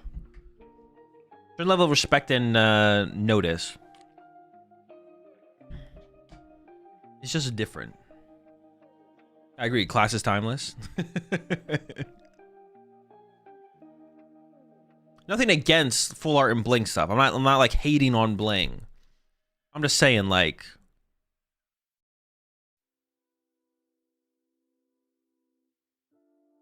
I am. All right, well, I'll let you handle that.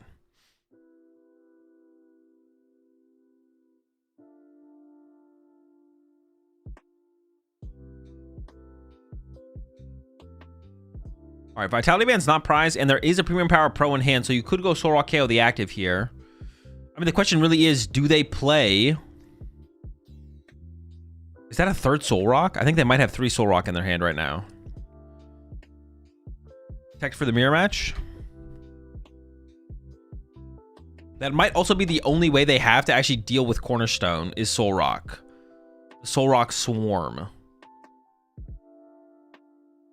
We haven't seen the whole deck yet, though, so they could have Megalopony, they could have Mawile, like, all those things are possible as well. Or maybe they came unprepared for the Cornerstone matchup.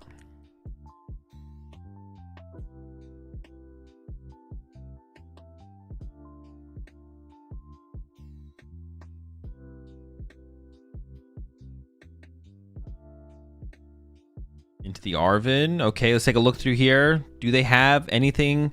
They play the Cram. It looks like they do not have a dedicated answer to Cornerstone. But a couple Soul Rocks and a Cram could be enough. They got the Vitality Band, they got the Premium Power Pro, they got 3 Soul Rocks.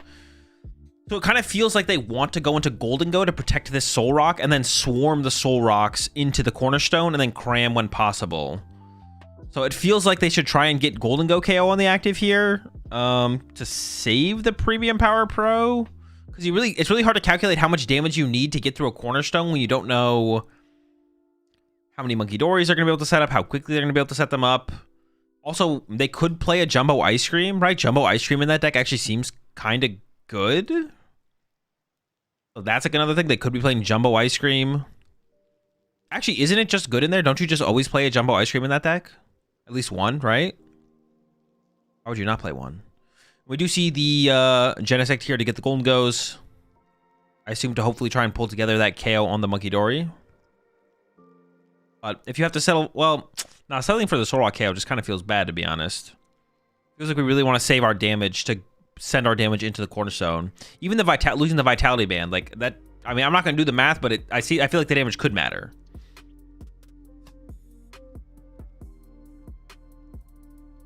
I do not see a lot of energy in this hand, though. I do not think we're getting the KO on this Monkey Dory with a Golden Go this turn. Oh, hold on. There's a Vessel. Maybe? I don't know. Maybe? Yeah, I guess they're... Oh, no, we don't have a way to move the active. Okay, maybe not then. Maybe you just, like, sacrifice... Oh, no, we have the Air Balloon, actually. I take it back. We can do it. We'd have to put an Air Balloon on our active, though. Debating what to get rid of off the Vessel. The thing is, you can't really get rid of the Lunatone, because then if you get rid of a Lunatone... Oh, see, I don't like that. If you get rid of Lunatone, you can just knock out Lunatone with Cornerstone and ignore the Soul Rocks and just go after the Lunatone instead. And that can make it hard to actually chain. Well, I guess there's Lana's aid in hand, so you could just Lana's aid for double Lunatone back, and that'd be fine, I guess. No, but you want to save that to get back Cram, though. I don't even know if that... You don't even want to do that, do you? All right, it's still a little bit awkward, I guess. We do have the knockout, though. We could get rid of a Soul Rock here, maybe. Looks like we are going to lose a Soul Rock here. But now we're losing so many rocks. Yeah, it feels bad to lose that many rocks. Maybe they misplayed by not trying to get the extra card off of the Golden Go, to be honest. Like, retreat sooner.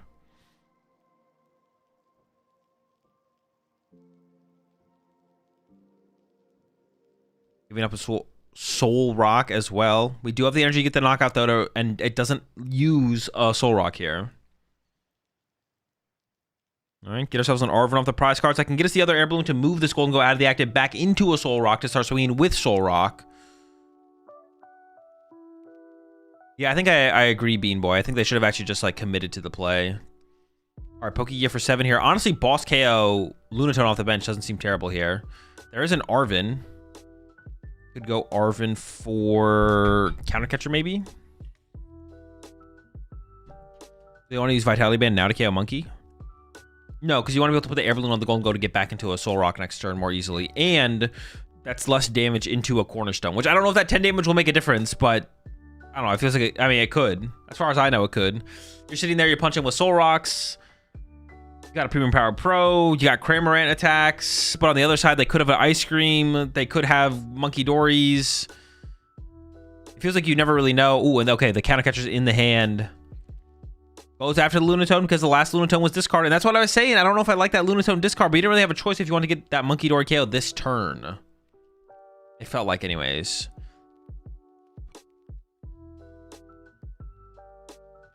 Second Cornerstone found and a Monkey Dory. The rest of the hand is a little weak, though. The rest of the hand is not great. There's the KO. The prize card is an energy, which is pretty good. We can start to build up our second Cornerstone on the bench, I guess.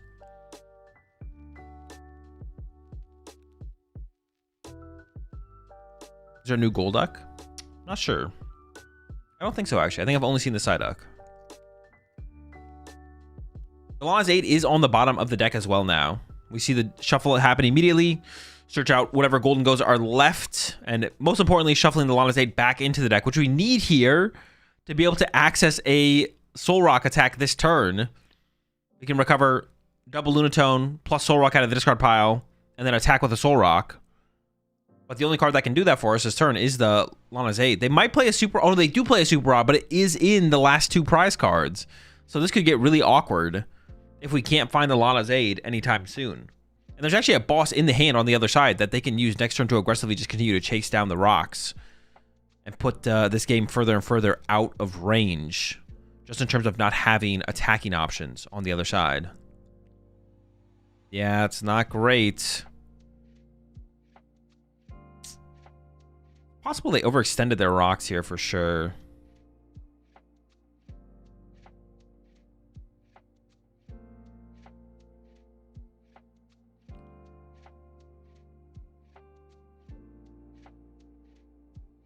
Thinking about bunching the Gimme Ghoul. We have the Arven to play as well. I mean, if you play a Pokegear, you could Arven for Pokegear. They probably don't play one, though.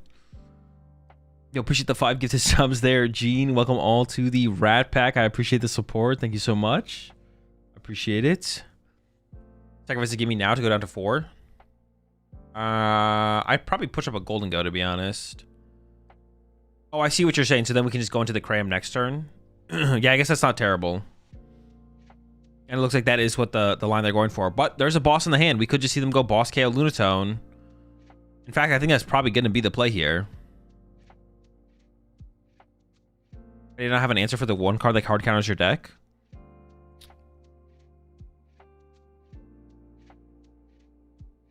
I mean, it just comes from, like, meta predictions. Like, if you don't think it's going to be popular. Yeah, it just comes from, like, a meta... Wait, bring up the Genesect.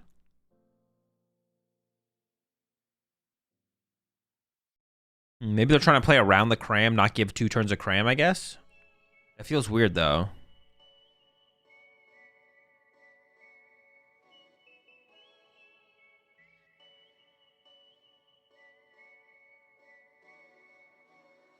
Yeah, the Genesect feels so weird there. And I don't think they have another Gust. The problem with this play is they don't even have a second Gust in hand, I don't think. And it could get Turo'd as well. Actually, I think there is a Turo in the hand, so we are going to see the Turo happen. Throws it up, pushes up Golden Go, trying to get that extra draw here. It looks like off the coin bonus. Yeah, this just feels so weak. I feel like KO Lunatone there felt actually pretty strong. I don't know. Maybe it's a play to play around Cram a little bit. I don't know. So what is the advice for anyone who feels like they hit a wall in terms of improvement in the Pokemon TCG? How do you try to get to the next level? You just got to keep playing. The better you get, the harder it is to get better.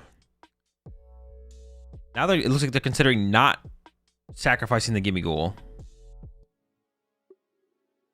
Nope. We're going to end up doing it anyways, though. Same thing as last turn. Sacrifice Gimme Ghoul pass. Trying to force the Cram. But on the Cornerstone side here, you don't have to take a knockout. You don't have to KO this Gimme Ghoul. You just can do it if you want to. That's while coming in initially here. Could grab a Monkey Dory. Could wait.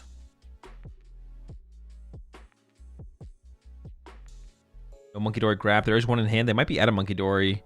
Vessel this turn seems like the best. Yeah, there's the Vessel. And the Bravery Charm. I mean, once the second Cornerstone gets set up, things are feeling tough for sure. Do they play double fighting, I guess is a question here, though, for sure. They do. Oh, my goodness. I don't know if you can overcome two Cornerstones. The Cram tech can only go so far. I feel like the Cram, you could maybe get through a single Cornerstone if you're aggressive. But aggressive is... We've been anything but aggressive on the Golden Go side here in this game, to be honest. Fighting gets committed. Has the Bravery Charm as well. Could commit that. Also, doesn't even need to attack to turn on Cram here. You could just pass. You could wait until you have a little bit more setup ready to go before you start swinging. Nothing wrong with that, I don't think, here, to be honest. And yeah, they don't want to give the Cram play over. They just pass. I guess also, in this situation, you don't even know how much recovery they have for the Soul Rocks and Lunatones. There's two Lunatone and a Soul Rock in the discard pile. If you don't know their recovery count, you might think they might not have no option besides the Cram here. So just wait a little bit longer, establish your board a little bit more before you start swinging. There's an Arvin here.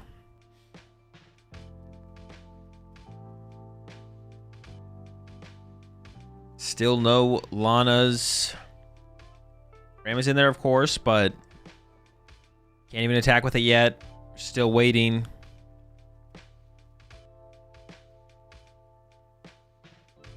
Vitality Band. And it looks like they were eyeing up the Nest Ball. That would give them access to the Cram on the next turn, of course.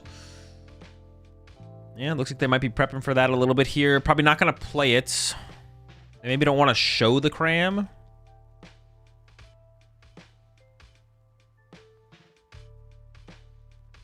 Not that it really matters, though. The second Cornerstone is still being developed on the bench. Do a minor errand running.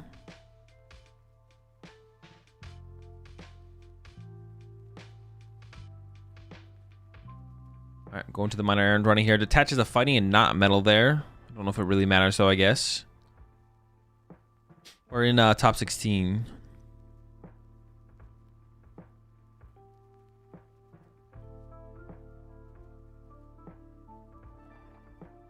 All right, back over to the other side. Second Cornerstone can get fully developed this turn. We got a Monkey Dory in the hand, but I don't. Yeah, I mean, this is all you need, I think.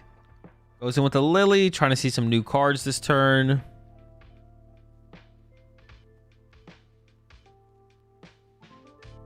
Six new cards.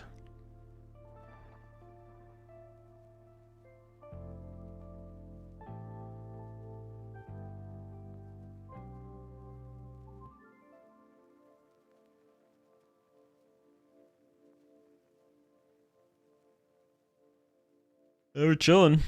We got the boss for next turn. We could do the same play we did before. Just bring up a Golden Go and punch it. He's not taking Mawile. No, just has the Cram. No dedicated Cornerstone tech. That's what happens when you don't have a Lopunny or a Mega Mawile or Mega Lucario. When you don't have any of those, becomes almost impossible to win, to be honest. Once they like fully set up. If they fully set up, I should say, actually. If you can be aggressive in the early game with Soul Rocks, you can still kind of catch them with Soul Rocks and Cram. It can be enough. But it is unlikely. Alright, the Golden Goats are in. I mean... Gotta do something at some point. Have we still not found the Lana's Aid? Just into the... No, the Lana's Aid is just still in the deck. Is it? Yep, it's in the deck. I mean, we'll get there eventually, theoretically. But now, like, decking out actually becomes like a real loss condition, to be honest.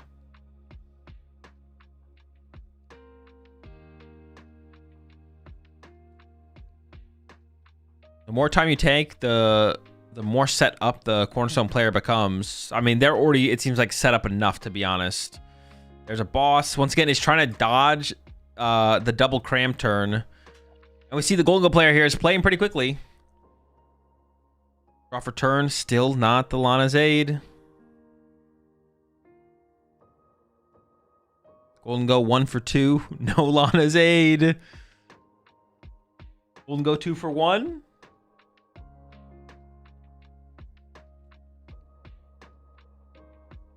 Nope, still no Lana's Aid. This is a... Oh my... They actually... It might just be the last card in their deck. It might end up being the last card in their deck. Who knows? This Gimme Ghoul's getting powerful. Wait, what's the second to do? Second attack do? 50 damage?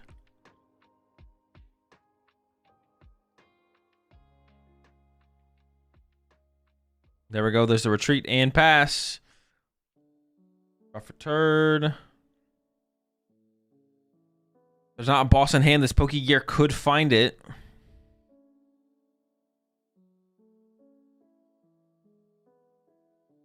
There it is. If we KO the Golden Goat this turn, that means they can only cram once for 120.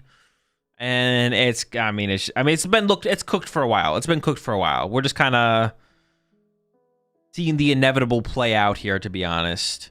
Nothing unexpected at this point as things are going. There's the KO. 2 prize cards drawn. Down to 3 prize cards remaining. Gets a Dark Energy for the Monkey Dory. Cram is now finally online, but once this Cram attacks and gets KO'd, you can't cram again.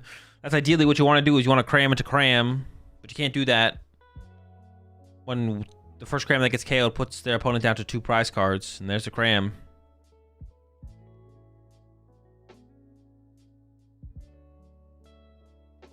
You guys still need to go down to 3 prizes to win on time. Well, no, that's only in Swiss, right, though? This is top cut.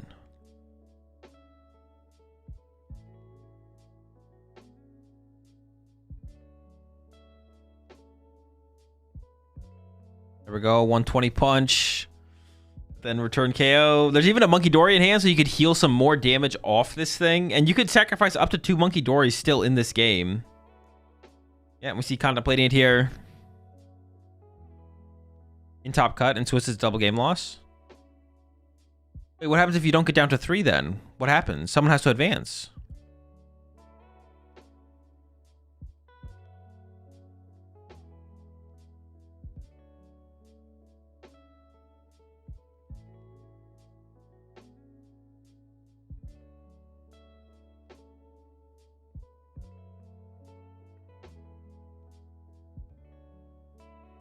They go to a tiebreaker?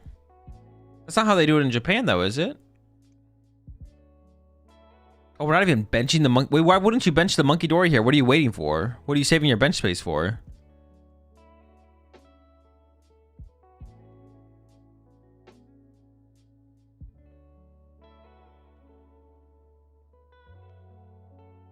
It feels really weird to not put down the Monkey Dory in the dark. I just don't know what we're saving the bench space for there. All right, there's the knockout. There's the draw. Still need the Super Odds in the final 2 prize cards, so we still need the Lana's Aid now. We can't attack with Cram anymore. But, I mean, you attack with 2 Soul Rocks in a row here, and you still lose anyways. So it doesn't really make a huge difference. We're actually attacking with Gimme Ghoul here. Gimme Ghoul gonna get in there.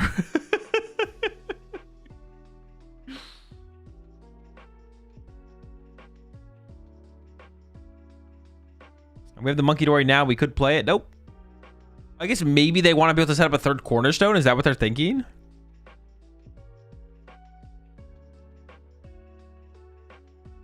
Maybe that's what they're playing for, is the third cornerstone. There's nicer for cornerstone eventually. But obviously just back-to-back attacks with this cornerstone, or these cornerstones, works just fine. I got 150, 60, 70. Oh, they can't even get the KO with a Soul Rock. Oh my gosh. Can't even KO it.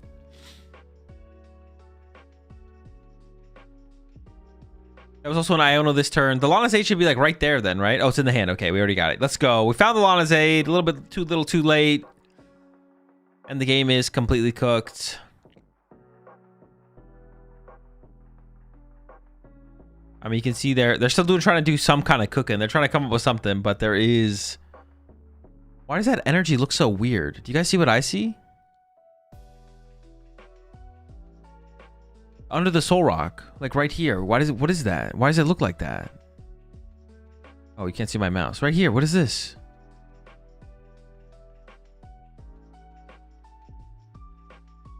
That's the cram?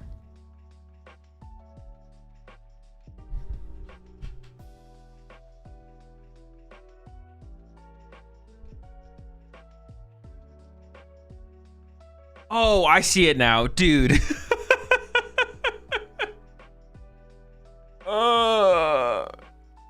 It's a new hollow pattern. Dude, I could not see it there. I was like, what is that? I was like, is it a new energy? Like a hollow energy?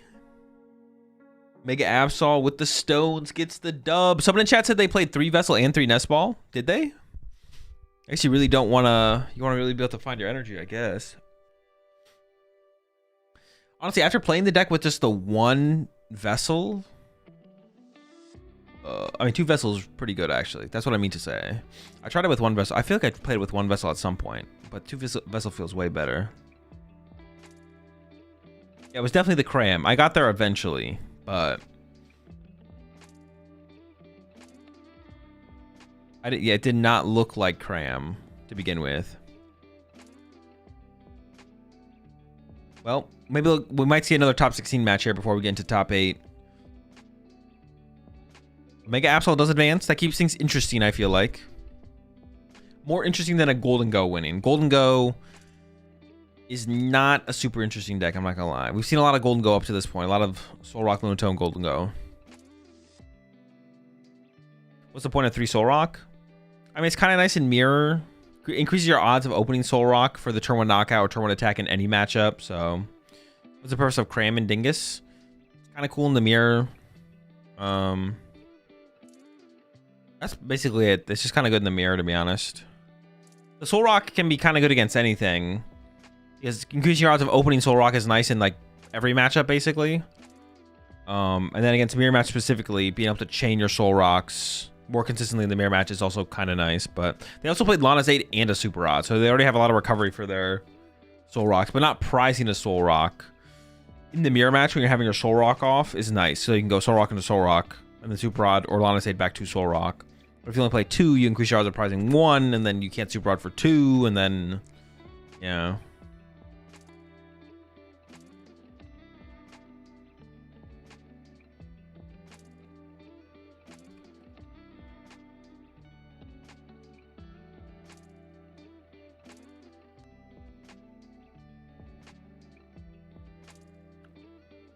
When I have 3 Soul Rock, it's just good, and especially best of 1 consistency. True. Best of 1 consistency. Big deal. Dango's the only deck that's going to have rotated but hasn't won any majors and masters yet.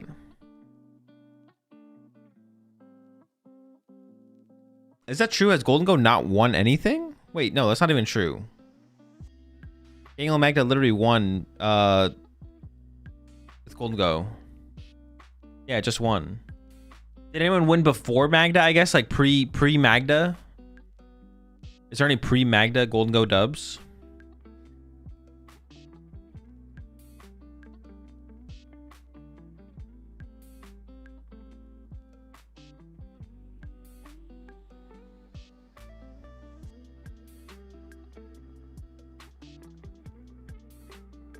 I meant in Japan.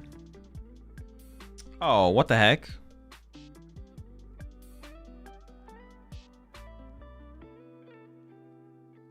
That's like saying, it's saying Gardevoir hasn't won any tournaments. And then being like, specifically at the Stuttgart Regional Championships in 2026. Oh, shit. Well, you got me there.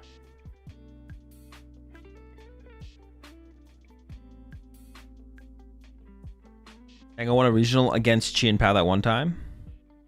I actually don't remember this one time.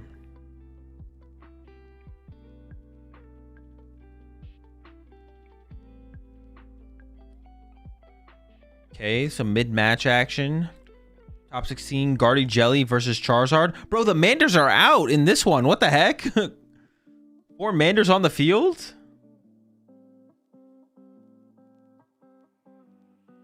The Manders are ready to go. Staring down the ominous Jelly on the other side.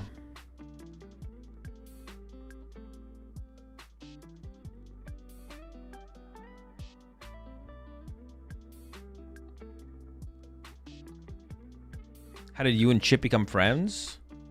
By both of us playing the PokemonTCG. We are Mandarin. We stay Mandarin and pandering.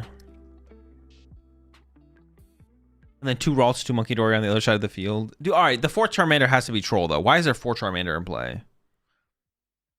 Any new good decks? Not that we've seen, no.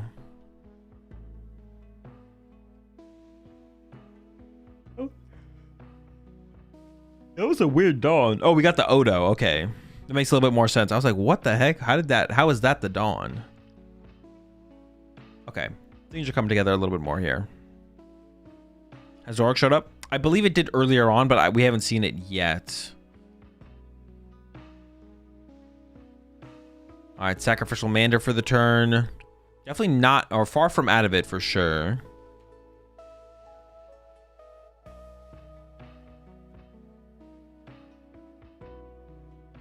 So why is your Mega Kango list in the YouTube video description is different than the video? Did I miss something?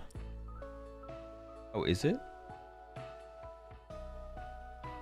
I maybe messed up the import.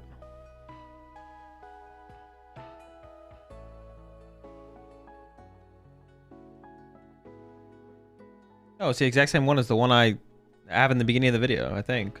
Hey.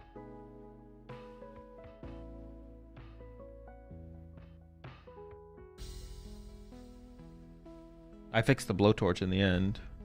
No, it's the exact same one I have. You just have to watch the whole intro.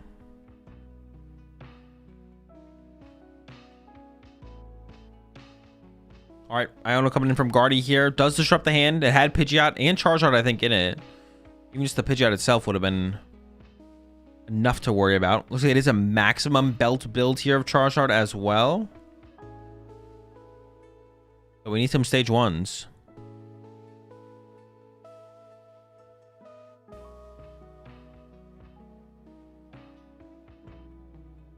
All right, there's another KO. We did also get our Curly established. We did just take the first 2 prizes. But it can be hard for Guardy to chain 2 prize KOs in this matchup as well. Boss on the Curlia. Do we have some powerful items to go with it, though, is the question. Yep. Ooh, Ultra Ball away the candy. Kind of feels bad. I mean, we can obviously get Pidgeot here. And then we can quick search for Charizard. But it would be nice to go Candy Charizard there, I feel like.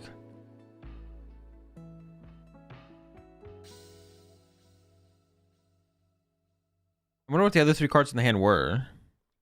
Hi, so I got wiped with my Ceruledge deck by Punny, and Gold Punny at local tournament. Any suggestions on improving? I'd play better. Play more to play better. Play more to play better. Beat the punnies.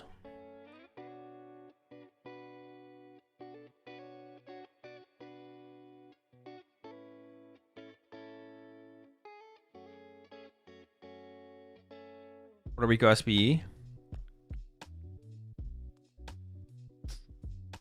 Oh, Melon's why I toss the candy. That is hella melons. And that does play better around TM Devo, so I guess that does make sense. Hella. That is 3? This is the slowest Charizard deck of all time. Alright, there's the KO on the Kirlia. We can't go 2/2/2 here. 4 Manders, 3 Charmeleon. Yeah, we're just taking our time with this one.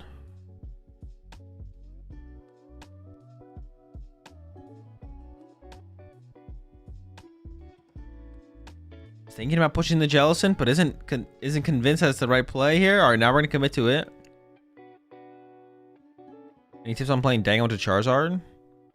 He has a 1 prize board state. 4/3/3. 3 Charizard as well. That would be a lot. That would be a lot of Charizards. We can go a little slower against Guardy, can't you? I mean, we're more so discussing the list, not how you approach the matchup. Yeah, we're talking about the list specifically, not how you want to play the matchup.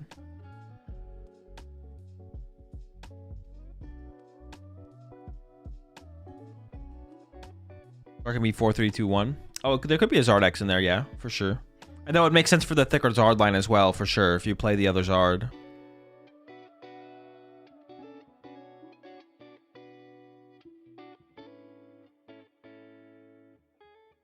They don't have Charizard Y yet, no. So it's just the Charizard X.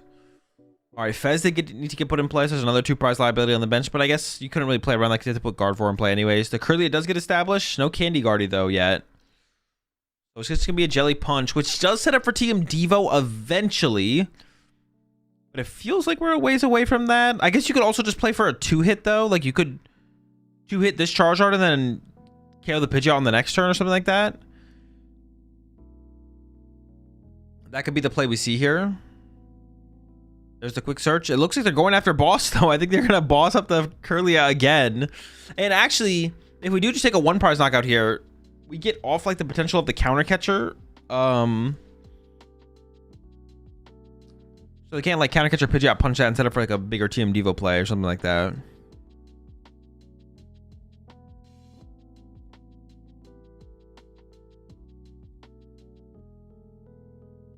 Yeah.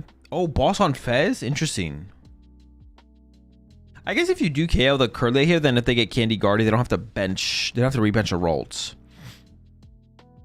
Getting a 2 prize knockout and but losing a boss feels like so big there. That's now 2 boss gone. I mean, I guess you could make the call as the Guardy player that they only play 2 boss and now they're out of boss. So as long as you don't give them counter catcher, they can never gust.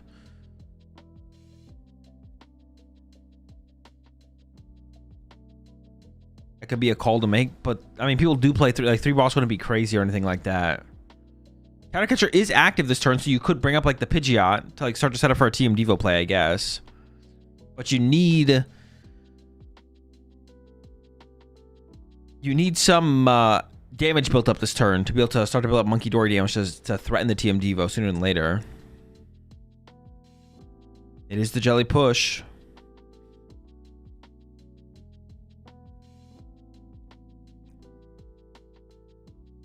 Could we say about Briar play? Yeah, I guess Briar's possible.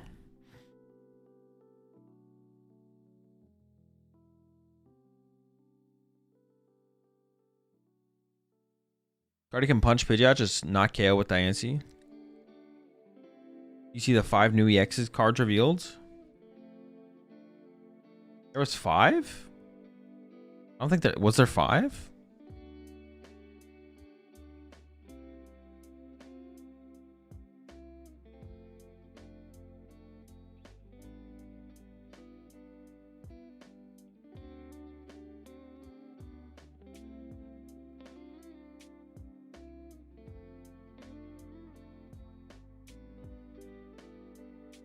This is top 16 right now.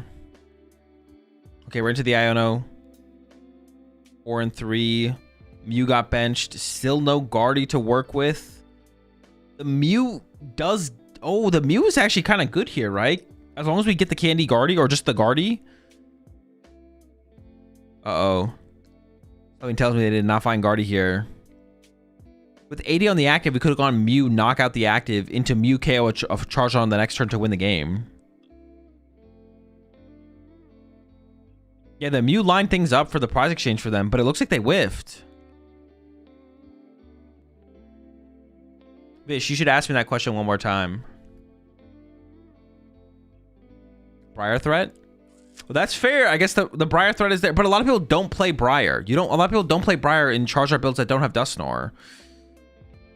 Maybe there's something different going on over in Japan.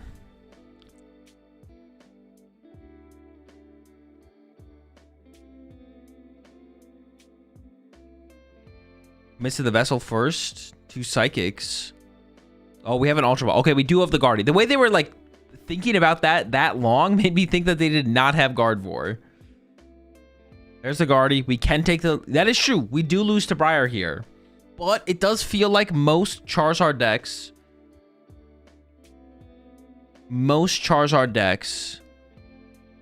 that don't play Dusknoir don't play Briar. Let's see, though.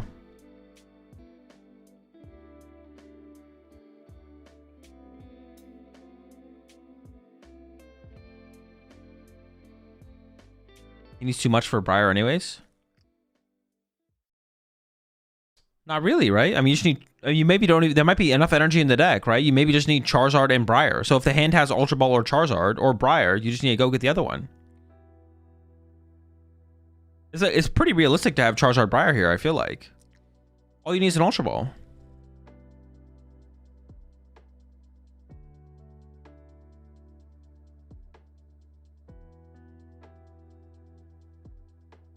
Yeah, I feel like you really don't need that much. 8 minutes left. Plus Fez Draw 2. Yeah, the potential of Fez Draw as well, yeah. Well, not really, right? Because you have to Ultra Ball for the Fez. If they play Nest Ball, maybe, but they probably don't play Nest Ball. And if you have Ultra Ball, you Ultra Ball for Charizard. There's the Mew knockout.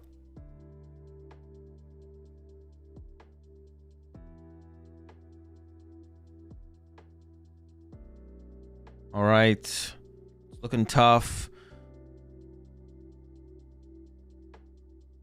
Why did they only put 4 on the Pidgeot? Am I missing something? Did they double Monkey Dory to only move?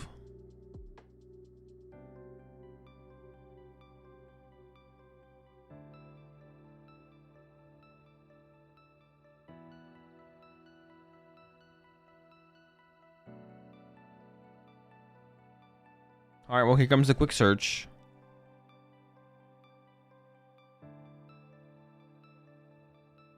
Moved off Jelly.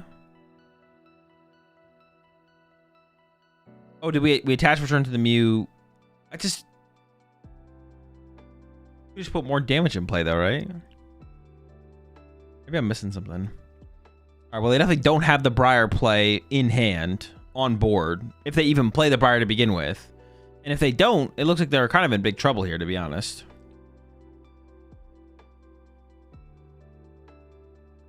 I guess all you can do is Iono plus KO active, right? And then just hope there's no... I mean, Iono KO active is pretty decent here, right? That's not that bad. Iono to 2 plus KO the active, as long as we can get there.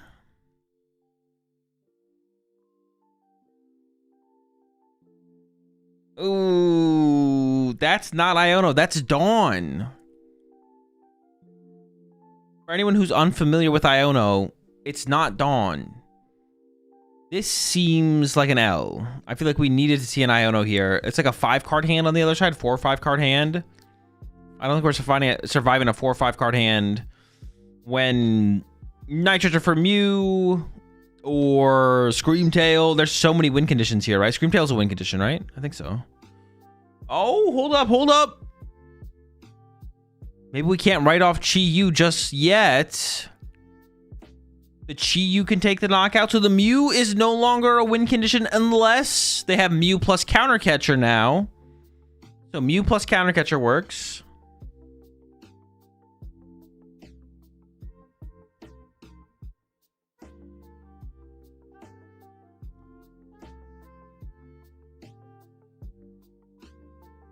Or Screamtail. Mew plus Counter Catcher or Screamtail are the outs here. But you can't bench Fez. Then you lose your bench space. The Fez got KO'd earlier, so that would be a Night Stretcher anyways. Well, I guess... No, I guess that's still relevant. Oh, Battle Cage does get put into play as well, though. That stops Monkey Dories from... Oh, wait. Actually, hold on. Maybe it has to be Counter Catcher plus Mew now. The Battle Cage is huge. The Battle Cage is a big deal.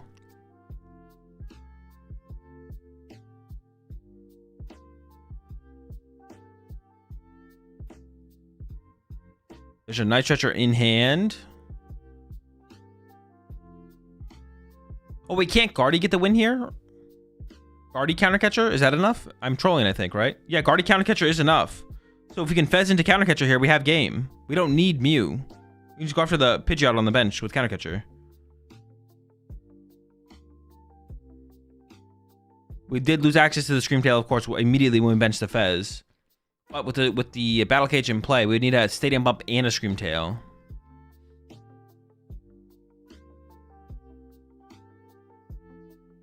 Was Counter Catcher to KO Monkey ever correct to never open up to Counter Catcher for Guardy? Or did we lose the Screamtail? No, I think... Oh, no, Counter Catcher KO the... That was actually better, right? Yeah, I think you're right. Counter Catcher KO Monkey was probably better. Oh, but there's the Counter Catcher bringing up the Pidgeot. And Battle Cage, of course, only protects the bench. Yeah, actually, we should go back and look at that real fast. As this game closes out here, Guardy gets a dub. What if the Charizard player ignored the Mew? We had a Counter Catcher in hand. And it's active. What if we went Chi-Yu KO Monkey Dory here? And then next turn, boss KO Guardy. As long as there's a boss left, right? Screamtail hits you Battle Cage, no? Yeah, but you need the Monkey Dory damage to KO the Pidgeot off the bench. Screamtail doesn't do enough to KO the Pidgeot by itself. Unless you have a Bravery Charm, but... Yeah, if you go Chi-Yu KO Monkey Dory, you don't activate Counter Catcher, and you put the Battle Cage in play, that felt like the better play for sure, right? Yeah, this is definitely a mistake on the Charizard side. They had a way better play here, I think, for sure. As long as they had another Gust left. As long as they haven't had another Gust left here, Chi-Yu KO Monkey Dory was definitely the play.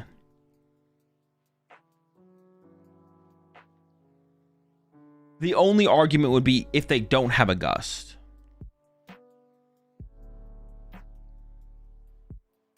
The only argument. Only argument.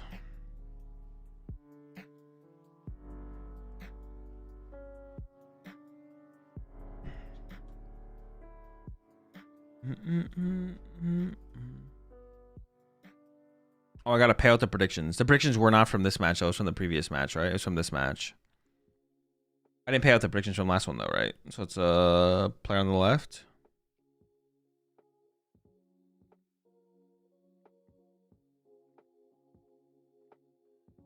They were down 2 boss earlier, so maybe not. Yeah, maybe not. That is possible, right?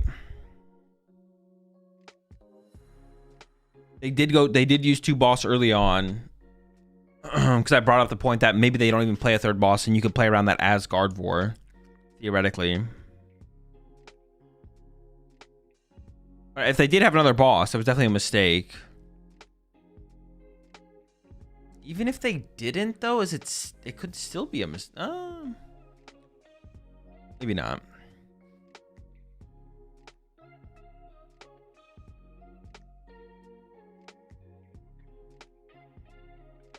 You're saying that leaving the extra counters on Mew was so that he'd misplay with Chi-Yu on Mew KO? Brilliant. Yes, exactly. Leaving the 4 damage counters exactly on the Mew baited the Charizard player into attacking with Chi-Yu, and then take advantage of it with the Counter Catcher, of course. But of course.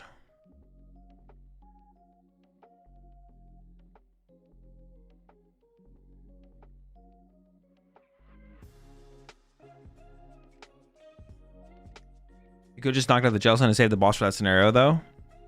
But then you leave your opponent with Fezandipity in play, and then the Fez can just lead to like all the plays you want to do, right? I still don't hate the boss KO Fez, to be honest, because the bench was kind of awkward at that point.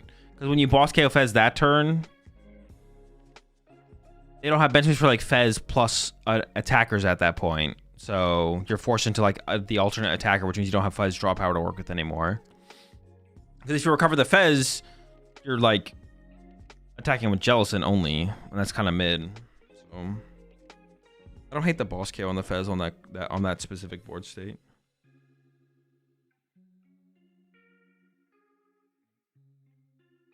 Any cool decks? Not really. It's a lot of the same broken decks. Gardevoir, Golden Go. You know them, you love them. Maybe you hate them actually. Sometimes I hate them, so.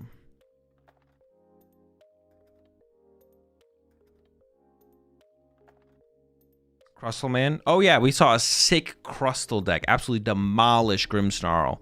That was very cool. Dragonite? No. No Dragonite. There's new cards legal in the tournament, yeah. Mega Dream is legal.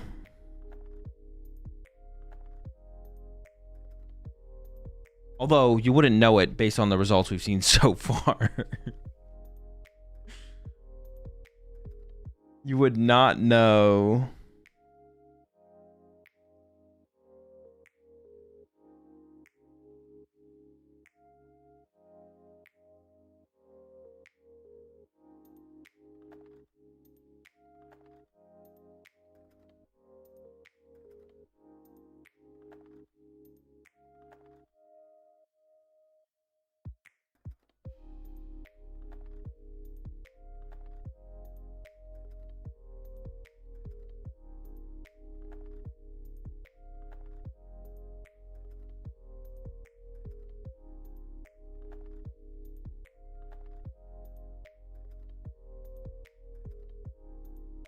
When ended up winning the Utopia Cup?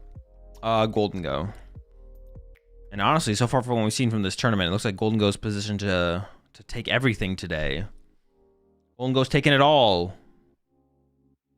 Not sharing with anyone.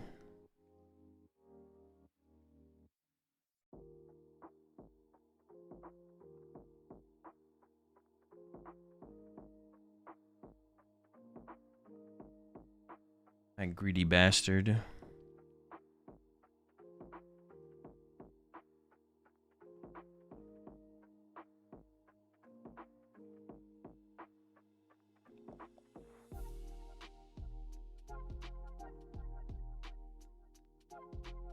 Why is the English so strong right now? I mean, it's just like Soul Rock and Lunatone for the most part. It's like the main reason. It's good stuff. Being able to play through that the one prize board state is like the big, the big buff. Big buff that the deck got. Hard to beat. Very hard to beat.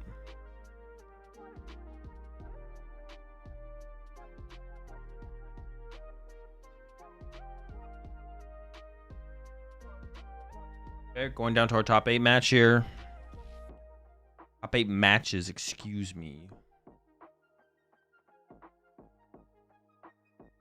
Golden goes for people too broke for Chi and Pao. Yeah, sure. Same. Definitely, for sure.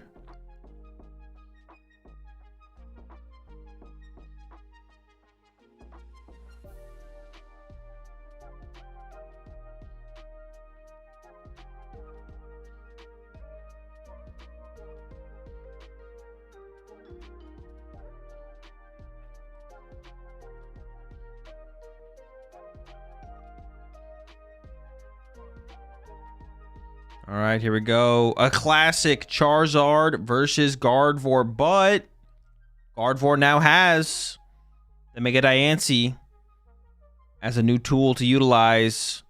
Charizard cannot one-hit KO that thing if it has a Bravery Charm. Pretty big.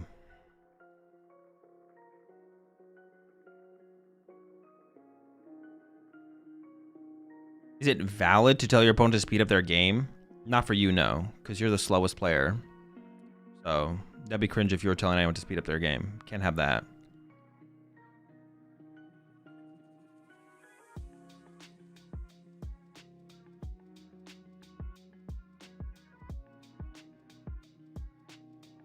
All right. Charizard won the rock, paper, scissors.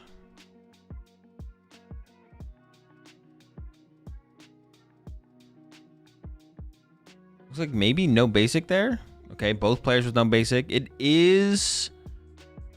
Oof. It is Noctowlzard. I feel like that's going to be... Oh, wait, is this the player that was playing the Water Pond build, right? I think it is the Water Pond build. Okay, so... Oh, no, but it has Dusknoir in there as well. I don't know, that's kind of scary, to be honest. Seems scary for Guardy to deal with that.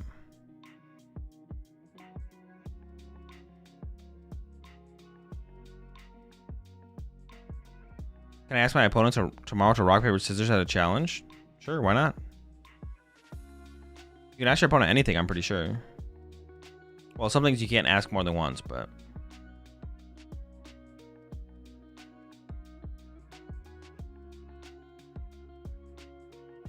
It is cash, yeah.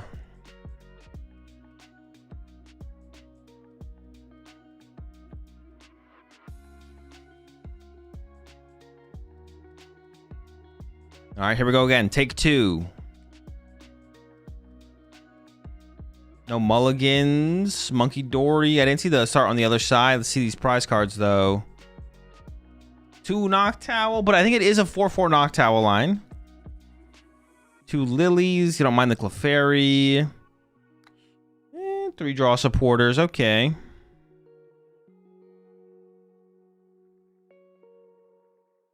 There's a Water Pond prize, but they do play 2 Water Pond. So, still have the potential of it.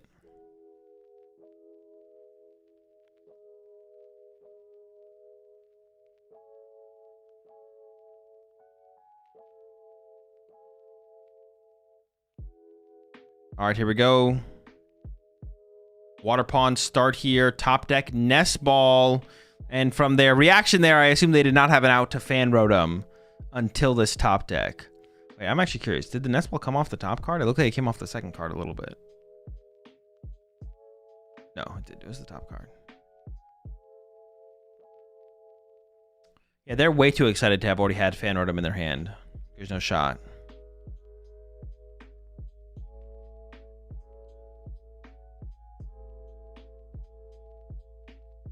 All right, we gotta calm down a little bit here. Can't be losing all our cards like that.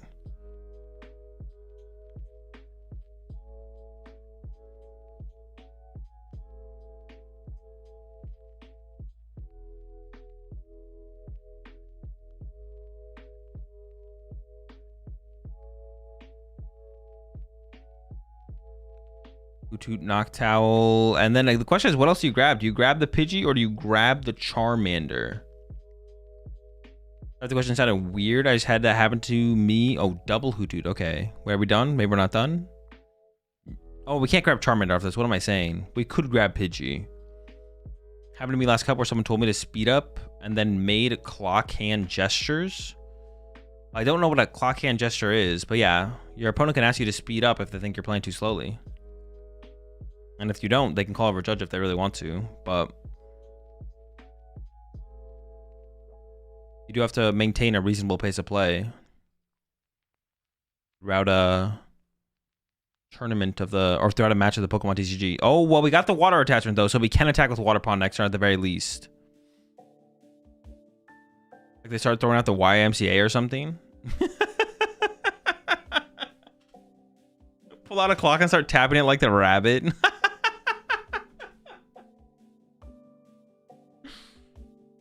Yeah, the no Pidgey is kind of weird, right? It felt like prediction. Yeah, we can do a prediction.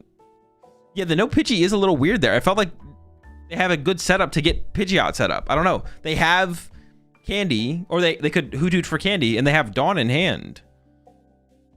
What is the reasoning for? I guess what is the reason for not doing it? Like we saw the prize cards. There's no Pidgeot EX in the prize cards. Why would you not want to get Quick Search established? Because this can just lead to presumably pointing to their wrist where a watch would be. Oh, I guess that makes sense. Yeah, when you said clock gestures, I was like thinking of like gang signs or something like that, but in like a clock form. I was like, what does that even look like?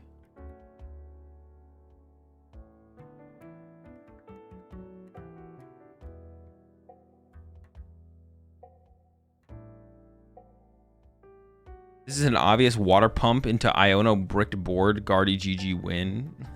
I could see it. That's a classic for sure.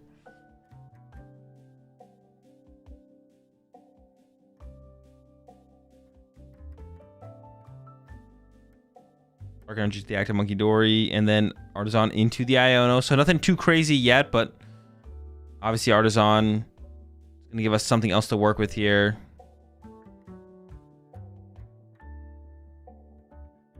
Got ourselves a Ralts. We can get another Ralts off the Artisan.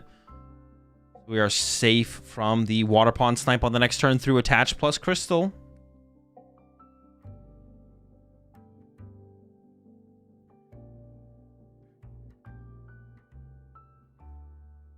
Which is the Fire Energy from? That's an old one. I don't even remember, like Emerald or something. EX Emerald. One of the EX sets, I think. I don't know. It's an old one. Before my time. But a lot of people have played them when I was playing the game. This is top 8. Power Keepers. Holland Phantoms. What the heck? I guess no one knows. It's lost to time. Okay, we have 3 for Holland Phantoms, 1 for Power Creepers. I forget what I said. 4 for Holland Phantoms.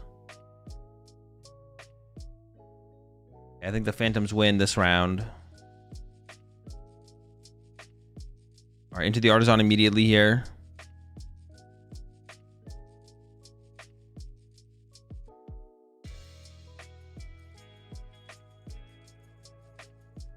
Pro players fidget with the cards in their hands to put the opponent off or stress management. I mean, I think it's literally just a fidget.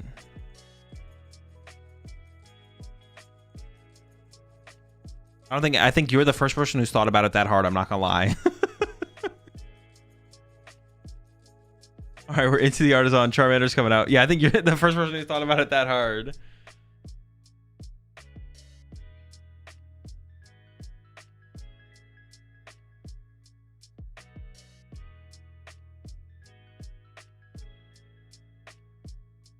It's a mating call.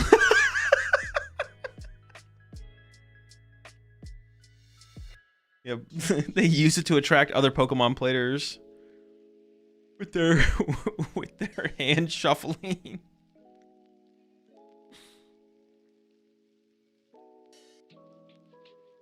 It's a mating call. Dude, no Pidgey still. Is the bird not good in this matchup? Am I missing something? It's in there, right? Wait. Do they even play Pidgeot? I swear they play Pidgeot. We just don't like birds around here, I guess. What the heck? Water Energy active. Oh, the hand is literally dead. Yeah, it's a sob line here.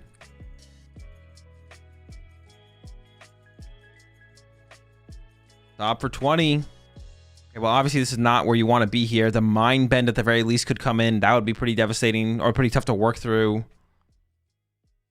Gonna start with the Lily here. And we're looking for Curlia. We can't retreat the Monkey Dory, but Mind Bend is good enough this turn. Let's see.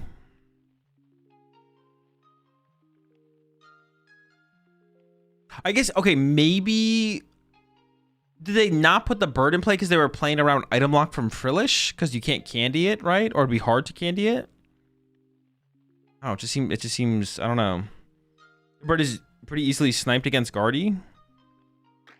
I mean, not really. Like, to one-hit KO yeah, not really. To one-hit KO a Pidgeot off the bench is, like, pretty resource-intensive. You need a Screamtail, a bunch of energy, double Monkey Dory. Well, no, it's not true, but you need a lot. I guess I can understand it at this point, maybe not benching Pidgey if you think the Frillish is going to happen. No, but the Frillish is never happening here because you have Water Pond in your active, right? Like, yeah, I don't know. The lack of Pidgey here is weird, especially because he went first. Going first on the first turn with the possibility for, I think he worries about item locks, and that's why I did not get it turn 1, but this turn, I don't know. Yeah. I feel like worried about a turn 1 is probably incorrect as well, though. I don't know. Maybe you did worry. Maybe you are worried about the Latios. Sure. I could see it, I guess, a little bit. And they probably don't play the Pidgeotto. All right, well, Ultra Ball for Guardy. Once again, giving up the Super Rod.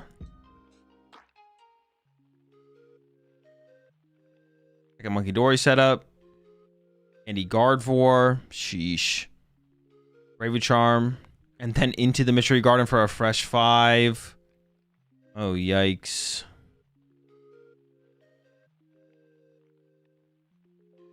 We are sobbed here, of course, so we're stuck on the active, but Mind Bend plus double Monkey Dory to move 4 to 6 damage counters to the other side of the field. Doesn't seem bad. The question is just how many psychics do you put on the active? You could put another one. And then what do you split the damage like 2 and 2 on the Charmanders, or put 3 on the one with 80 and then 1 on the one with 70? Putting on the Hoot seems kind of like a waste. I feel like I should probably go to the Charmanders instead of for a Team Devo play, possibly.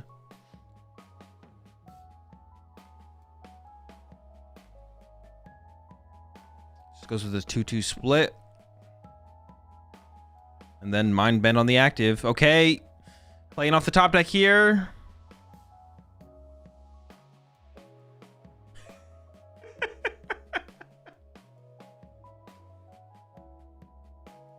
Bro, his reactions are, we're going for the sob through the Mind Bend confusion. It's a heads.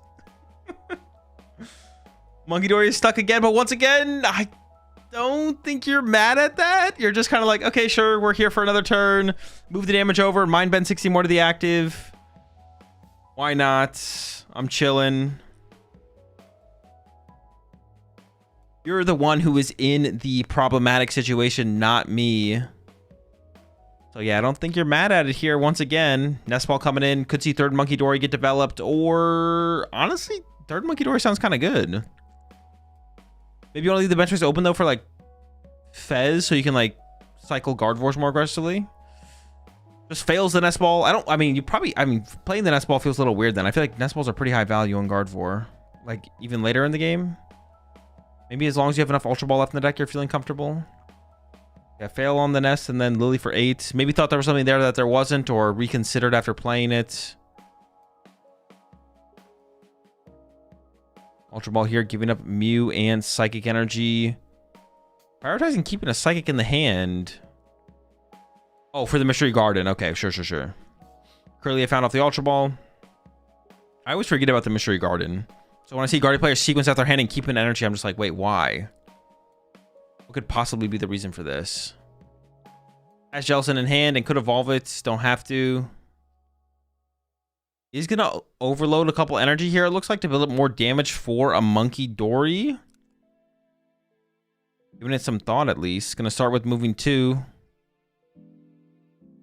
You could KO one of these Charmanders off the bench, but I don't think you want to do that. I don't think you want to draw a prize card yet. But we could see it happen.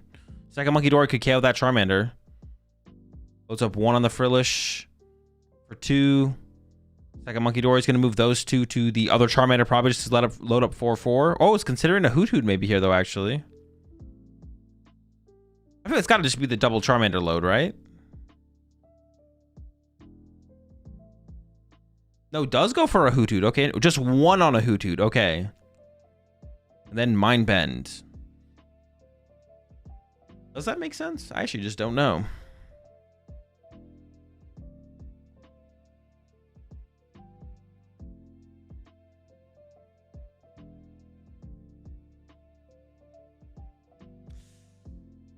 Into another sob flip. Gets tails this time. This is not looking good. You have so much freedom here on the other side. Go into the item lock of the Frillish or the Jellicent. The Jelly does... Oh, the Jellicent is actually just disgusting here, right? Well, actually, no. Isn't Frillish just better? Because we could see Boss Candy Charizard. They've done nothing their last couple turns while not being under item lock, so I guess you know that's not possible, right? Yeah, so you're not afraid of that, I don't think, I guess. And now we're into the item lock of the Jellicent. Little couple extra energy onto the active. Do some Monkey Dory shenanigans as well. 3 damage built up. Could KO the Charmander, or could just like get the Charmander closer to getting KO'd. Is going to get aggressive. Takes the KO on the Charmander. I think an Iona was pulled off that prize card there. Could load up a couple more energy on the active, and then punch the other Charmander on the bench for another 30 from a Monkey Dory damage spread. Or you just punch with the Jelly, take the KO. 3 prize card lead for Gardevoir is really good. Dude, honestly, watching Gardevoir get a prize lead is just annoying. Right, there's the KO is going to preserve the energy in the discard pile instead of expending it. Charmander gets pushed up here. It does have the free retreat of its ability, of course. There's a Fez. Okay, some draw powers on the way through the Fez now. We need a lot this turn, though, with the Gelatin being in the active or under item lock. And, I mean, that face says it all. Super Rod, Fire Energy, and Buddy Poffin. Absolutely nothing. Pack it up, buddy. You are cooked. Gonna retreat the Charmander here into the Hoothoot. But the Charmander can be reached with... I actually don't know how much is on the Charmander. I think the Charmander can be reached with double... Screamtail. Not double Monkey Dory. 2 Screamtails?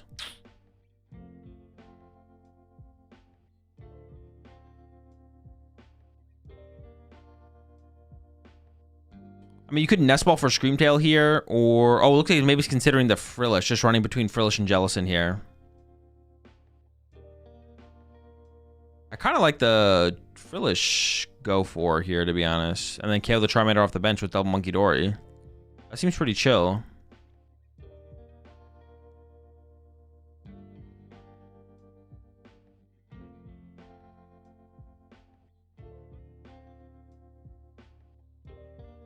Goes for the Frillish. It's going to maintain the item lock, but continue to build up damage with those Monkey Dories. And a pretty dominant victory here in this one.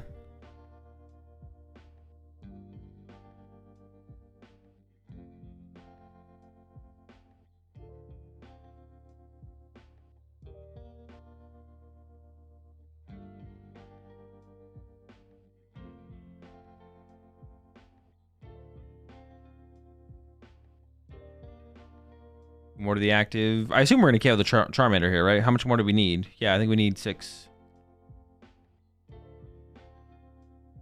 6 on the active now. Double Monkey Door moves the 6 to the bench Charmander, and then the Frillish can punch the Hoothoot for 20. And that does put us in range to win next turn through double Monkey Dory onto the Hoothoot. Plus Jellicent knockout. There's 20 more to that Hoot. Top deck for turn is... probably not good enough, but we also have Serendipity to work with, which will also give us nothing. Plenty of energy in the discard pile to move everything. The only like win condition I could have ever seen here would be like Boss Gardevoir if there's not enough energy in the discard pile to retreat it, and then KO it on the following turn with a Candy Charizard or something like that, but... play is not available. They're doing some math real fast, but I can't even think of a win. If you had the perfect 10-card hand... I don't think you could even win with that. The only out at this point is to flip the table. But make it look like it was how do you pronounce his name again? It's not Sanosuke, it's Sanosuke. Make it look like it was like Sanosuke's fault. Flip the table, blame it on Sanosuke. GG. Just needs Thorn plus Grand Tree into Charizard. Yeah. And like an unfair stamp through item lock or something like that. Roxanne.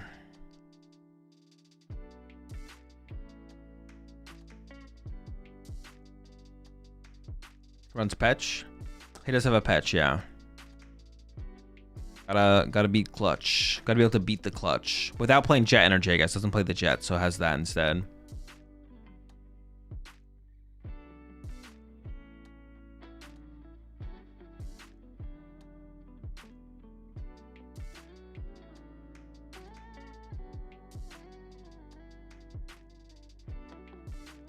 Now Surge's strat, Green's Exploration, and like Iono or something, trust. He's got it, trust.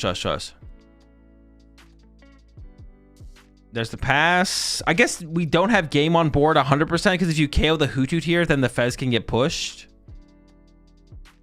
But we're going to be pretty close to game overall.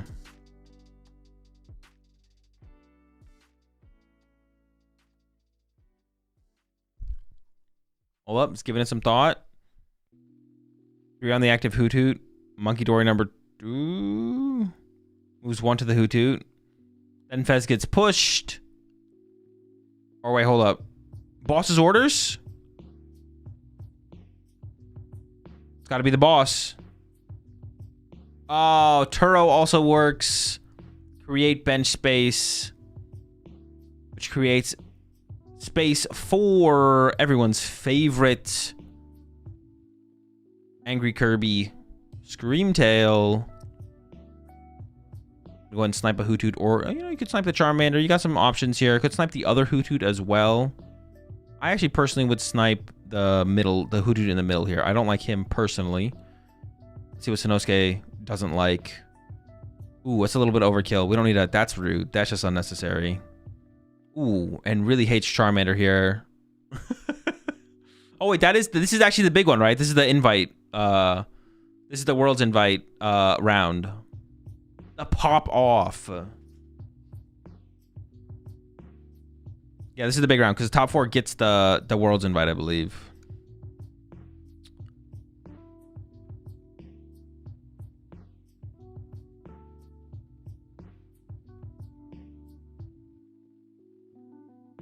Thank you for popping off WinCon. True. Hang on. Anything could happen. He did get second at Worlds, yeah, in 2024.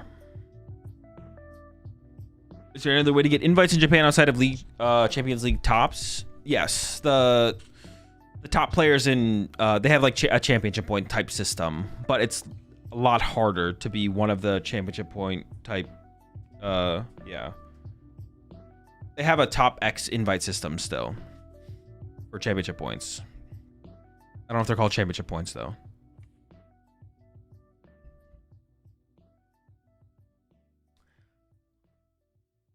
Why they sign a slip? No online reporting? Oh, honestly, good question. Yeah. Because they usually have online reporting. I'm not sure, actually. Did they sign a slip? They did, yeah. Interesting. Not sure. And he just went with Gardevoir Monkey? No, because he had to use both Monkey Dories to KO the Hoothoot. Oh, you could Turo into Gardevoir Monkey. Sure, yeah. Screamtail also works. Both plays work. I appreciate the get this sub there, Dos Madres over to Cheese EX, or appreciate it. Welcome to the pack there, Cheese. So what's the out? The out to what?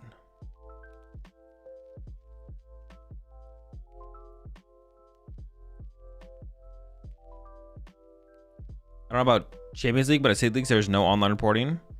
Usually we see the players reporting on their phones after a match at Champions Leagues.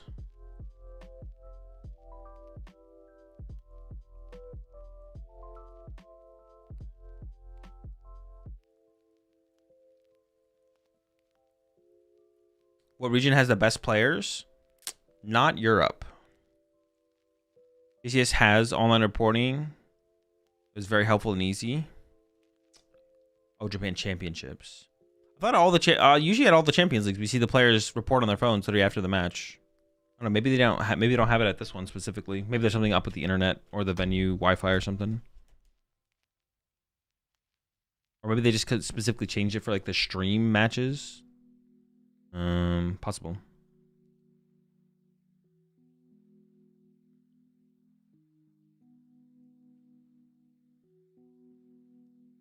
Yeah, I heard it was, yeah, it did not work great at Vegas. But they've been doing it in Japan for a while. Or all of Asia, basically, right? So I competed yesterday. Reporting and matching was all done completely via phones. Same with match timers. Okay, yeah.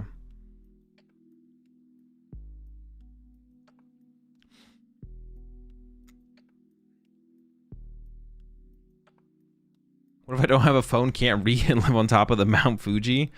I think at that point, the Pokemon TCG just isn't for you. And I think that's fine. I think you found your place on top of Mount Fuji, and you shouldn't be worrying about playing the Pokemon TCG to begin with. So, yeah. You got bigger things going on, you know what I'm saying? You don't need to worry about the Pokemon TCG.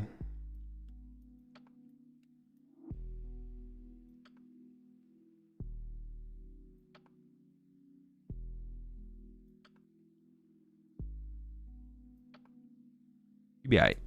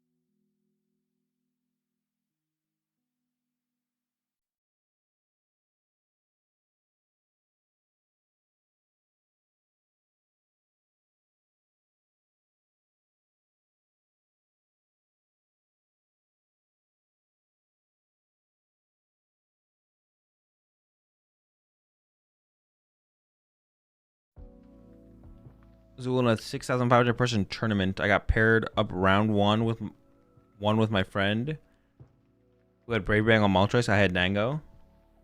I mean, that's it. I mean, it's just not PTC. It's just not about PTCG Live. It's IRL as well.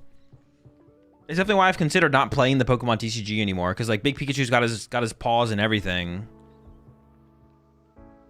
Has full control of the variants. He doesn't just let random be random. Big Pikachu, he wants you to lose to something on PTCG Live. You know, he pairs you into it. Same thing IRL, right? Like, play against someone with Moltres, Brave Bangle when you're playing Golden Go. Like, what are the chances? Not very high.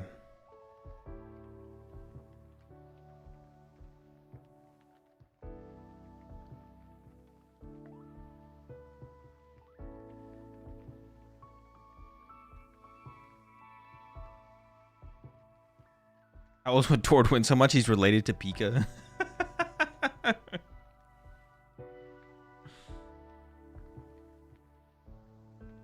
We were the only two foreigners competing in the Champions League too. Wait, really? Just you two? How do you know for sure? You're the only two non-Japanese players.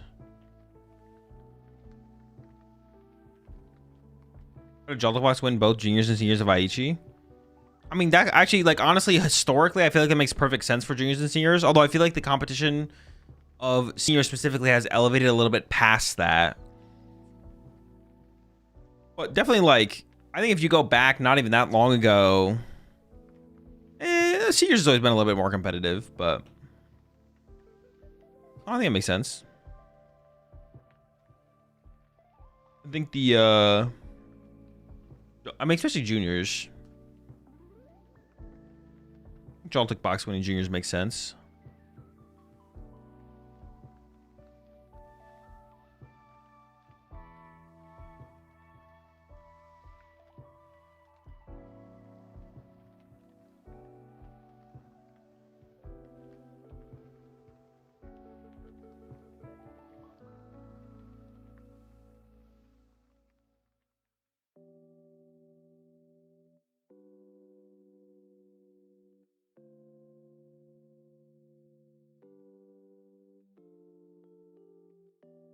Okay, they're going to a break, which means I'm going to get some water. Chat, I'll be right back. We got round top 4 coming up soon. I assume. I don't think they're going to come back from break and then send us into another top 8 match. So we should have round top 4 coming up soon.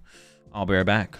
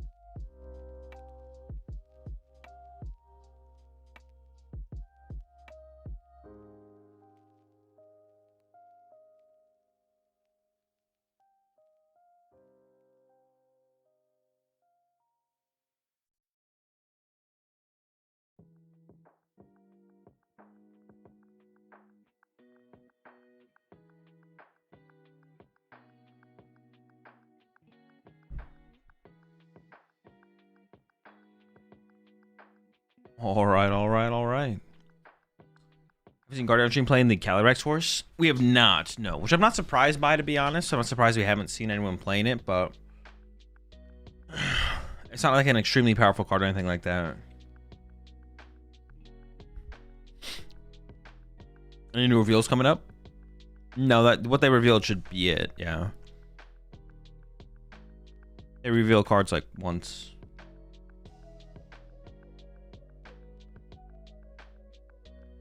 Yeah, Erica's Tangler says you may use this ability once in your turn. Search your deck for an Erica's Pokemon, reveal it, and put it into your hand and shuffle your deck. That's a card. All right, very cool. What does Tangela evolve into again? Tangrowth?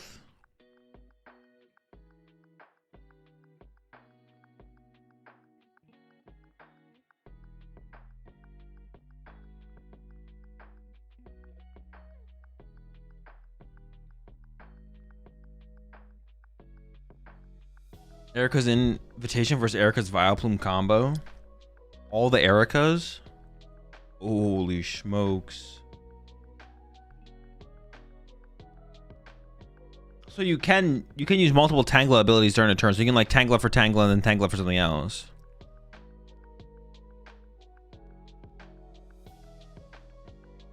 Pokebook has top 8 of juniors and seniors, and almost every Guardiolus had it. Oh, really? They all had the horse? Interesting.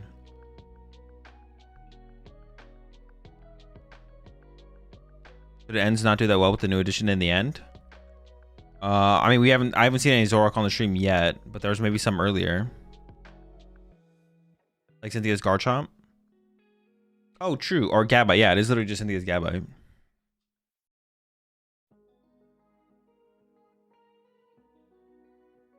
What's the horse do? It puts 12 damage counters on one of your opponent's bench Pokemon. For 3 energy, and then it discards the energy. So as Guardy, you can like load up 3, Monkey Dory twice, discard the 3 energy, and it gets around Shaman that places damage counters. It only does this to one Pokemon though. It would be broken. When I first read it, I thought it spread. So I thought it was actually just broken, but it does not spread. Are we powering up the Vileplume though?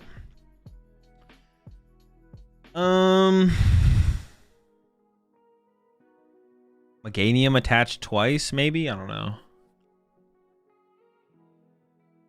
Yeah, maybe Meganium attached twice, so I could see it.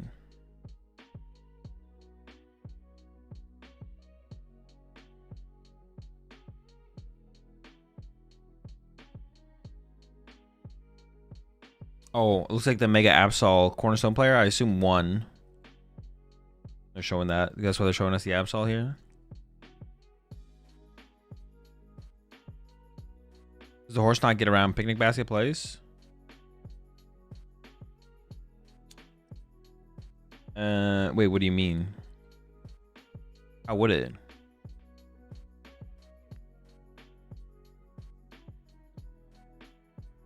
Oh, because of it, like it getting healed. I mean, yeah, sure, but it can't do as much damage as Screamtail. It caps at 120.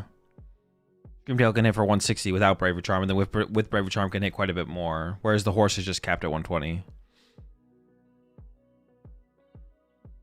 Just kind of less damage. Also, it does need 3 energy to attack, whereas Screamtail can attack for 2. I guess that's not like a huge deal, to be honest.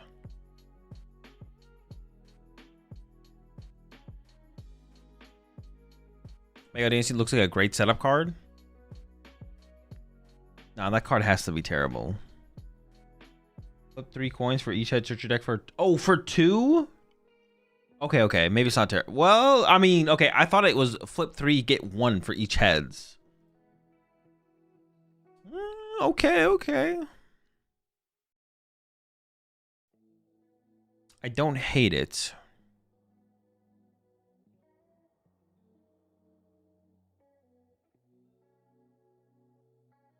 Sure. Why would I want to set up a card that gives up 3 prizes though? I don't know. That's just like a lot of energy acceleration. Like if you just get 2 heads, that's 4 energy. Like it doesn't have to stay in your active the rest of the game. Your opponent might not be able to KO it on the next turn. I don't know. I don't think it's terrible. Set up 4 monkeys turn 1. Yeah, set up 4. Yeah, it's just 4 monkey dories.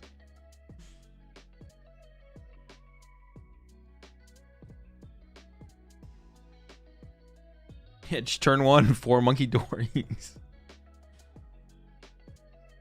The real play is you use Kangaskhan to draw into the Mega Audino. Then use Mega Audino to set up your Mega Absol after Turbo Energize rotates. That's what's gonna happen. Wait, does Turbo Energize rotate with rotation, or do we have another? Does it stick? It does rotate, right? I think it has to. It's been around for so long. It does rotate. Okay, cool. My assumption was correct.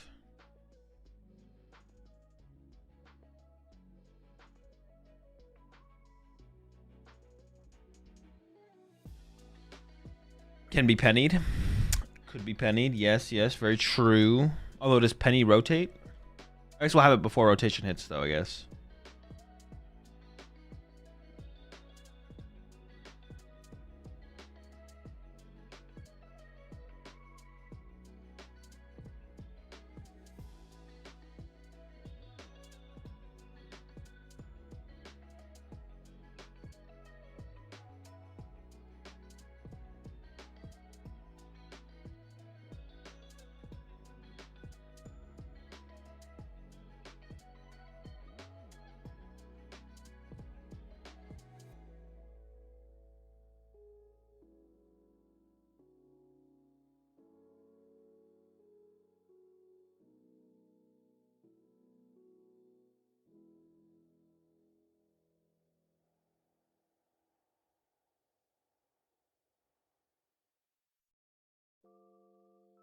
Rotates alongside the other technical cards. They all go? Get rid of all of them? Not the whole squad. I'd be surprised to see AZ get a reprint since he's in Legends ZA and Turo rotates. Oh, it'd just be like literally Turo 2.0. How do you pronounce Audino? Isn't it just Audino? Audino? Those are the only 2 ways I can think to pronounce it. Audino or Audino. Turo is technically ZA or AZ 2.0. True, that is, yeah, that is true actually.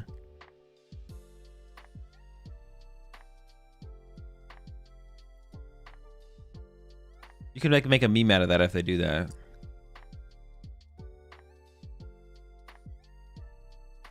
It's D? Audino? Oh, it's Audino?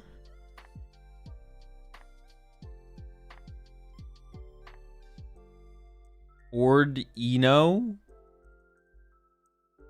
Dude, it is not Ordino.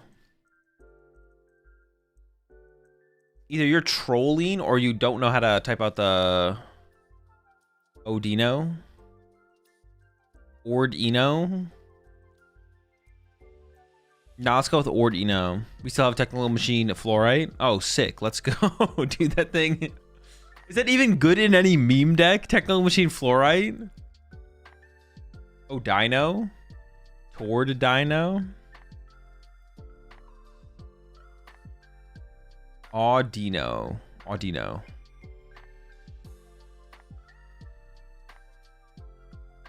Magneto. Audino. Have you looked into the Rift Round TCG at all? They're having their first regional this weekend. Not a whole ton, no. I was thinking I'd maybe try and get into it, but I just don't have any time. There's too much Pokemon TCG to play and stream and watch party and cast and League Cup stream, and there's just too much. There's just too much Pokemon. There's too much going on in the Pokemon stuff. Not enough time to do that, let alone try and play another TCG. So I don't think... I was thinking about trying to dive into it a little bit, but...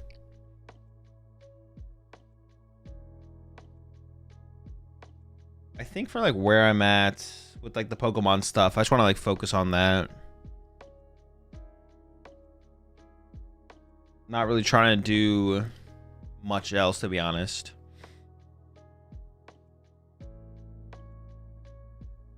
Maybe in the future sometime I'll try some other card games, or if like something like Riftbound sticks around long enough.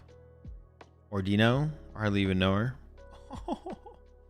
Such a knee slapper, such a banger. Is this the last major of the year too? This is? Oh, this is the last major of the year too. This is the last major of the year, yes. What does fluoride even do? I mean, just based on its name, I'd assume something similar to fluoride, but I actually don't know. But yeah, I'd assume similar to that for sure, right?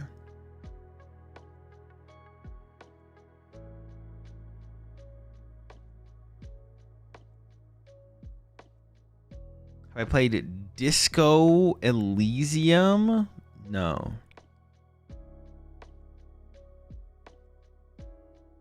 Americans playing city leagues? I actually don't know. I'm not sure.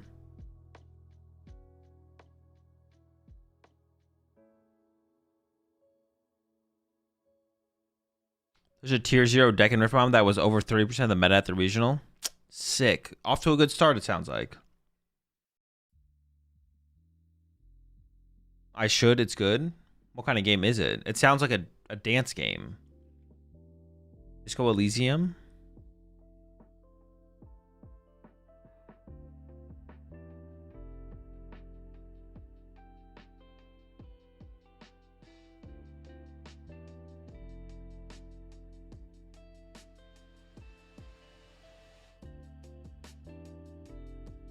It's an RPG.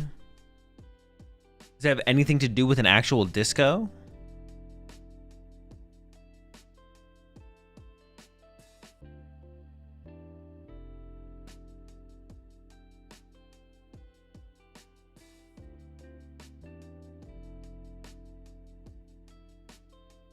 All right, I already hate the idea of this game, to be honest. I'm never trying Disco Elysium. Disco Elysium is one of the wildest RPGs ever. Not gonna happen. The real game of the year in 2019, to be honest. What actually won game of the year in 2019?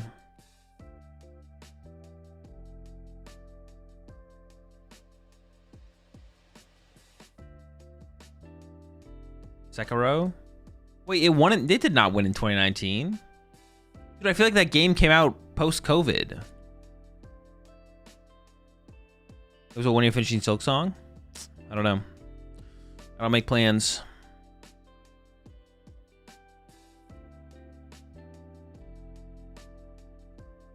Post-COVID was Elden Ring? Dude, did Sekiro really come out before COVID? Maybe I didn't get it until COVID, to be honest. That's possible. Bro. Dude. Oh, I can't explain it. I can't explain it. Okay, does this fade transition when they go from person to person? Dude, does it not? Dude, what is it? You guys know what I'm thinking of. Someone has to know what I'm thinking of. Like the stupid videos that are like... Dude, I can't explain it. I can't explain it, but like I know the type of video that I'm thinking of in my head that it reminds me of. I can't explain it. I don't know how to explain it. Anime opening? No, like a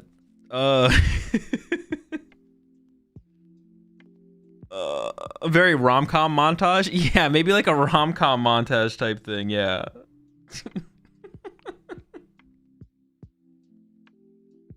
I don't know. I can't really explain what it makes me think of, but I don't know how to explain the thing that it making me think of. I'm too tired. Soap operas? Yeah, we'll go with that. Yes, I know exactly what you're talking about, but I don't know what to call it. Yeah, what do you call it? Rom-com montage is the closest thing I can think of to it.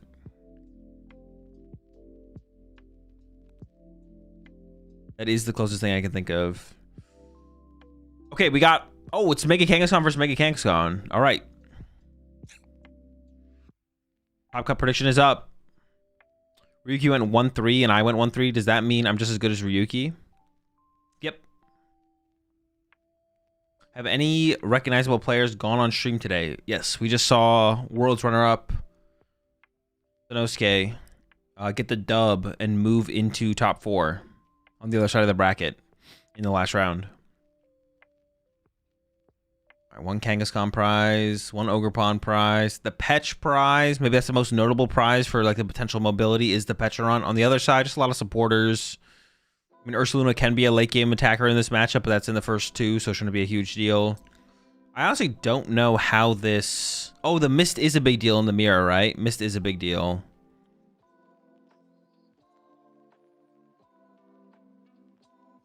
This has to be top 8, right? Well, I mean, I'm convinced. You're so confident. Yeah, this is top 8.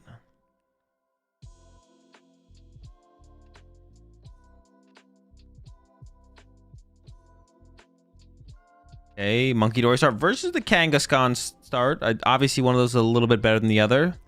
And it might just be draw pass here. Nope, we have a Vessel. We can at least attach active. Gives up a counter catcher.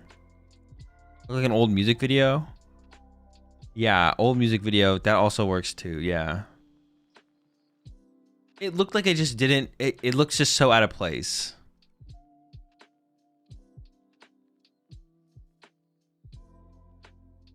Looks like a Friends transition. Or yeah, like an opening montage to like a sitcom or something like that. Like... It didn't look like they're at a PokemonTCG tournament. That's for sure. It definitely felt out of place. Doing the prize checking here. Counting those energy. They did prize and miss, like we mentioned.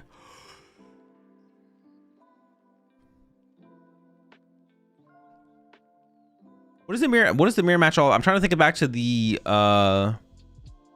Tord versus Ryuki game that we saw in Vegas.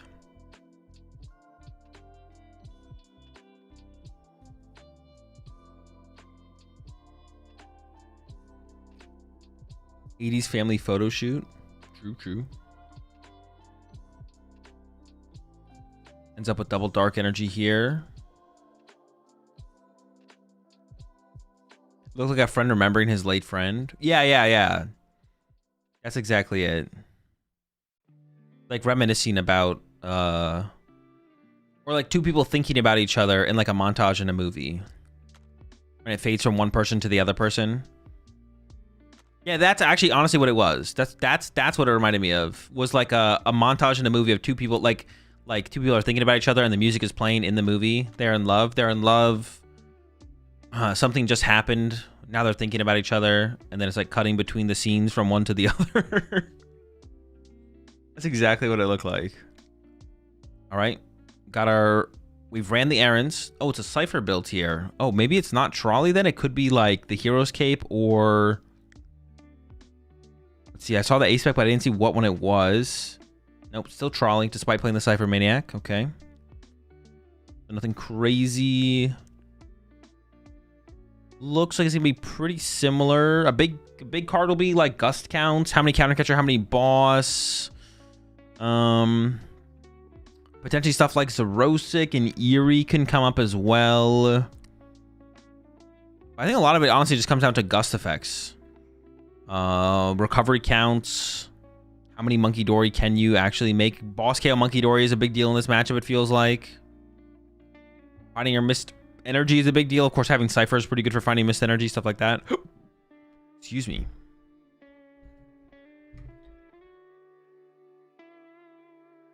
The Ryuki versus Tord match in Vegas was super interesting.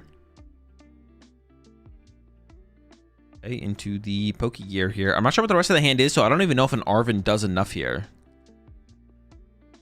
Man, I feel like he just cursed the hand there. Ooh, Cypher Maniac. But we've already used our Kangaskhan for turn. So that the most we can do here is just set up good cards on top of the deck for the future.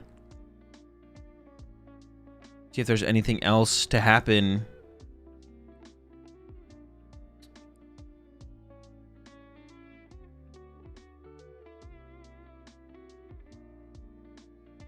Is Dark Energy active really better than the Fighting Energy active? Just to set up for an E-Switch play, I guess? Sure.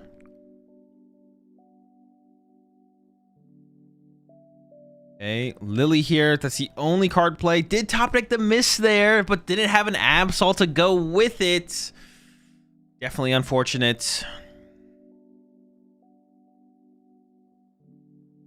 Finding the miss, of course, is going to be a difficult task. We found it once. Can we find it twice? Especially with one of them prize. It's going to be that much more difficult, of course.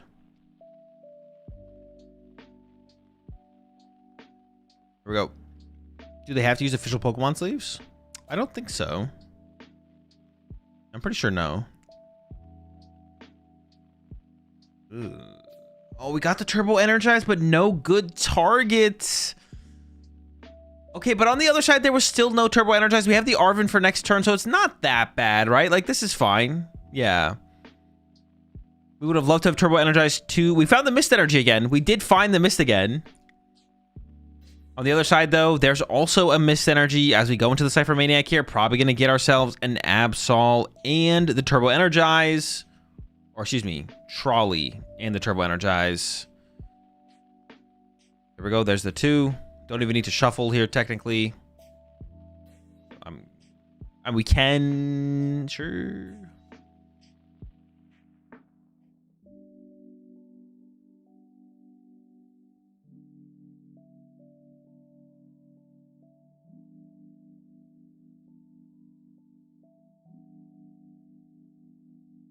There's a trolley.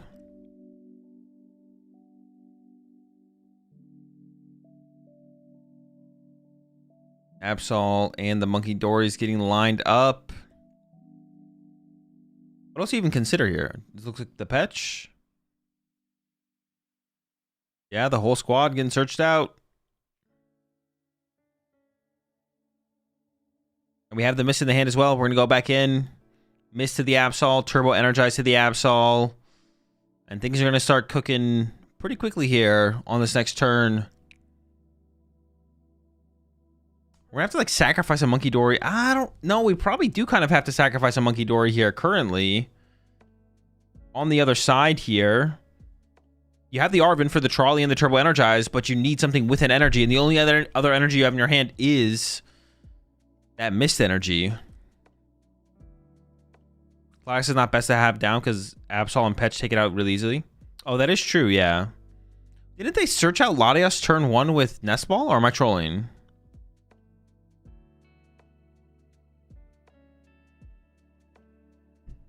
It is best of 1, yeah. They did? Yeah, that's an interesting choice there for sure. Yeah, putting the Latias in play actually does feel pretty mid. Hold up. Are we searching out on the other side as well? I forget if that's something that we saw Horde and Ryuki avoid in their match.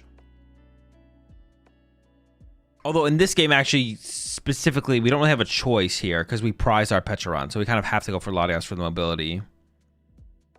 Why not Turbo Energize with Monkey Dory?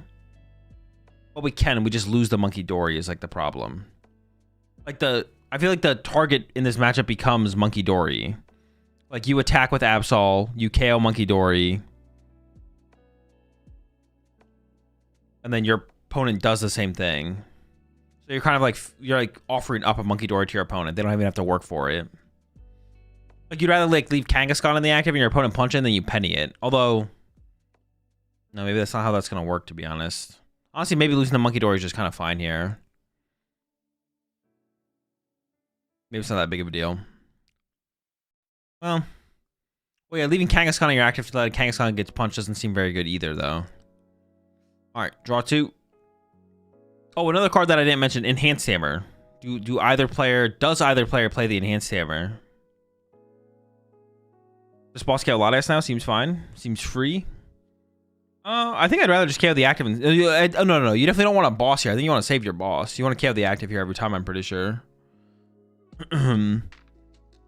Well, I guess that you'd lose the boss if you don't play it, but then you lose your next best card in your hand. And Monkey Dory is like a pretty high priority in the mirror match, it's felt like, or it seems like, excuse me.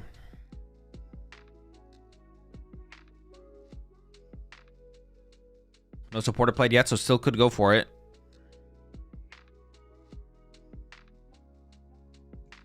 Could also penny the Latias out of play, though, as well. That is maybe the better play here. Just get the Latias out of play before it can get targeted down. You only have so much time to remove it from play. This goes for the KO.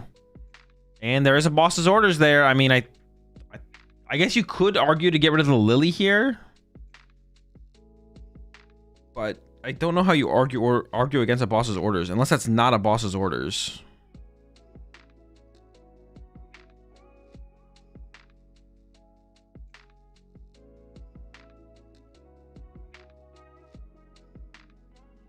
Oh, goes for the Fez? Was that not a boss? Maybe it was a boss, but maybe the Fez is worth it here. Remove. It is like another thing you're gonna want a Night Stretcher at some point, so it does take away like effectively a Night Stretcher.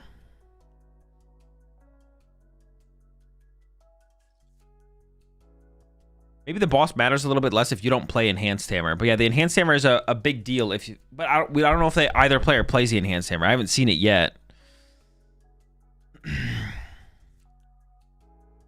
Teching for the mirror match at this point in the format, or for where Absol's at, it seems like it would be weird to tech for mirror, to be honest. So I wouldn't be surprised to not see the Enhanced Hammer in the lists. Because teching for the mirror match just seems kind of weird right now. You do see the counter catcher, though. Once again, you avoid punching the Absol, you chase the Monkey Dory. Both players doing the exact same thing here. Although it feels like they maybe could have punched the active there, but then I guess you do get punished by missed.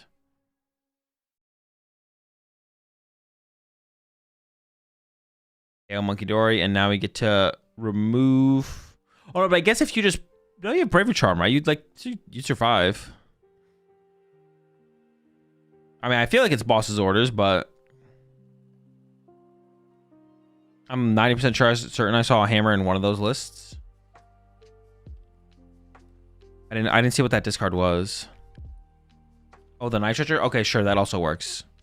That removes the potential of another Monkey Dory. That's fair. Another boss top decked here. Probably what you probably didn't want to top deck that here. That gives like another target over to the other side. I mean, the way this matchup is developing, it looks like it's just kind of becoming a Monkey Dory war, to be honest. It does make me wonder if one of them should have actually punched the other person's Absol instead. Debating the Fez, and does end up committing it to the bench.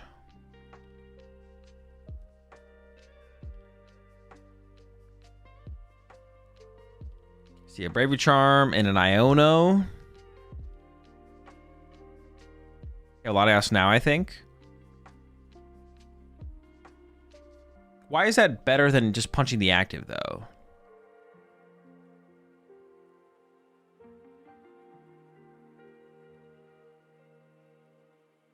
Like I almost feel like we should have been like, once we found our mist, we should have maybe just been punching the active. Like, it feels like the first person to punch the other person's Absol had the advantage, and then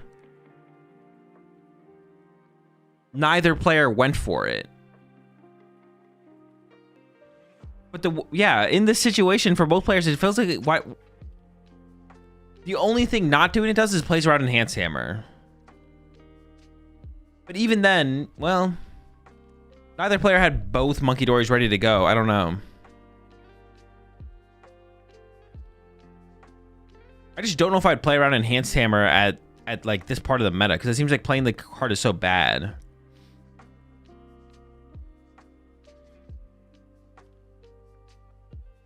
King also gives it 3 prizes from Terminal. Yeah, but you need like double Monkey Dory, double Dark, and Boss. Because if you don't take a knockout on the bench, you're not giving active to Counter Catcher. I don't know, it just doesn't seem that, it just seems kind of weak. I don't know. We'll see though. Monkey Dory reestablished. Here's the retreat. And we're punching the active. Okay, now we're going for the active punch. I mean, the best card in there's Boss, E-Switch, Petch. The E-Switch seems decent. I don't think you're that scared of Boss here. Yeah, the E-Switch seems like the best card for sure. Let's get rid of it. Reducing the Monkey Dory plays. I mean, I guess with the E-Switch, you could have gone Boss Kangaskhan Terminal, right? Terminal the Kanga, and then KO 2 price to win the game. Like Ursaluna or something like that.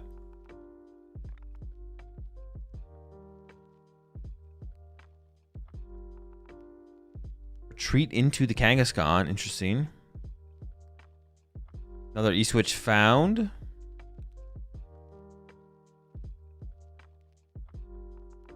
We do have the Petch in the hand, so we can get back in the active. So we could Terminal KO the Kangaskhan off the bench. Draw 3 prize cards, and then we're just an Ursaluna KO away from winning the game.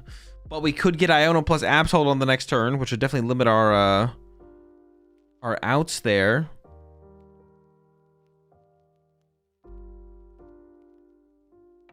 I guess we can actually build up an energy on the Petron as well. Yeah, and I think we're going in for that play. But see, it feels like this play is only possible because we let the hand develop over a couple turns. Like if you just like punch Absol more aggressively with your Absol, it feels like this play is not that likely to happen. I don't know.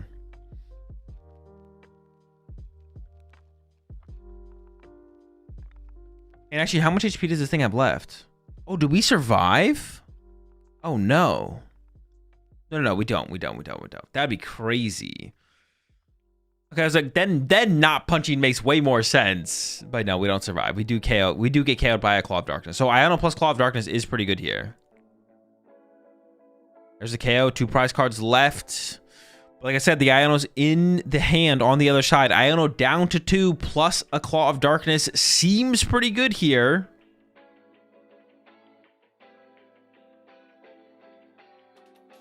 Kangaskhan is still on the bench. So you have some draw power. But you would need Ursaluna. Oh no, you just need Dark Energy Boss. That's a lot to draw off of just Kangaskhan, I feel like. Don't need the Ursaluna here. The Petron could do it by itself. And your opponent would be at 2 prize cards, so you still need energy. Fat Bear wins. Fat Bear, I mean, you could use the Fat Bear if you want to. I guess you could go Fighting Energy, right? If because you need a Dark Energy for the pet specifically.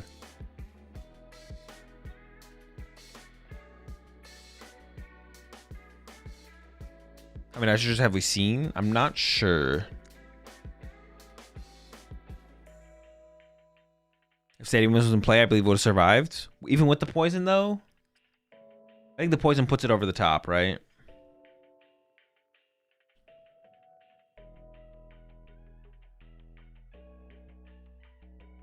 All right, there's the Iono. Here we go. We need to find Dark Energy plus Gust or Fighting Energy, Ursaluna and Gust to close out on the next turn.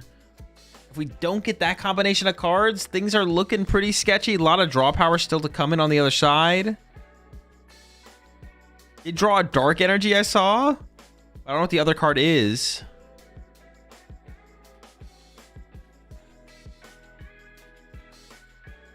That's for 3. And then we could retreat to Kangaskhan. Draw 2 with Kangaskhan and then patch the thing back to the active, I'm pretty sure. He said not draw Ursa or fighting for Iono. Well, no, we still have the patch though as well. The Absol on the right does have a Bravery Charm, yeah.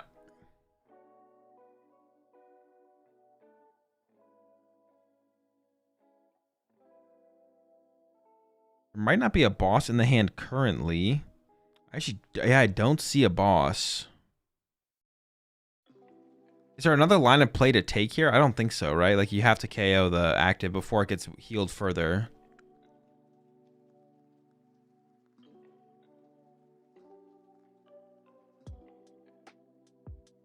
You know, putting the Lively in play. Still giving it some thought.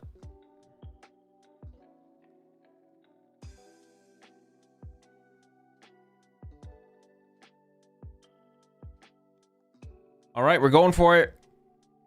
Claw of Darkness. The hand is a Dark Energy, and I can't tell what the other card is.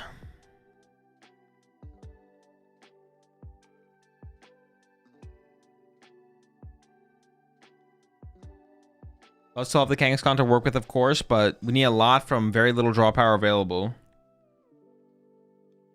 That is true. The Fez is in the discard pile, so we need like a Nitrous to get there. Town Store and Dark Energy. I mean, you have to get rid of the Dark Energy, right? It's not even a question. What does Town Store ever give you? Nothing.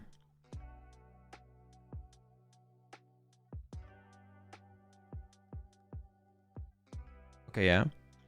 I think there is some good cards on the bottom of the deck, though, so the Town Store will allow a deck shuffle before committing to the Kangaskhan draw, potentially. Poison damage.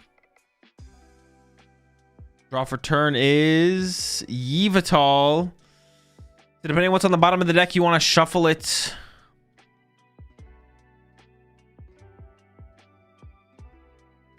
Goes into the Town Store, is valuing the shuffle, needs to get... Literally, I think you have to get Dark Energy. To win this turn, you literally need Dark Energy boss off the Kangaskhan. If we whiff, we can just retreat to a Monkey Dory and use Monkey Dory to maybe Turbo Energize to the Petra, and then next turn we would need a Gust. And then we have to hope our opponent does not have boss here. So pretty crazy draw here to get the dub.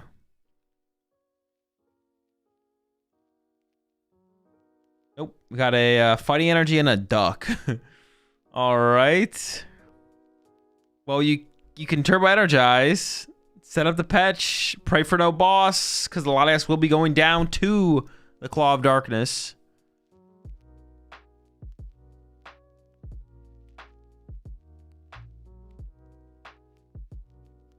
Also search out that Fighting Energy if there's another one left. There's not. Okay, over to the other side. There is no boss in the hand.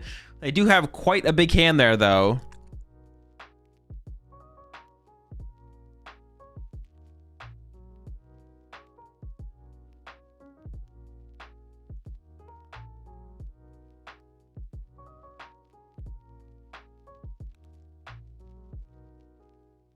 You do have draw power with the Kangaskhan as well. Treat, draw 2.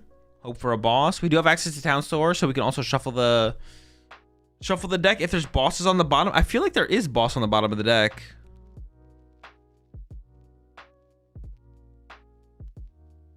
Even a thought. Goes with the Town Store shuffle.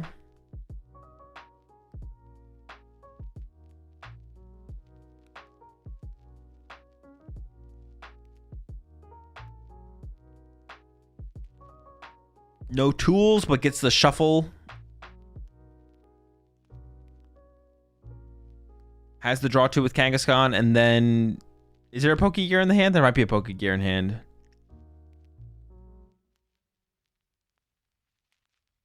If you whiff, you probably want to leave your own Monkey Dory in the active, I think.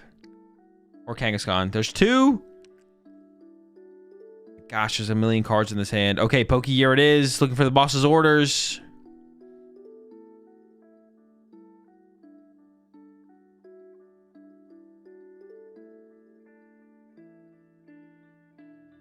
There it is. Okay, a couple boss's orders. Brings up the Latias, and we got Mega Absol moving to the finals. Up against... I guess we don't know yet, right? We don't know what the matchup is. Not sure what the match is.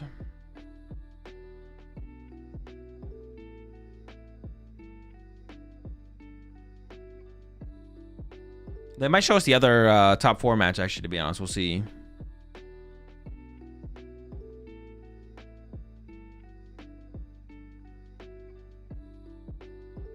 He drew exactly the same. Wait, did he actually off the Kangaskhan? I didn't even see it.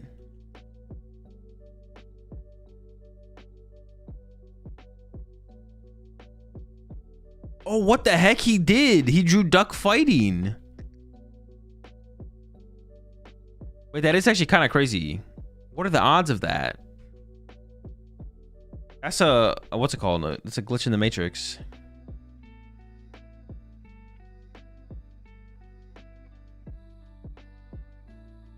Scriptwriters got lazy, man.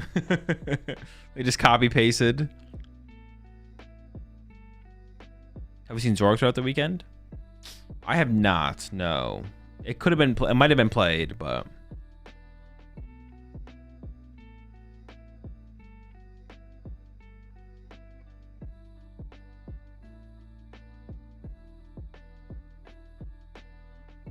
Now guarding against what? I don't know. I actually don't even know if they're going to show us the other top 4 match. But it's definitely already been played. They would just have the replay of it, I'm pretty sure. But I'm not sure.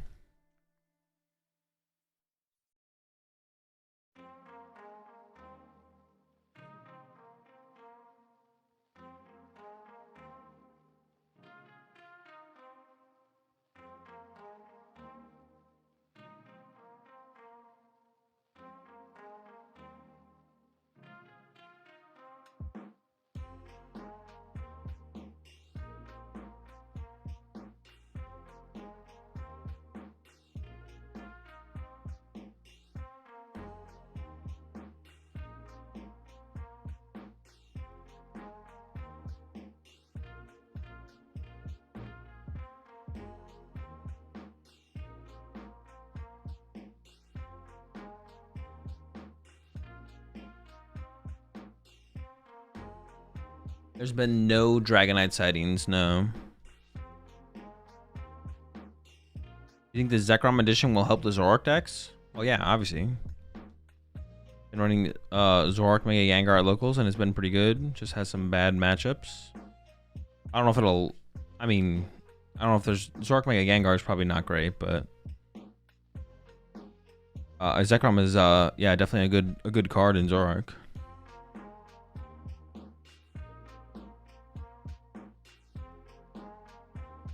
Heard that in our previous round, Greninja was on the stream. Is the full stream on PokemonTCG Japan? I don't know if that's the name of the channel. I don't know what the name of the channel is, to be honest. But the VOD from the stream is on the channel. So if it was there, it'll be there. Clearly, you just need that new supporter for extra prize cards. True, that's the difference maker for Zoroark, to be honest. The everything supporter. Did you see the new supporter that's just a really shitty Crispin? I don't know, I think y'all are just kind of hating on that card, to be honest. You guys have to stop thinking about... You have to stop comparing, bro. You guys are always comparing. You have to just stop comparing cards to other cards. Just like in a vacuum. What do we think about that card? Like just by itself neutrally. It's always with the comparing, man. Why are we always doing the comparing? It's literally Max Elixir as a supporter. Once again, with the comparing, bro. Why are we comparing? Why don't we just be like, okay, this card in the PokemonTCG at its current power level in terms of damage output and stuff, how do we feel about this? Instead of being like, bro, it's just bad Crispin. Bro, Max Elixir was an item. It's like, well, why can't we just take the card for what it is and be like, how good can this card be? Sure, if in the current format, there's a card that does what it does better, but that card rotates before this card does. So it'll be legal without the other card. So how do we feel about this card in terms of its power level? Just like not comparing it to other cards. Yeah, sure. Once we start comparing it to other cards, we can come to the conclusion, okay, well, you don't really play this as long as this other card exists, which could be fair. But if we just look at the card by itself, I don't know. I don't think the card's like terrible. It just seems kind of like, it's just like, it's not as good as Crispin. Not as good as Raihan, probably. I don't know. It's like not terrible. I can see it being in a meta deck at some point for sure.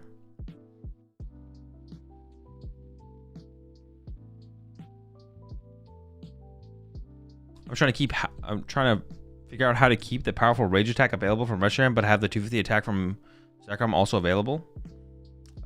Play one of each and play Turo.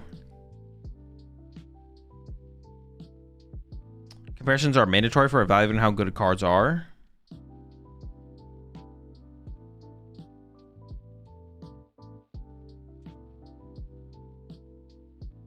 I mean, to an extent.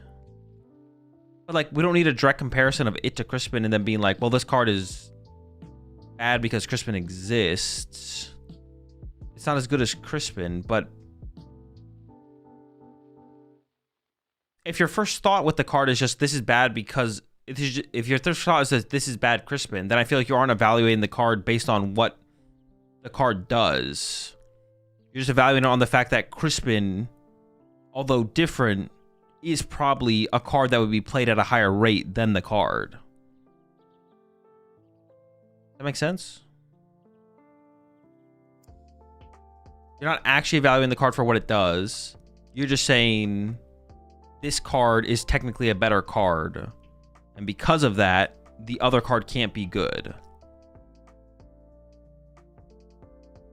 But you're not wrong that the card is better, but it doesn't mean the card can't be good. So yes, but also no. Okay. Top 4, number 2. They're just putting us in here. Oh, it's the crust! Bro, the crust got to the top 4, and now it is getting demolished by guard 4. But honestly, it looks like it was maybe close. They got down to 2 prize cards, but as we get down to this board state, it looks like it was kind of an inevitability, maybe more so than anything. Hang on, they're doing a resource check here, though. I don't know what they would ever be looking for here as an out.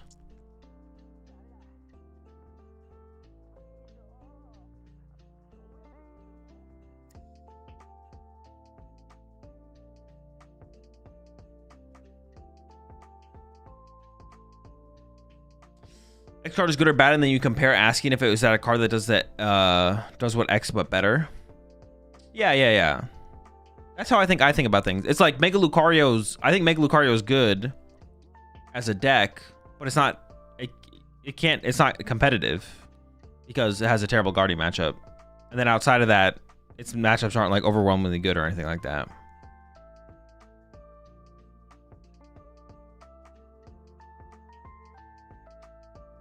Okay, we see double Night Stretcher coming in here. It looks like the crust is gonna return. Oh no, it's not a Night Stretcher, it's a Luxurious Cape.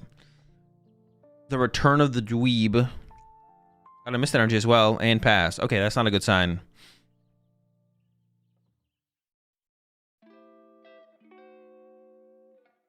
Yeah, not a great sign there.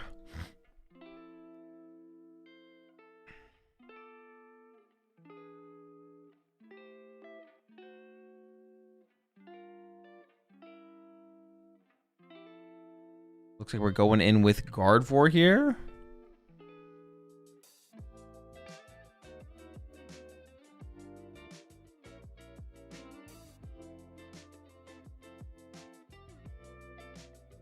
And then just taking the knockout on the active Monkey Dory. There's no threats on the other side. There's a Monkey Dory with the Dark and a Crustle with a Mist.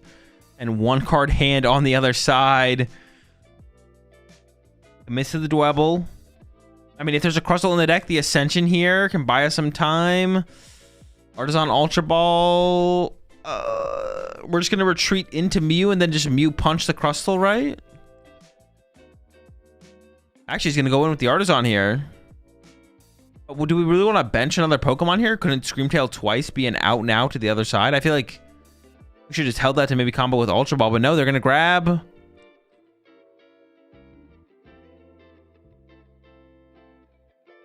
What the duck? I feel like that's just like a lost condition there. Well, I guess I don't know the resources remaining. There is a Night Stretcher in the discard pile here. Okay, he just conceded. The classic bench Ultra Ball to the bench for the double prize penalty. Into the dub for Gardevoir.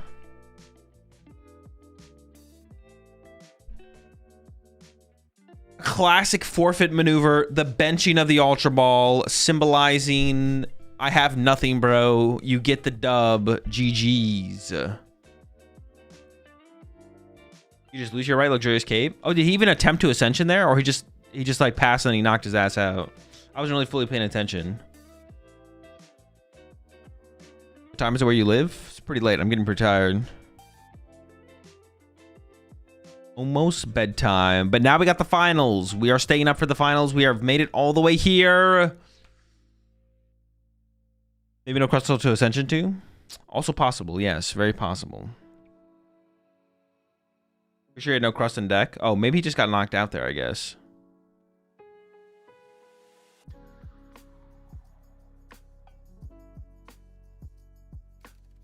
We We have Guardy, Jelly Guardy with Mega Diancie versus Mega Absol. Mega versus Mega. You ever get tired of the same decks being at the top? Not recently, no. Well, Poltnor was getting a little tiring, but now Poltnor's kind of fallen off a little bit, so it's a little bit less tiring. I don't know, I just don't feel that way about Gardevoir. I don't know why I don't feel that way about Gardevoir in terms of like they push 29 months there, Pete. Yeah, I don't know why I don't feel that way about Gardevoir, where like Gardevoir is like it didn't like yeah, Gardevoir just I don't know. Gardevoir has never just been a deck that is like annoying to me. Poltnor, like a format or two ago, was starting to get a little draining though. It's like it's just playing against Poltnor is just like not very fun. I don't know. Because the deck is like you shouldn't like build your deck too much around it, but then like you get item locked and then Dusclops and just lose and never really even played the game. So it's like I don't know. Yeah, I'm gonna run. I'll be right back in 2 minutes. Finals is coming up here shortly, chat. Don't go anywhere. See you in a bit.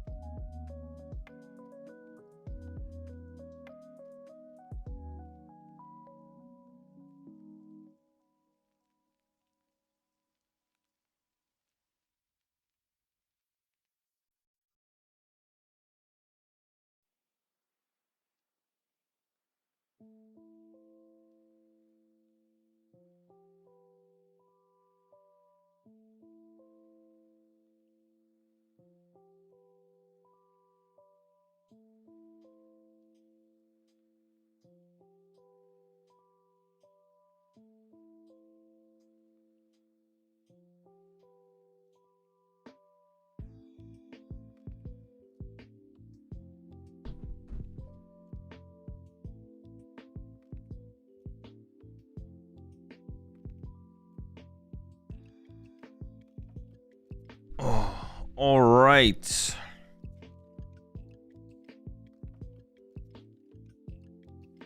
I'm back.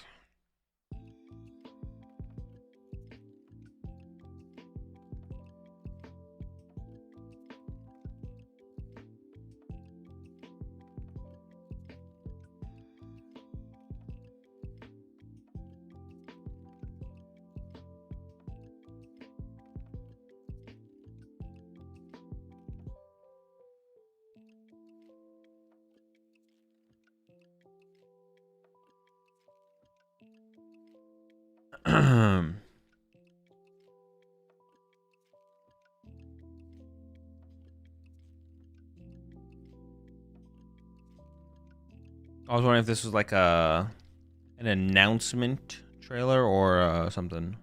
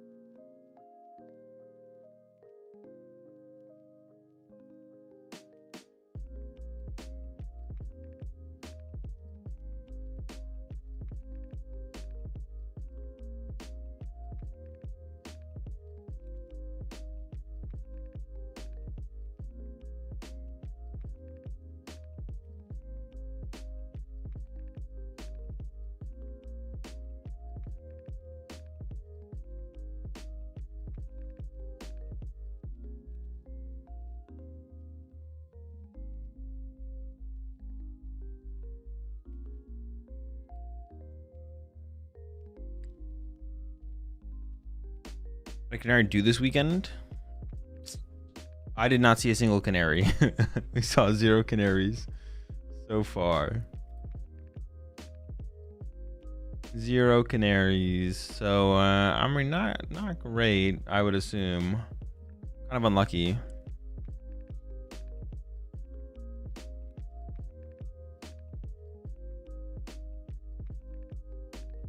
Did you notice that Alakazam EX got a first limitless card page appearance? I did not know. Wait, what one's Alakazam EX? Oh, the one that can attack from the bench? No, I did not.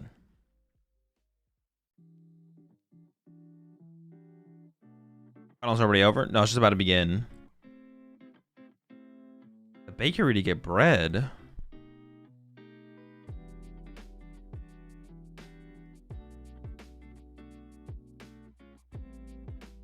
Not even the draw look boxes play Canary? I mean, I would hope so. What the fuck? Why would you put Canary in there? Did you just use Miraidon to find the to find your whole squad? From day 2 LAIC with Paul Alakazam. Sounds pretty broken. Bakeries are only open till 10 to 12 a.m. in Sundays in Germany. What time is it in Germany right now? 10:30?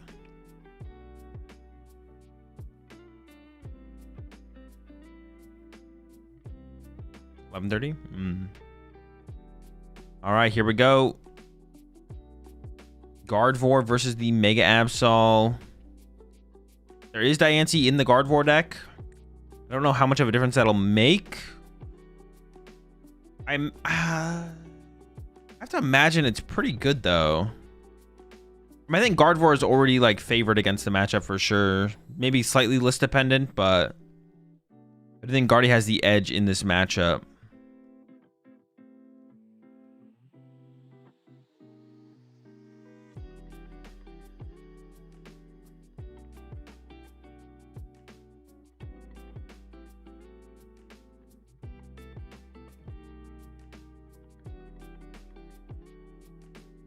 Let the pile counting begin. Who can count the piles better? I thought that was a deck. I thought that Piplup stack was another deck box. Why is that man literally Japanese Giga Chad? He just is.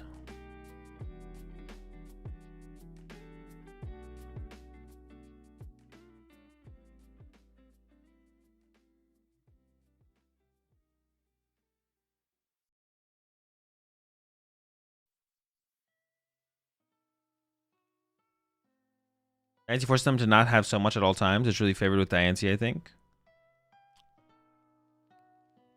Then it's just, I mean, it just feels like the Mega Absol deck is just cooked then, if that's true. Isn't Guardian favored against Tordbox? No, I mean, I think it's favored. I think it's favored for Guardy from maybe at worst, it's 50-50 depending on the list to like very favored. And I don't even, and that's not including, well, no, it's probably at, it feels like it's at worst 50-50 to favorable. That's what, that was like pre-Mega Diancie. With Mega Diancie now, I'm not even sure, to be honest, where we're sitting with the matchup. Appreciate 13 months there. Lev? Zard Y? No, they haven't gotten Zard Y yet. It's not out yet. They get the, that's a deck 100 deck, deck 100 card. They get those later this month, I think.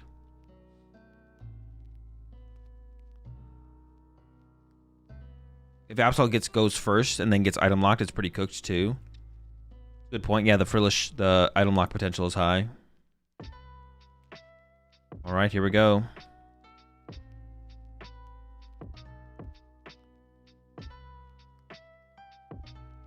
All right. Inosuke gets the rock, paper, scissors win, which means gets to choose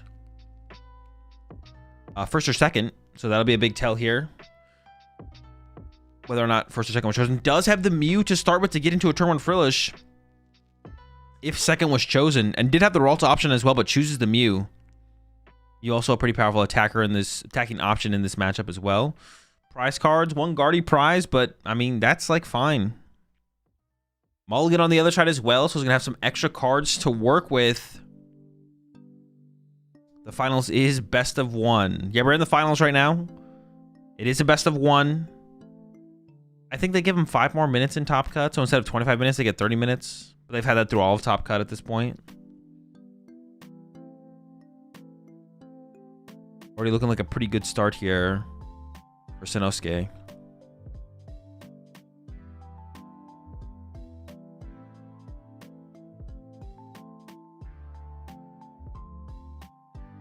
Serendipity start on the other side. Oh no, this could be a quick one. If we see a turn 1 Frillish, prize cards here. Latias's prize, Yveltal. Okay, nothing. Actually, the lack of Latias is kind of annoying. Yeah, I think the lack of Latias is pretty annoying actually, to like be able to pivot into Kangaskhan. It's just like not possible. And the Yveltal was prized as well, so it'd have to be like a Petch Yveltal combo, I guess. The odds are already feeling stacked against Absol here. Do they get money? No, no cash prizing. They get like a victory card, stuff like that.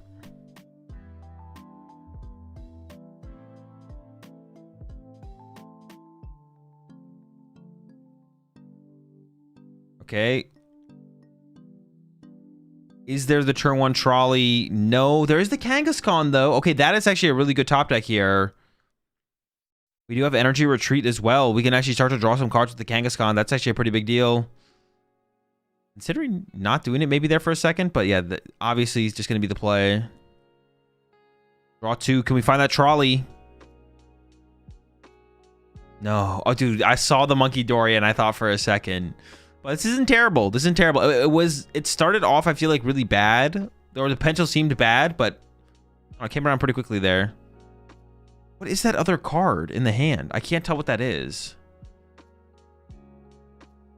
If that's a Cypher, then I feel like we definitely should have played the Night Stretcher for the Dark Energy there so we could go Cypher into Turbo Energize plus the Absol. But I can't tell what that is. I think it is a Cypher. Yeah, that's a misplay then to not go for that, because now we're going to get Frillished here, and it's going to be hard to find anything. Now we're relying on the top deck here on the Absol side. But if we just play the Stretcher there, we had set up Absol on the next turn through Frillish item lock. What you have to imagine is what Sanosuke is going to go for here.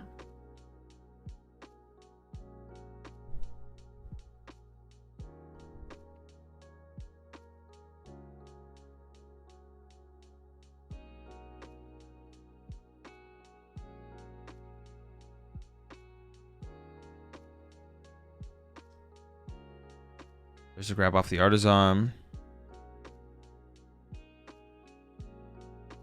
Commits to the Vessel as well. Just wants to get the energy established on the Frillish here. If there's a good top deck here on the other side, the item lock's not going to be as devastating, though. In Japan, you can't reorder your deck during checking, right? Yes, you're not allowed to change the order of the cards.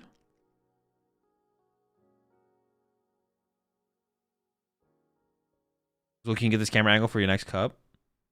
I could. The camera angle here is not like a different camera. It's just a top-down view warped to make it look like it's for first person or stretched. But it's literally the exact same thing there. Are we just going into the Frillish and using Frillish? What's in the hand here? Don't we have a supporter? I thought we had like a Lily. Are we choosing not to play that? What else is in the hand there? Kind of cool camera trick. Yeah, it is cool. Oh my gosh, we top decked the Dark Energy, bro. Never. Do we actually top deck the Dark there? Are we just never punished here? He didn't play the Nitrogen last turn, and then, yep, just never punished. Getting away with it, man.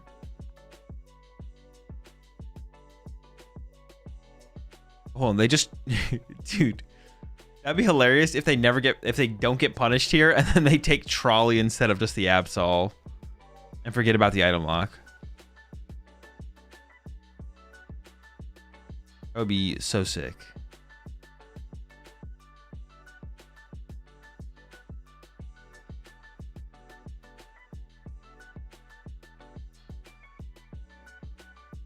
But it looks like he's aware.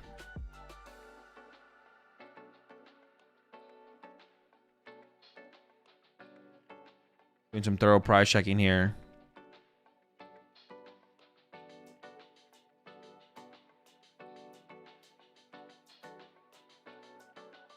Yeah, not too much to cook here. Yep.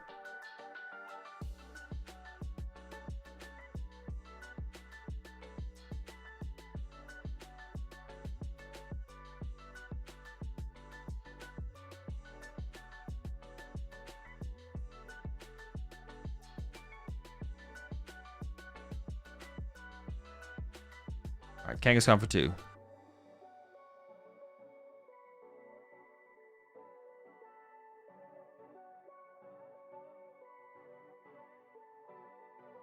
And we're good to go. The Mega Absol gets set up here.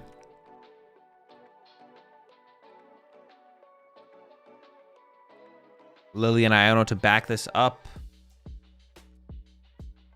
Oh, but the item lock is actually still going to be pretty tough to deal with because we did prize. We prized Latias, but because of the item lock, we can't even if Latias was in the deck, it was going to be hard to find. There's only a Petron in the deck for us to be able to move the active here. So honestly, it's still going to be pretty tough to deal with the item lock here. It's still going to be able to make. We're still going to probably get stuck for a turn. Unless we're able to find the Petch off the Lily here. Penny. Penny would also be an option, I guess. We could try and draw into Penny. That could work. There's not one in hand, though, I don't think, right now. You got to get Petch or Penny on this next turn. Yveltal prized, right? Yveltal is prized. We don't need the Yveltal, though, because you can just push up the Absol. Yeah, also needs the energy to attach. Good point. So I guess Penny solves both of those problems. But you're right. If we had used the Night Stretcher, we'd have the energy in the hand here. Another result. Another result. Another Ralts. Wait, so what do we hold out for there? Because we had the Lily in the hand last turn. Was it literally just a dark energy?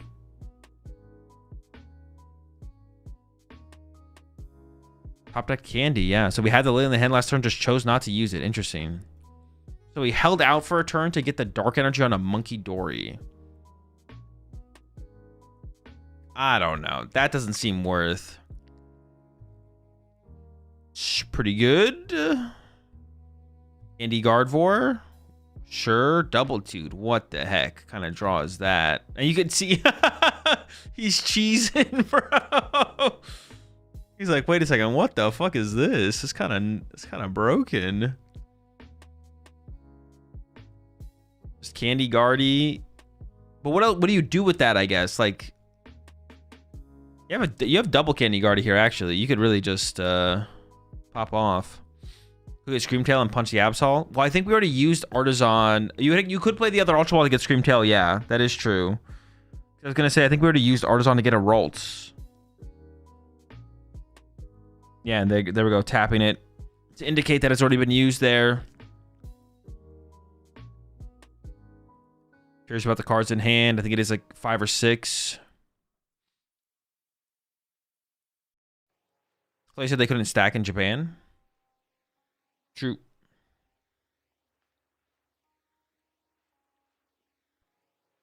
We could just see them. Nah, you could just Mew punch Kangaskhan and Monkey Dory 30 over. You could Ultra Ball for Jellicent and then just punch with Jellicent for the turn. Take away the items. We see the second Ultra Ball coming down here. He's just going to settle for the Kirlia. We do get to draw with Mew here, actually, though. So now we can go evolve to Kirlia, Candy Gardevoir. I don't even know what the last card in the hand is. Oh, no, we just benched that one. We just benched that Ralts. You for 1. Hold up, hold up. Maybe we should have even got the Kirlia then, I guess. Maybe it's just going to be another item lock turn here.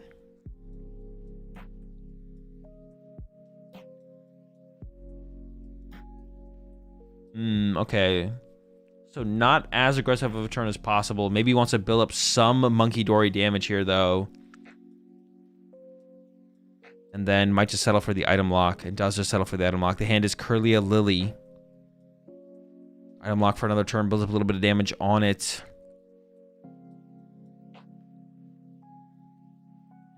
Body energy off the top deck. That is okay, but you kind of need the mist, right? We gotta risk it for the mist here, I think, for sure. Because Absol Punch Frillish means we get KO'd by Mew double Monkey Dory. The longer we wait, the worse things get, of course. I mean, even as soon as next turn, things are gonna get pretty bad if like a Screamtail starts swinging on us, or honestly anything. Like, we're just kind of in trouble. But I mean, it is unlikely. But if we get Mist Petch off this Lily here, that I feel like we kind of need that here. Mist and Petch. Let's see.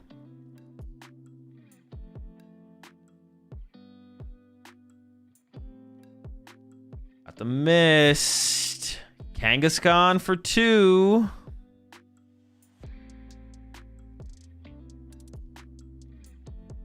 Oh, thank goodness. I couldn't handle that. All right, the Mist is a good start, though. We do have the Penny for next turn if the Kangaskhan doesn't get KO'd, but it is stuck in the active for another turn here. I mean, the Mist is already a good enough start, I think. But if the Kangaskhan can just go down next turn to double Monkey Dory and Guardy, right? Guardy EX plus double Monkey Dory KOs the active. And we'd have a Kirlia developed on the bench as well to back that up.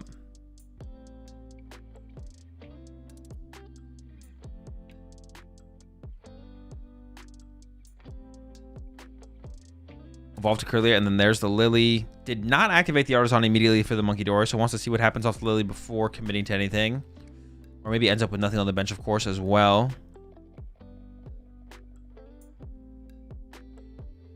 And then Diancie Monkeys KOs Absol after that.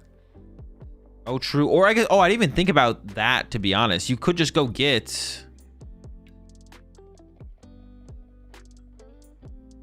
We could just go get Mega Diancie right now, right?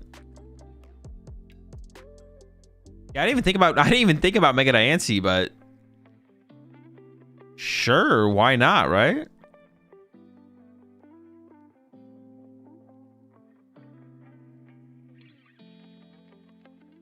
Checks the psychic count. We'd have access to 4 psychics on the Mega Diancie, discarding 2 of them, leaving 2 on it. So even if our Guardy gets chased and we can't find another Guardy, we'd be able to attack on the next turn.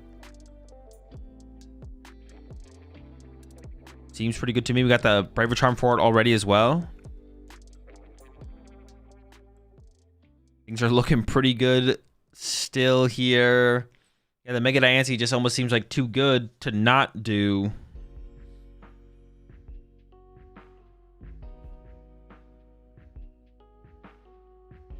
Yep. Diancie gets set up here. It's energy active.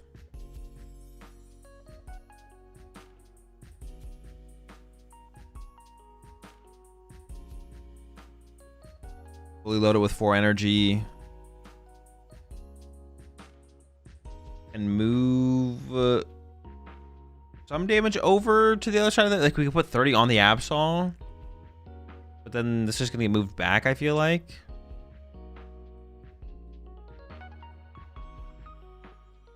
I guess you'd force a Dark Energy to be found on the next turn, though. I mean, you may as well just commit all 4, right? Not sure what the debate is here.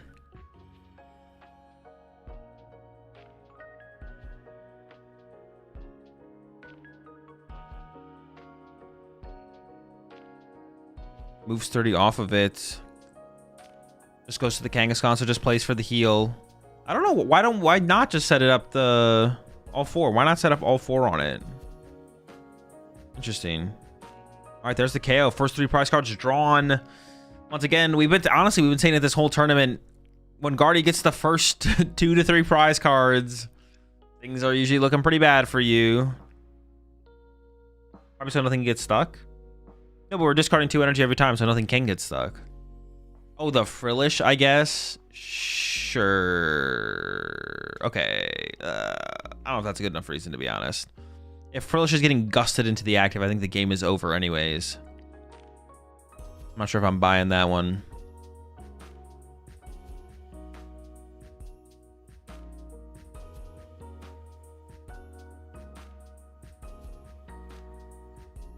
Well, actually, I don't know. What do we do here? That's the Mega Diancie. Bali.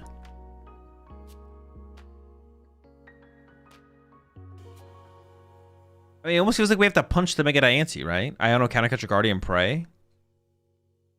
Okay, sure. Actually, I don't hate that. Sure. Yeah, Iono, Countercatcher, Guardian. There is a Curly on the bench. There is Mew in play. The Mega Diancie can still punch us. We gotta do something, right? There's the Iono in the hand. Just missing the Countercatcher, but we can find it off the Iono here.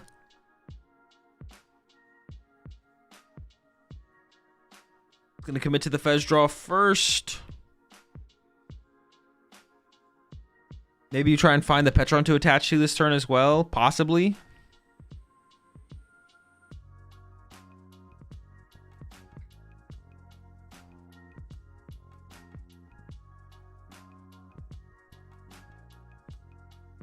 Many cards in hand, very few options.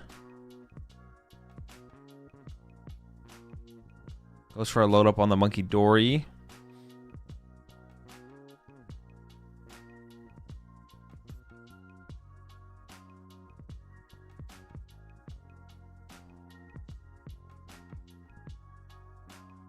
Throws out the Lively. Okay, that does limit the attacking options potentially. Or like follow up to like a Monkey Dory, stuff like that. Seems decent. Still kind of stressing about the situation though, it looks like. It does also give the Mega Diancie more HP. It looks like maybe it's considering boss instead. I guess this means you don't get KO'd by double Monkey Dory Guardy, right? But it doesn't feel like we're in that good of a spot still. And also there could be a stadium bump, I guess. Goes for the boss on the Monkey Dory? Dude, that is too slow. That can't... No. That is so miserably slow. There's no way this is good enough. Yeah, there's no way that's correct. You have to do something faster than that. Drawing a single prize card this turn, leaving the Guardy EX in play, leaving the Diancie in play.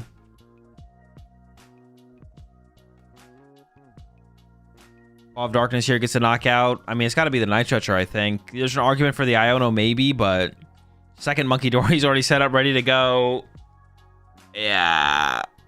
Maybe there's maybe an argument to get rid of the Iono here, I guess, but I think it was probably correct to like risk Iono into Counter Catcher there, right? Even doing that seems better than this. Well, that's the play we talked about doing. Yeah, that seems like the play. Play Iono, hope to hit Counter Catcher the Guardy, KO the Guardy. This play is just not that impactful at all.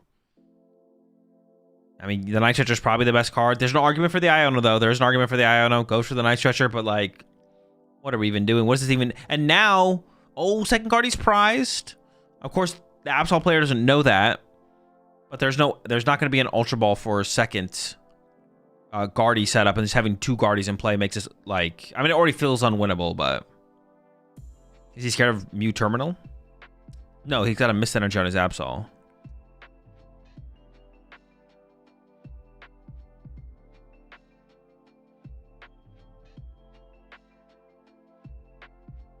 Hit him with the Eeny, Meeny, Miny, Mo.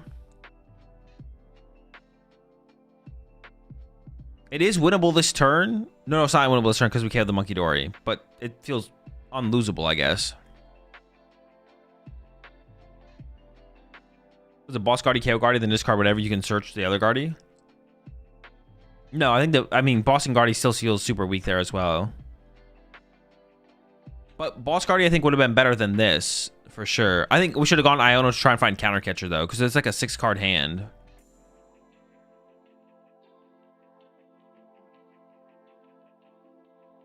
Guardy player just attacks with Mew now and rips a card, surely.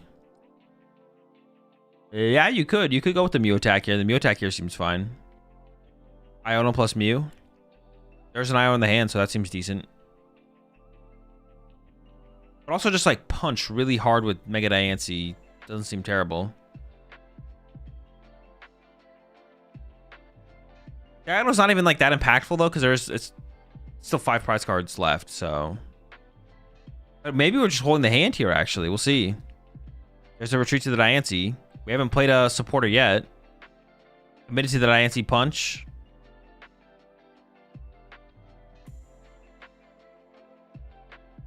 Maybe just not even going to play it.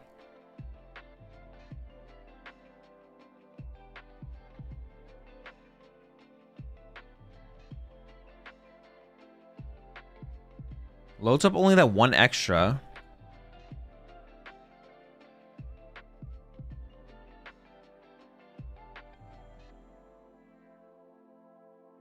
Diancie punches away. How would he even counter? I mean, how would you counter a Mew punch? How do you counter any punch here?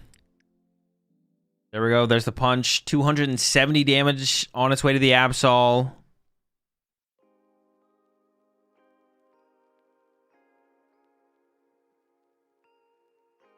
I mean, they're going for they're checking their discard pile here. Do they have a play? Got a penny now, I guess. That's the way it feels. Yeah, but penny is, once again, that's like so slow. The penny is so miserably slow.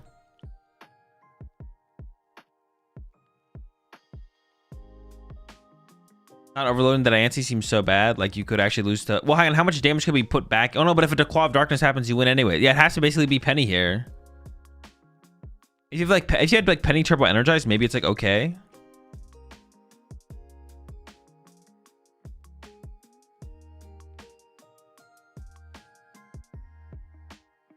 I guess in this situation, though, actually the Gust on the Guardia is pretty effective here because there's a Nitro Trigon and the second Guardia is prized. So Gust KO Guardia here could actually do it.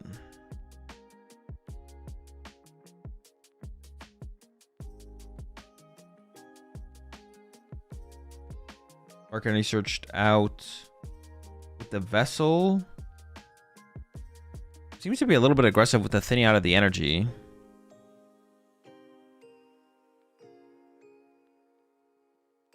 Thinking about the Night Stretcher, I don't even know what's priced to get off this, to be honest. Kangaskhan? Are we going to penny into Kangaskhan? No, that can't be very good. Nope. Doesn't seem very good, but...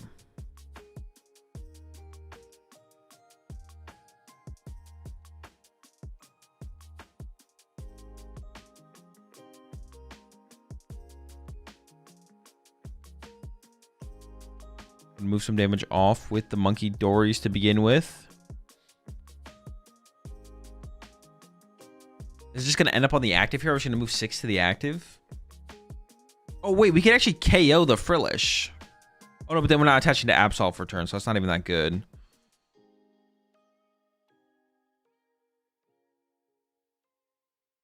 Penny Absol, sack 2/1 prizes while we're charging Absol. Countercatcher Iono Prey. Just stack the damage on the active here. There's no line.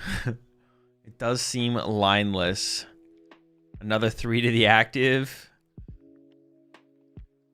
We're still not KOing this thing, right? We're not there. Mega Kangaskhan being put into play, which means once again. Oh, wait, we didn't attach to Absol here. Oh, we can E-switch off and Monkey Dory next turn, I guess. There's no E-switch in the hand currently, though. And maybe he does play 2 E-switch, so maybe we can move both if one of them doesn't get KO'd. Depending on... I mean, I guess Sanosuke has to go through the active, though, so we have that going for us, maybe. Oh, there's an E-switch. Hold up. More Monkey Dories? Okay, hang on. Is there some kind of Monkey Dory...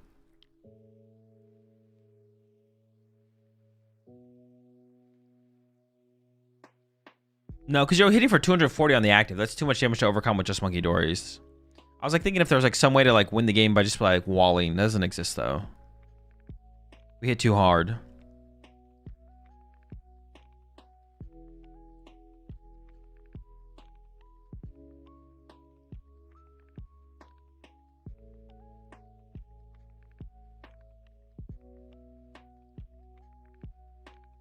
Just pass. Okay. Second Guardia is still prized, so we can't establish that. We have less Monkey Dories on this side of the field.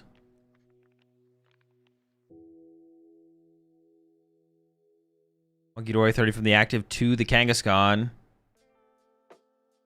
And then might just attack to 70 total on the active. Once again, no threat on the other side of the field yet.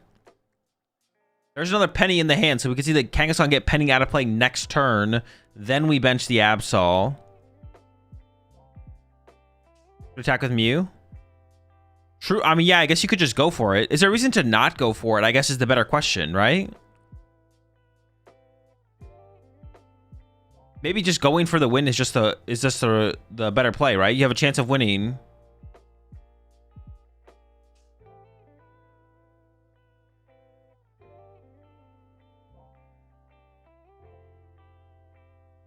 For the content? Definitely for the content. It's worth it for the content for sure, at the very least. How much damage is on Diancie? A hundo. That's also far behind. You can just go for the win. I mean, unless double E-switch... Actually, double E-switch... what if you just... No, you can't run to Frillish because you're behind on Monkey Dories.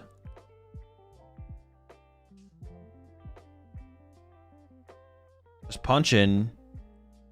But then double E-switch does become real, right? There was a Turo in hand, so we could open up a bench space there. Get that Frillish out of play. Actually, do we really want this Frillish just to be a free prize card?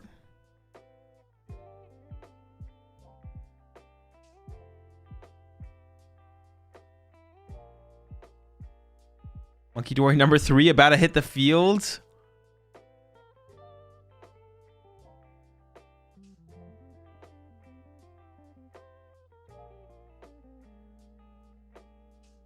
We can reset the Kangaskhan. But is eyeing up the Cypher instead, it looks like.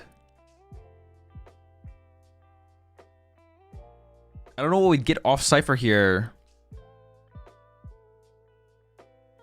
The Kangaskhan's stuck in the active. We don't have room for Absol and Petch or Latias. Was that Monkey Dory bench just a mistake? Because now we have to penny, right? We don't have a way to move this thing out of the active. Unless you got Petch and you petched up Fez and then healed 90 off this thing. Oh, what if you went... What if you attach to Monkey Dory, get Petch, Petch Fez, get Petch E-Switch off Kangaskhan, move 9 to Kirlia, and then next turn double E-Switch off Monkey Dory after moving 9 more off Kangaskhan, attach Iono, Counter Catcher, KO, Guardy, KO, Kirlia. The thing is, we have to grab Petch now.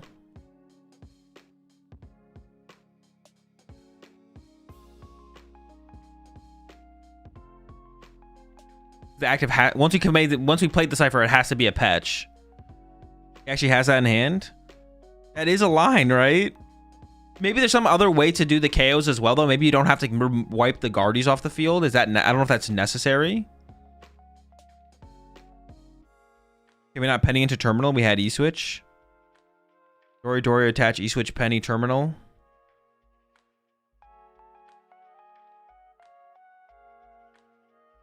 Oh, you could have gone for the terminal play. Yeah, the terminal play was there.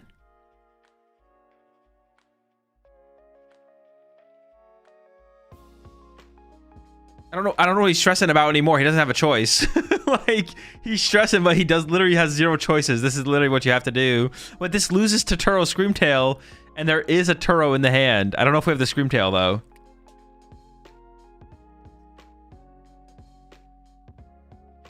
Oh no, we can't terminal. There's 90 on the, there's 100 on the, it has to be 6 exactly. Dude, I always forget that it has to be 6 exactly. Yeah, you can't do that.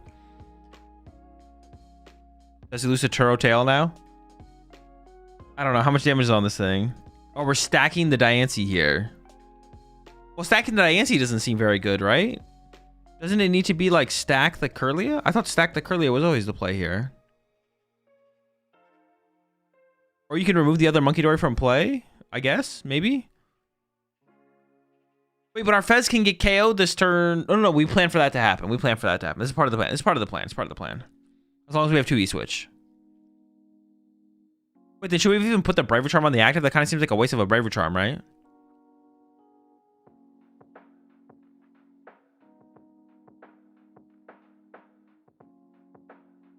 Okay, we have the Turo. Oh... Is that it?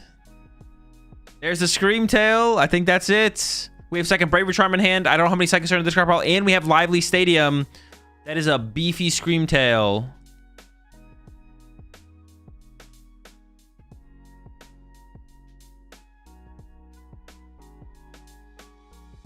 Wait, are we not there yet? Maybe not quite yet.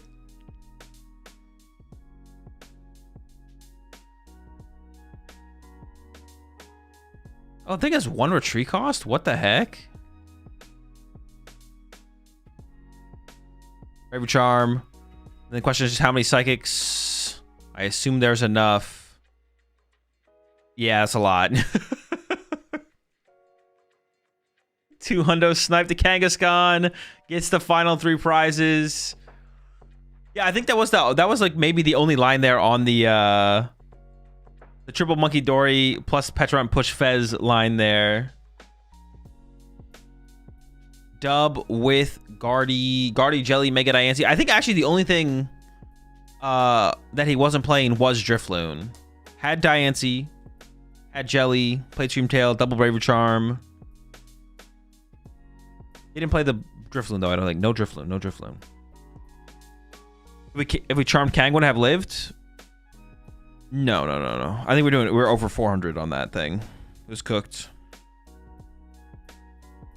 Things got a little interesting. Things did get interesting for a turn there, a turn or two. It actually got like a little bit scary. The Absol player not penning into Blood Moon and KO Diancie. I don't think we had a basic Pokemon search card there. Otherwise, maybe. All right, chat. That's going to do it for me. I'm tired. Yo, appreciate the 101 months there, Whole Soul. Yeah, I'm tired. I got to get to sleep. It's been a long day. I don't know if I'm going to stream tomorrow. I might stream tomorrow, but I also might not. It might not happen. You never know. I'm going to send you off into the abyss because I'm just going to get out of here and go to bed. Not even going to try and find something to rate over on Twitch. Yeah, I might stream tomorrow. I might not. But if not, I'll be back on Monday. And I'll be streaming Tuesday as well. Have a good one, chat. Maybe see you tomorrow. Peace.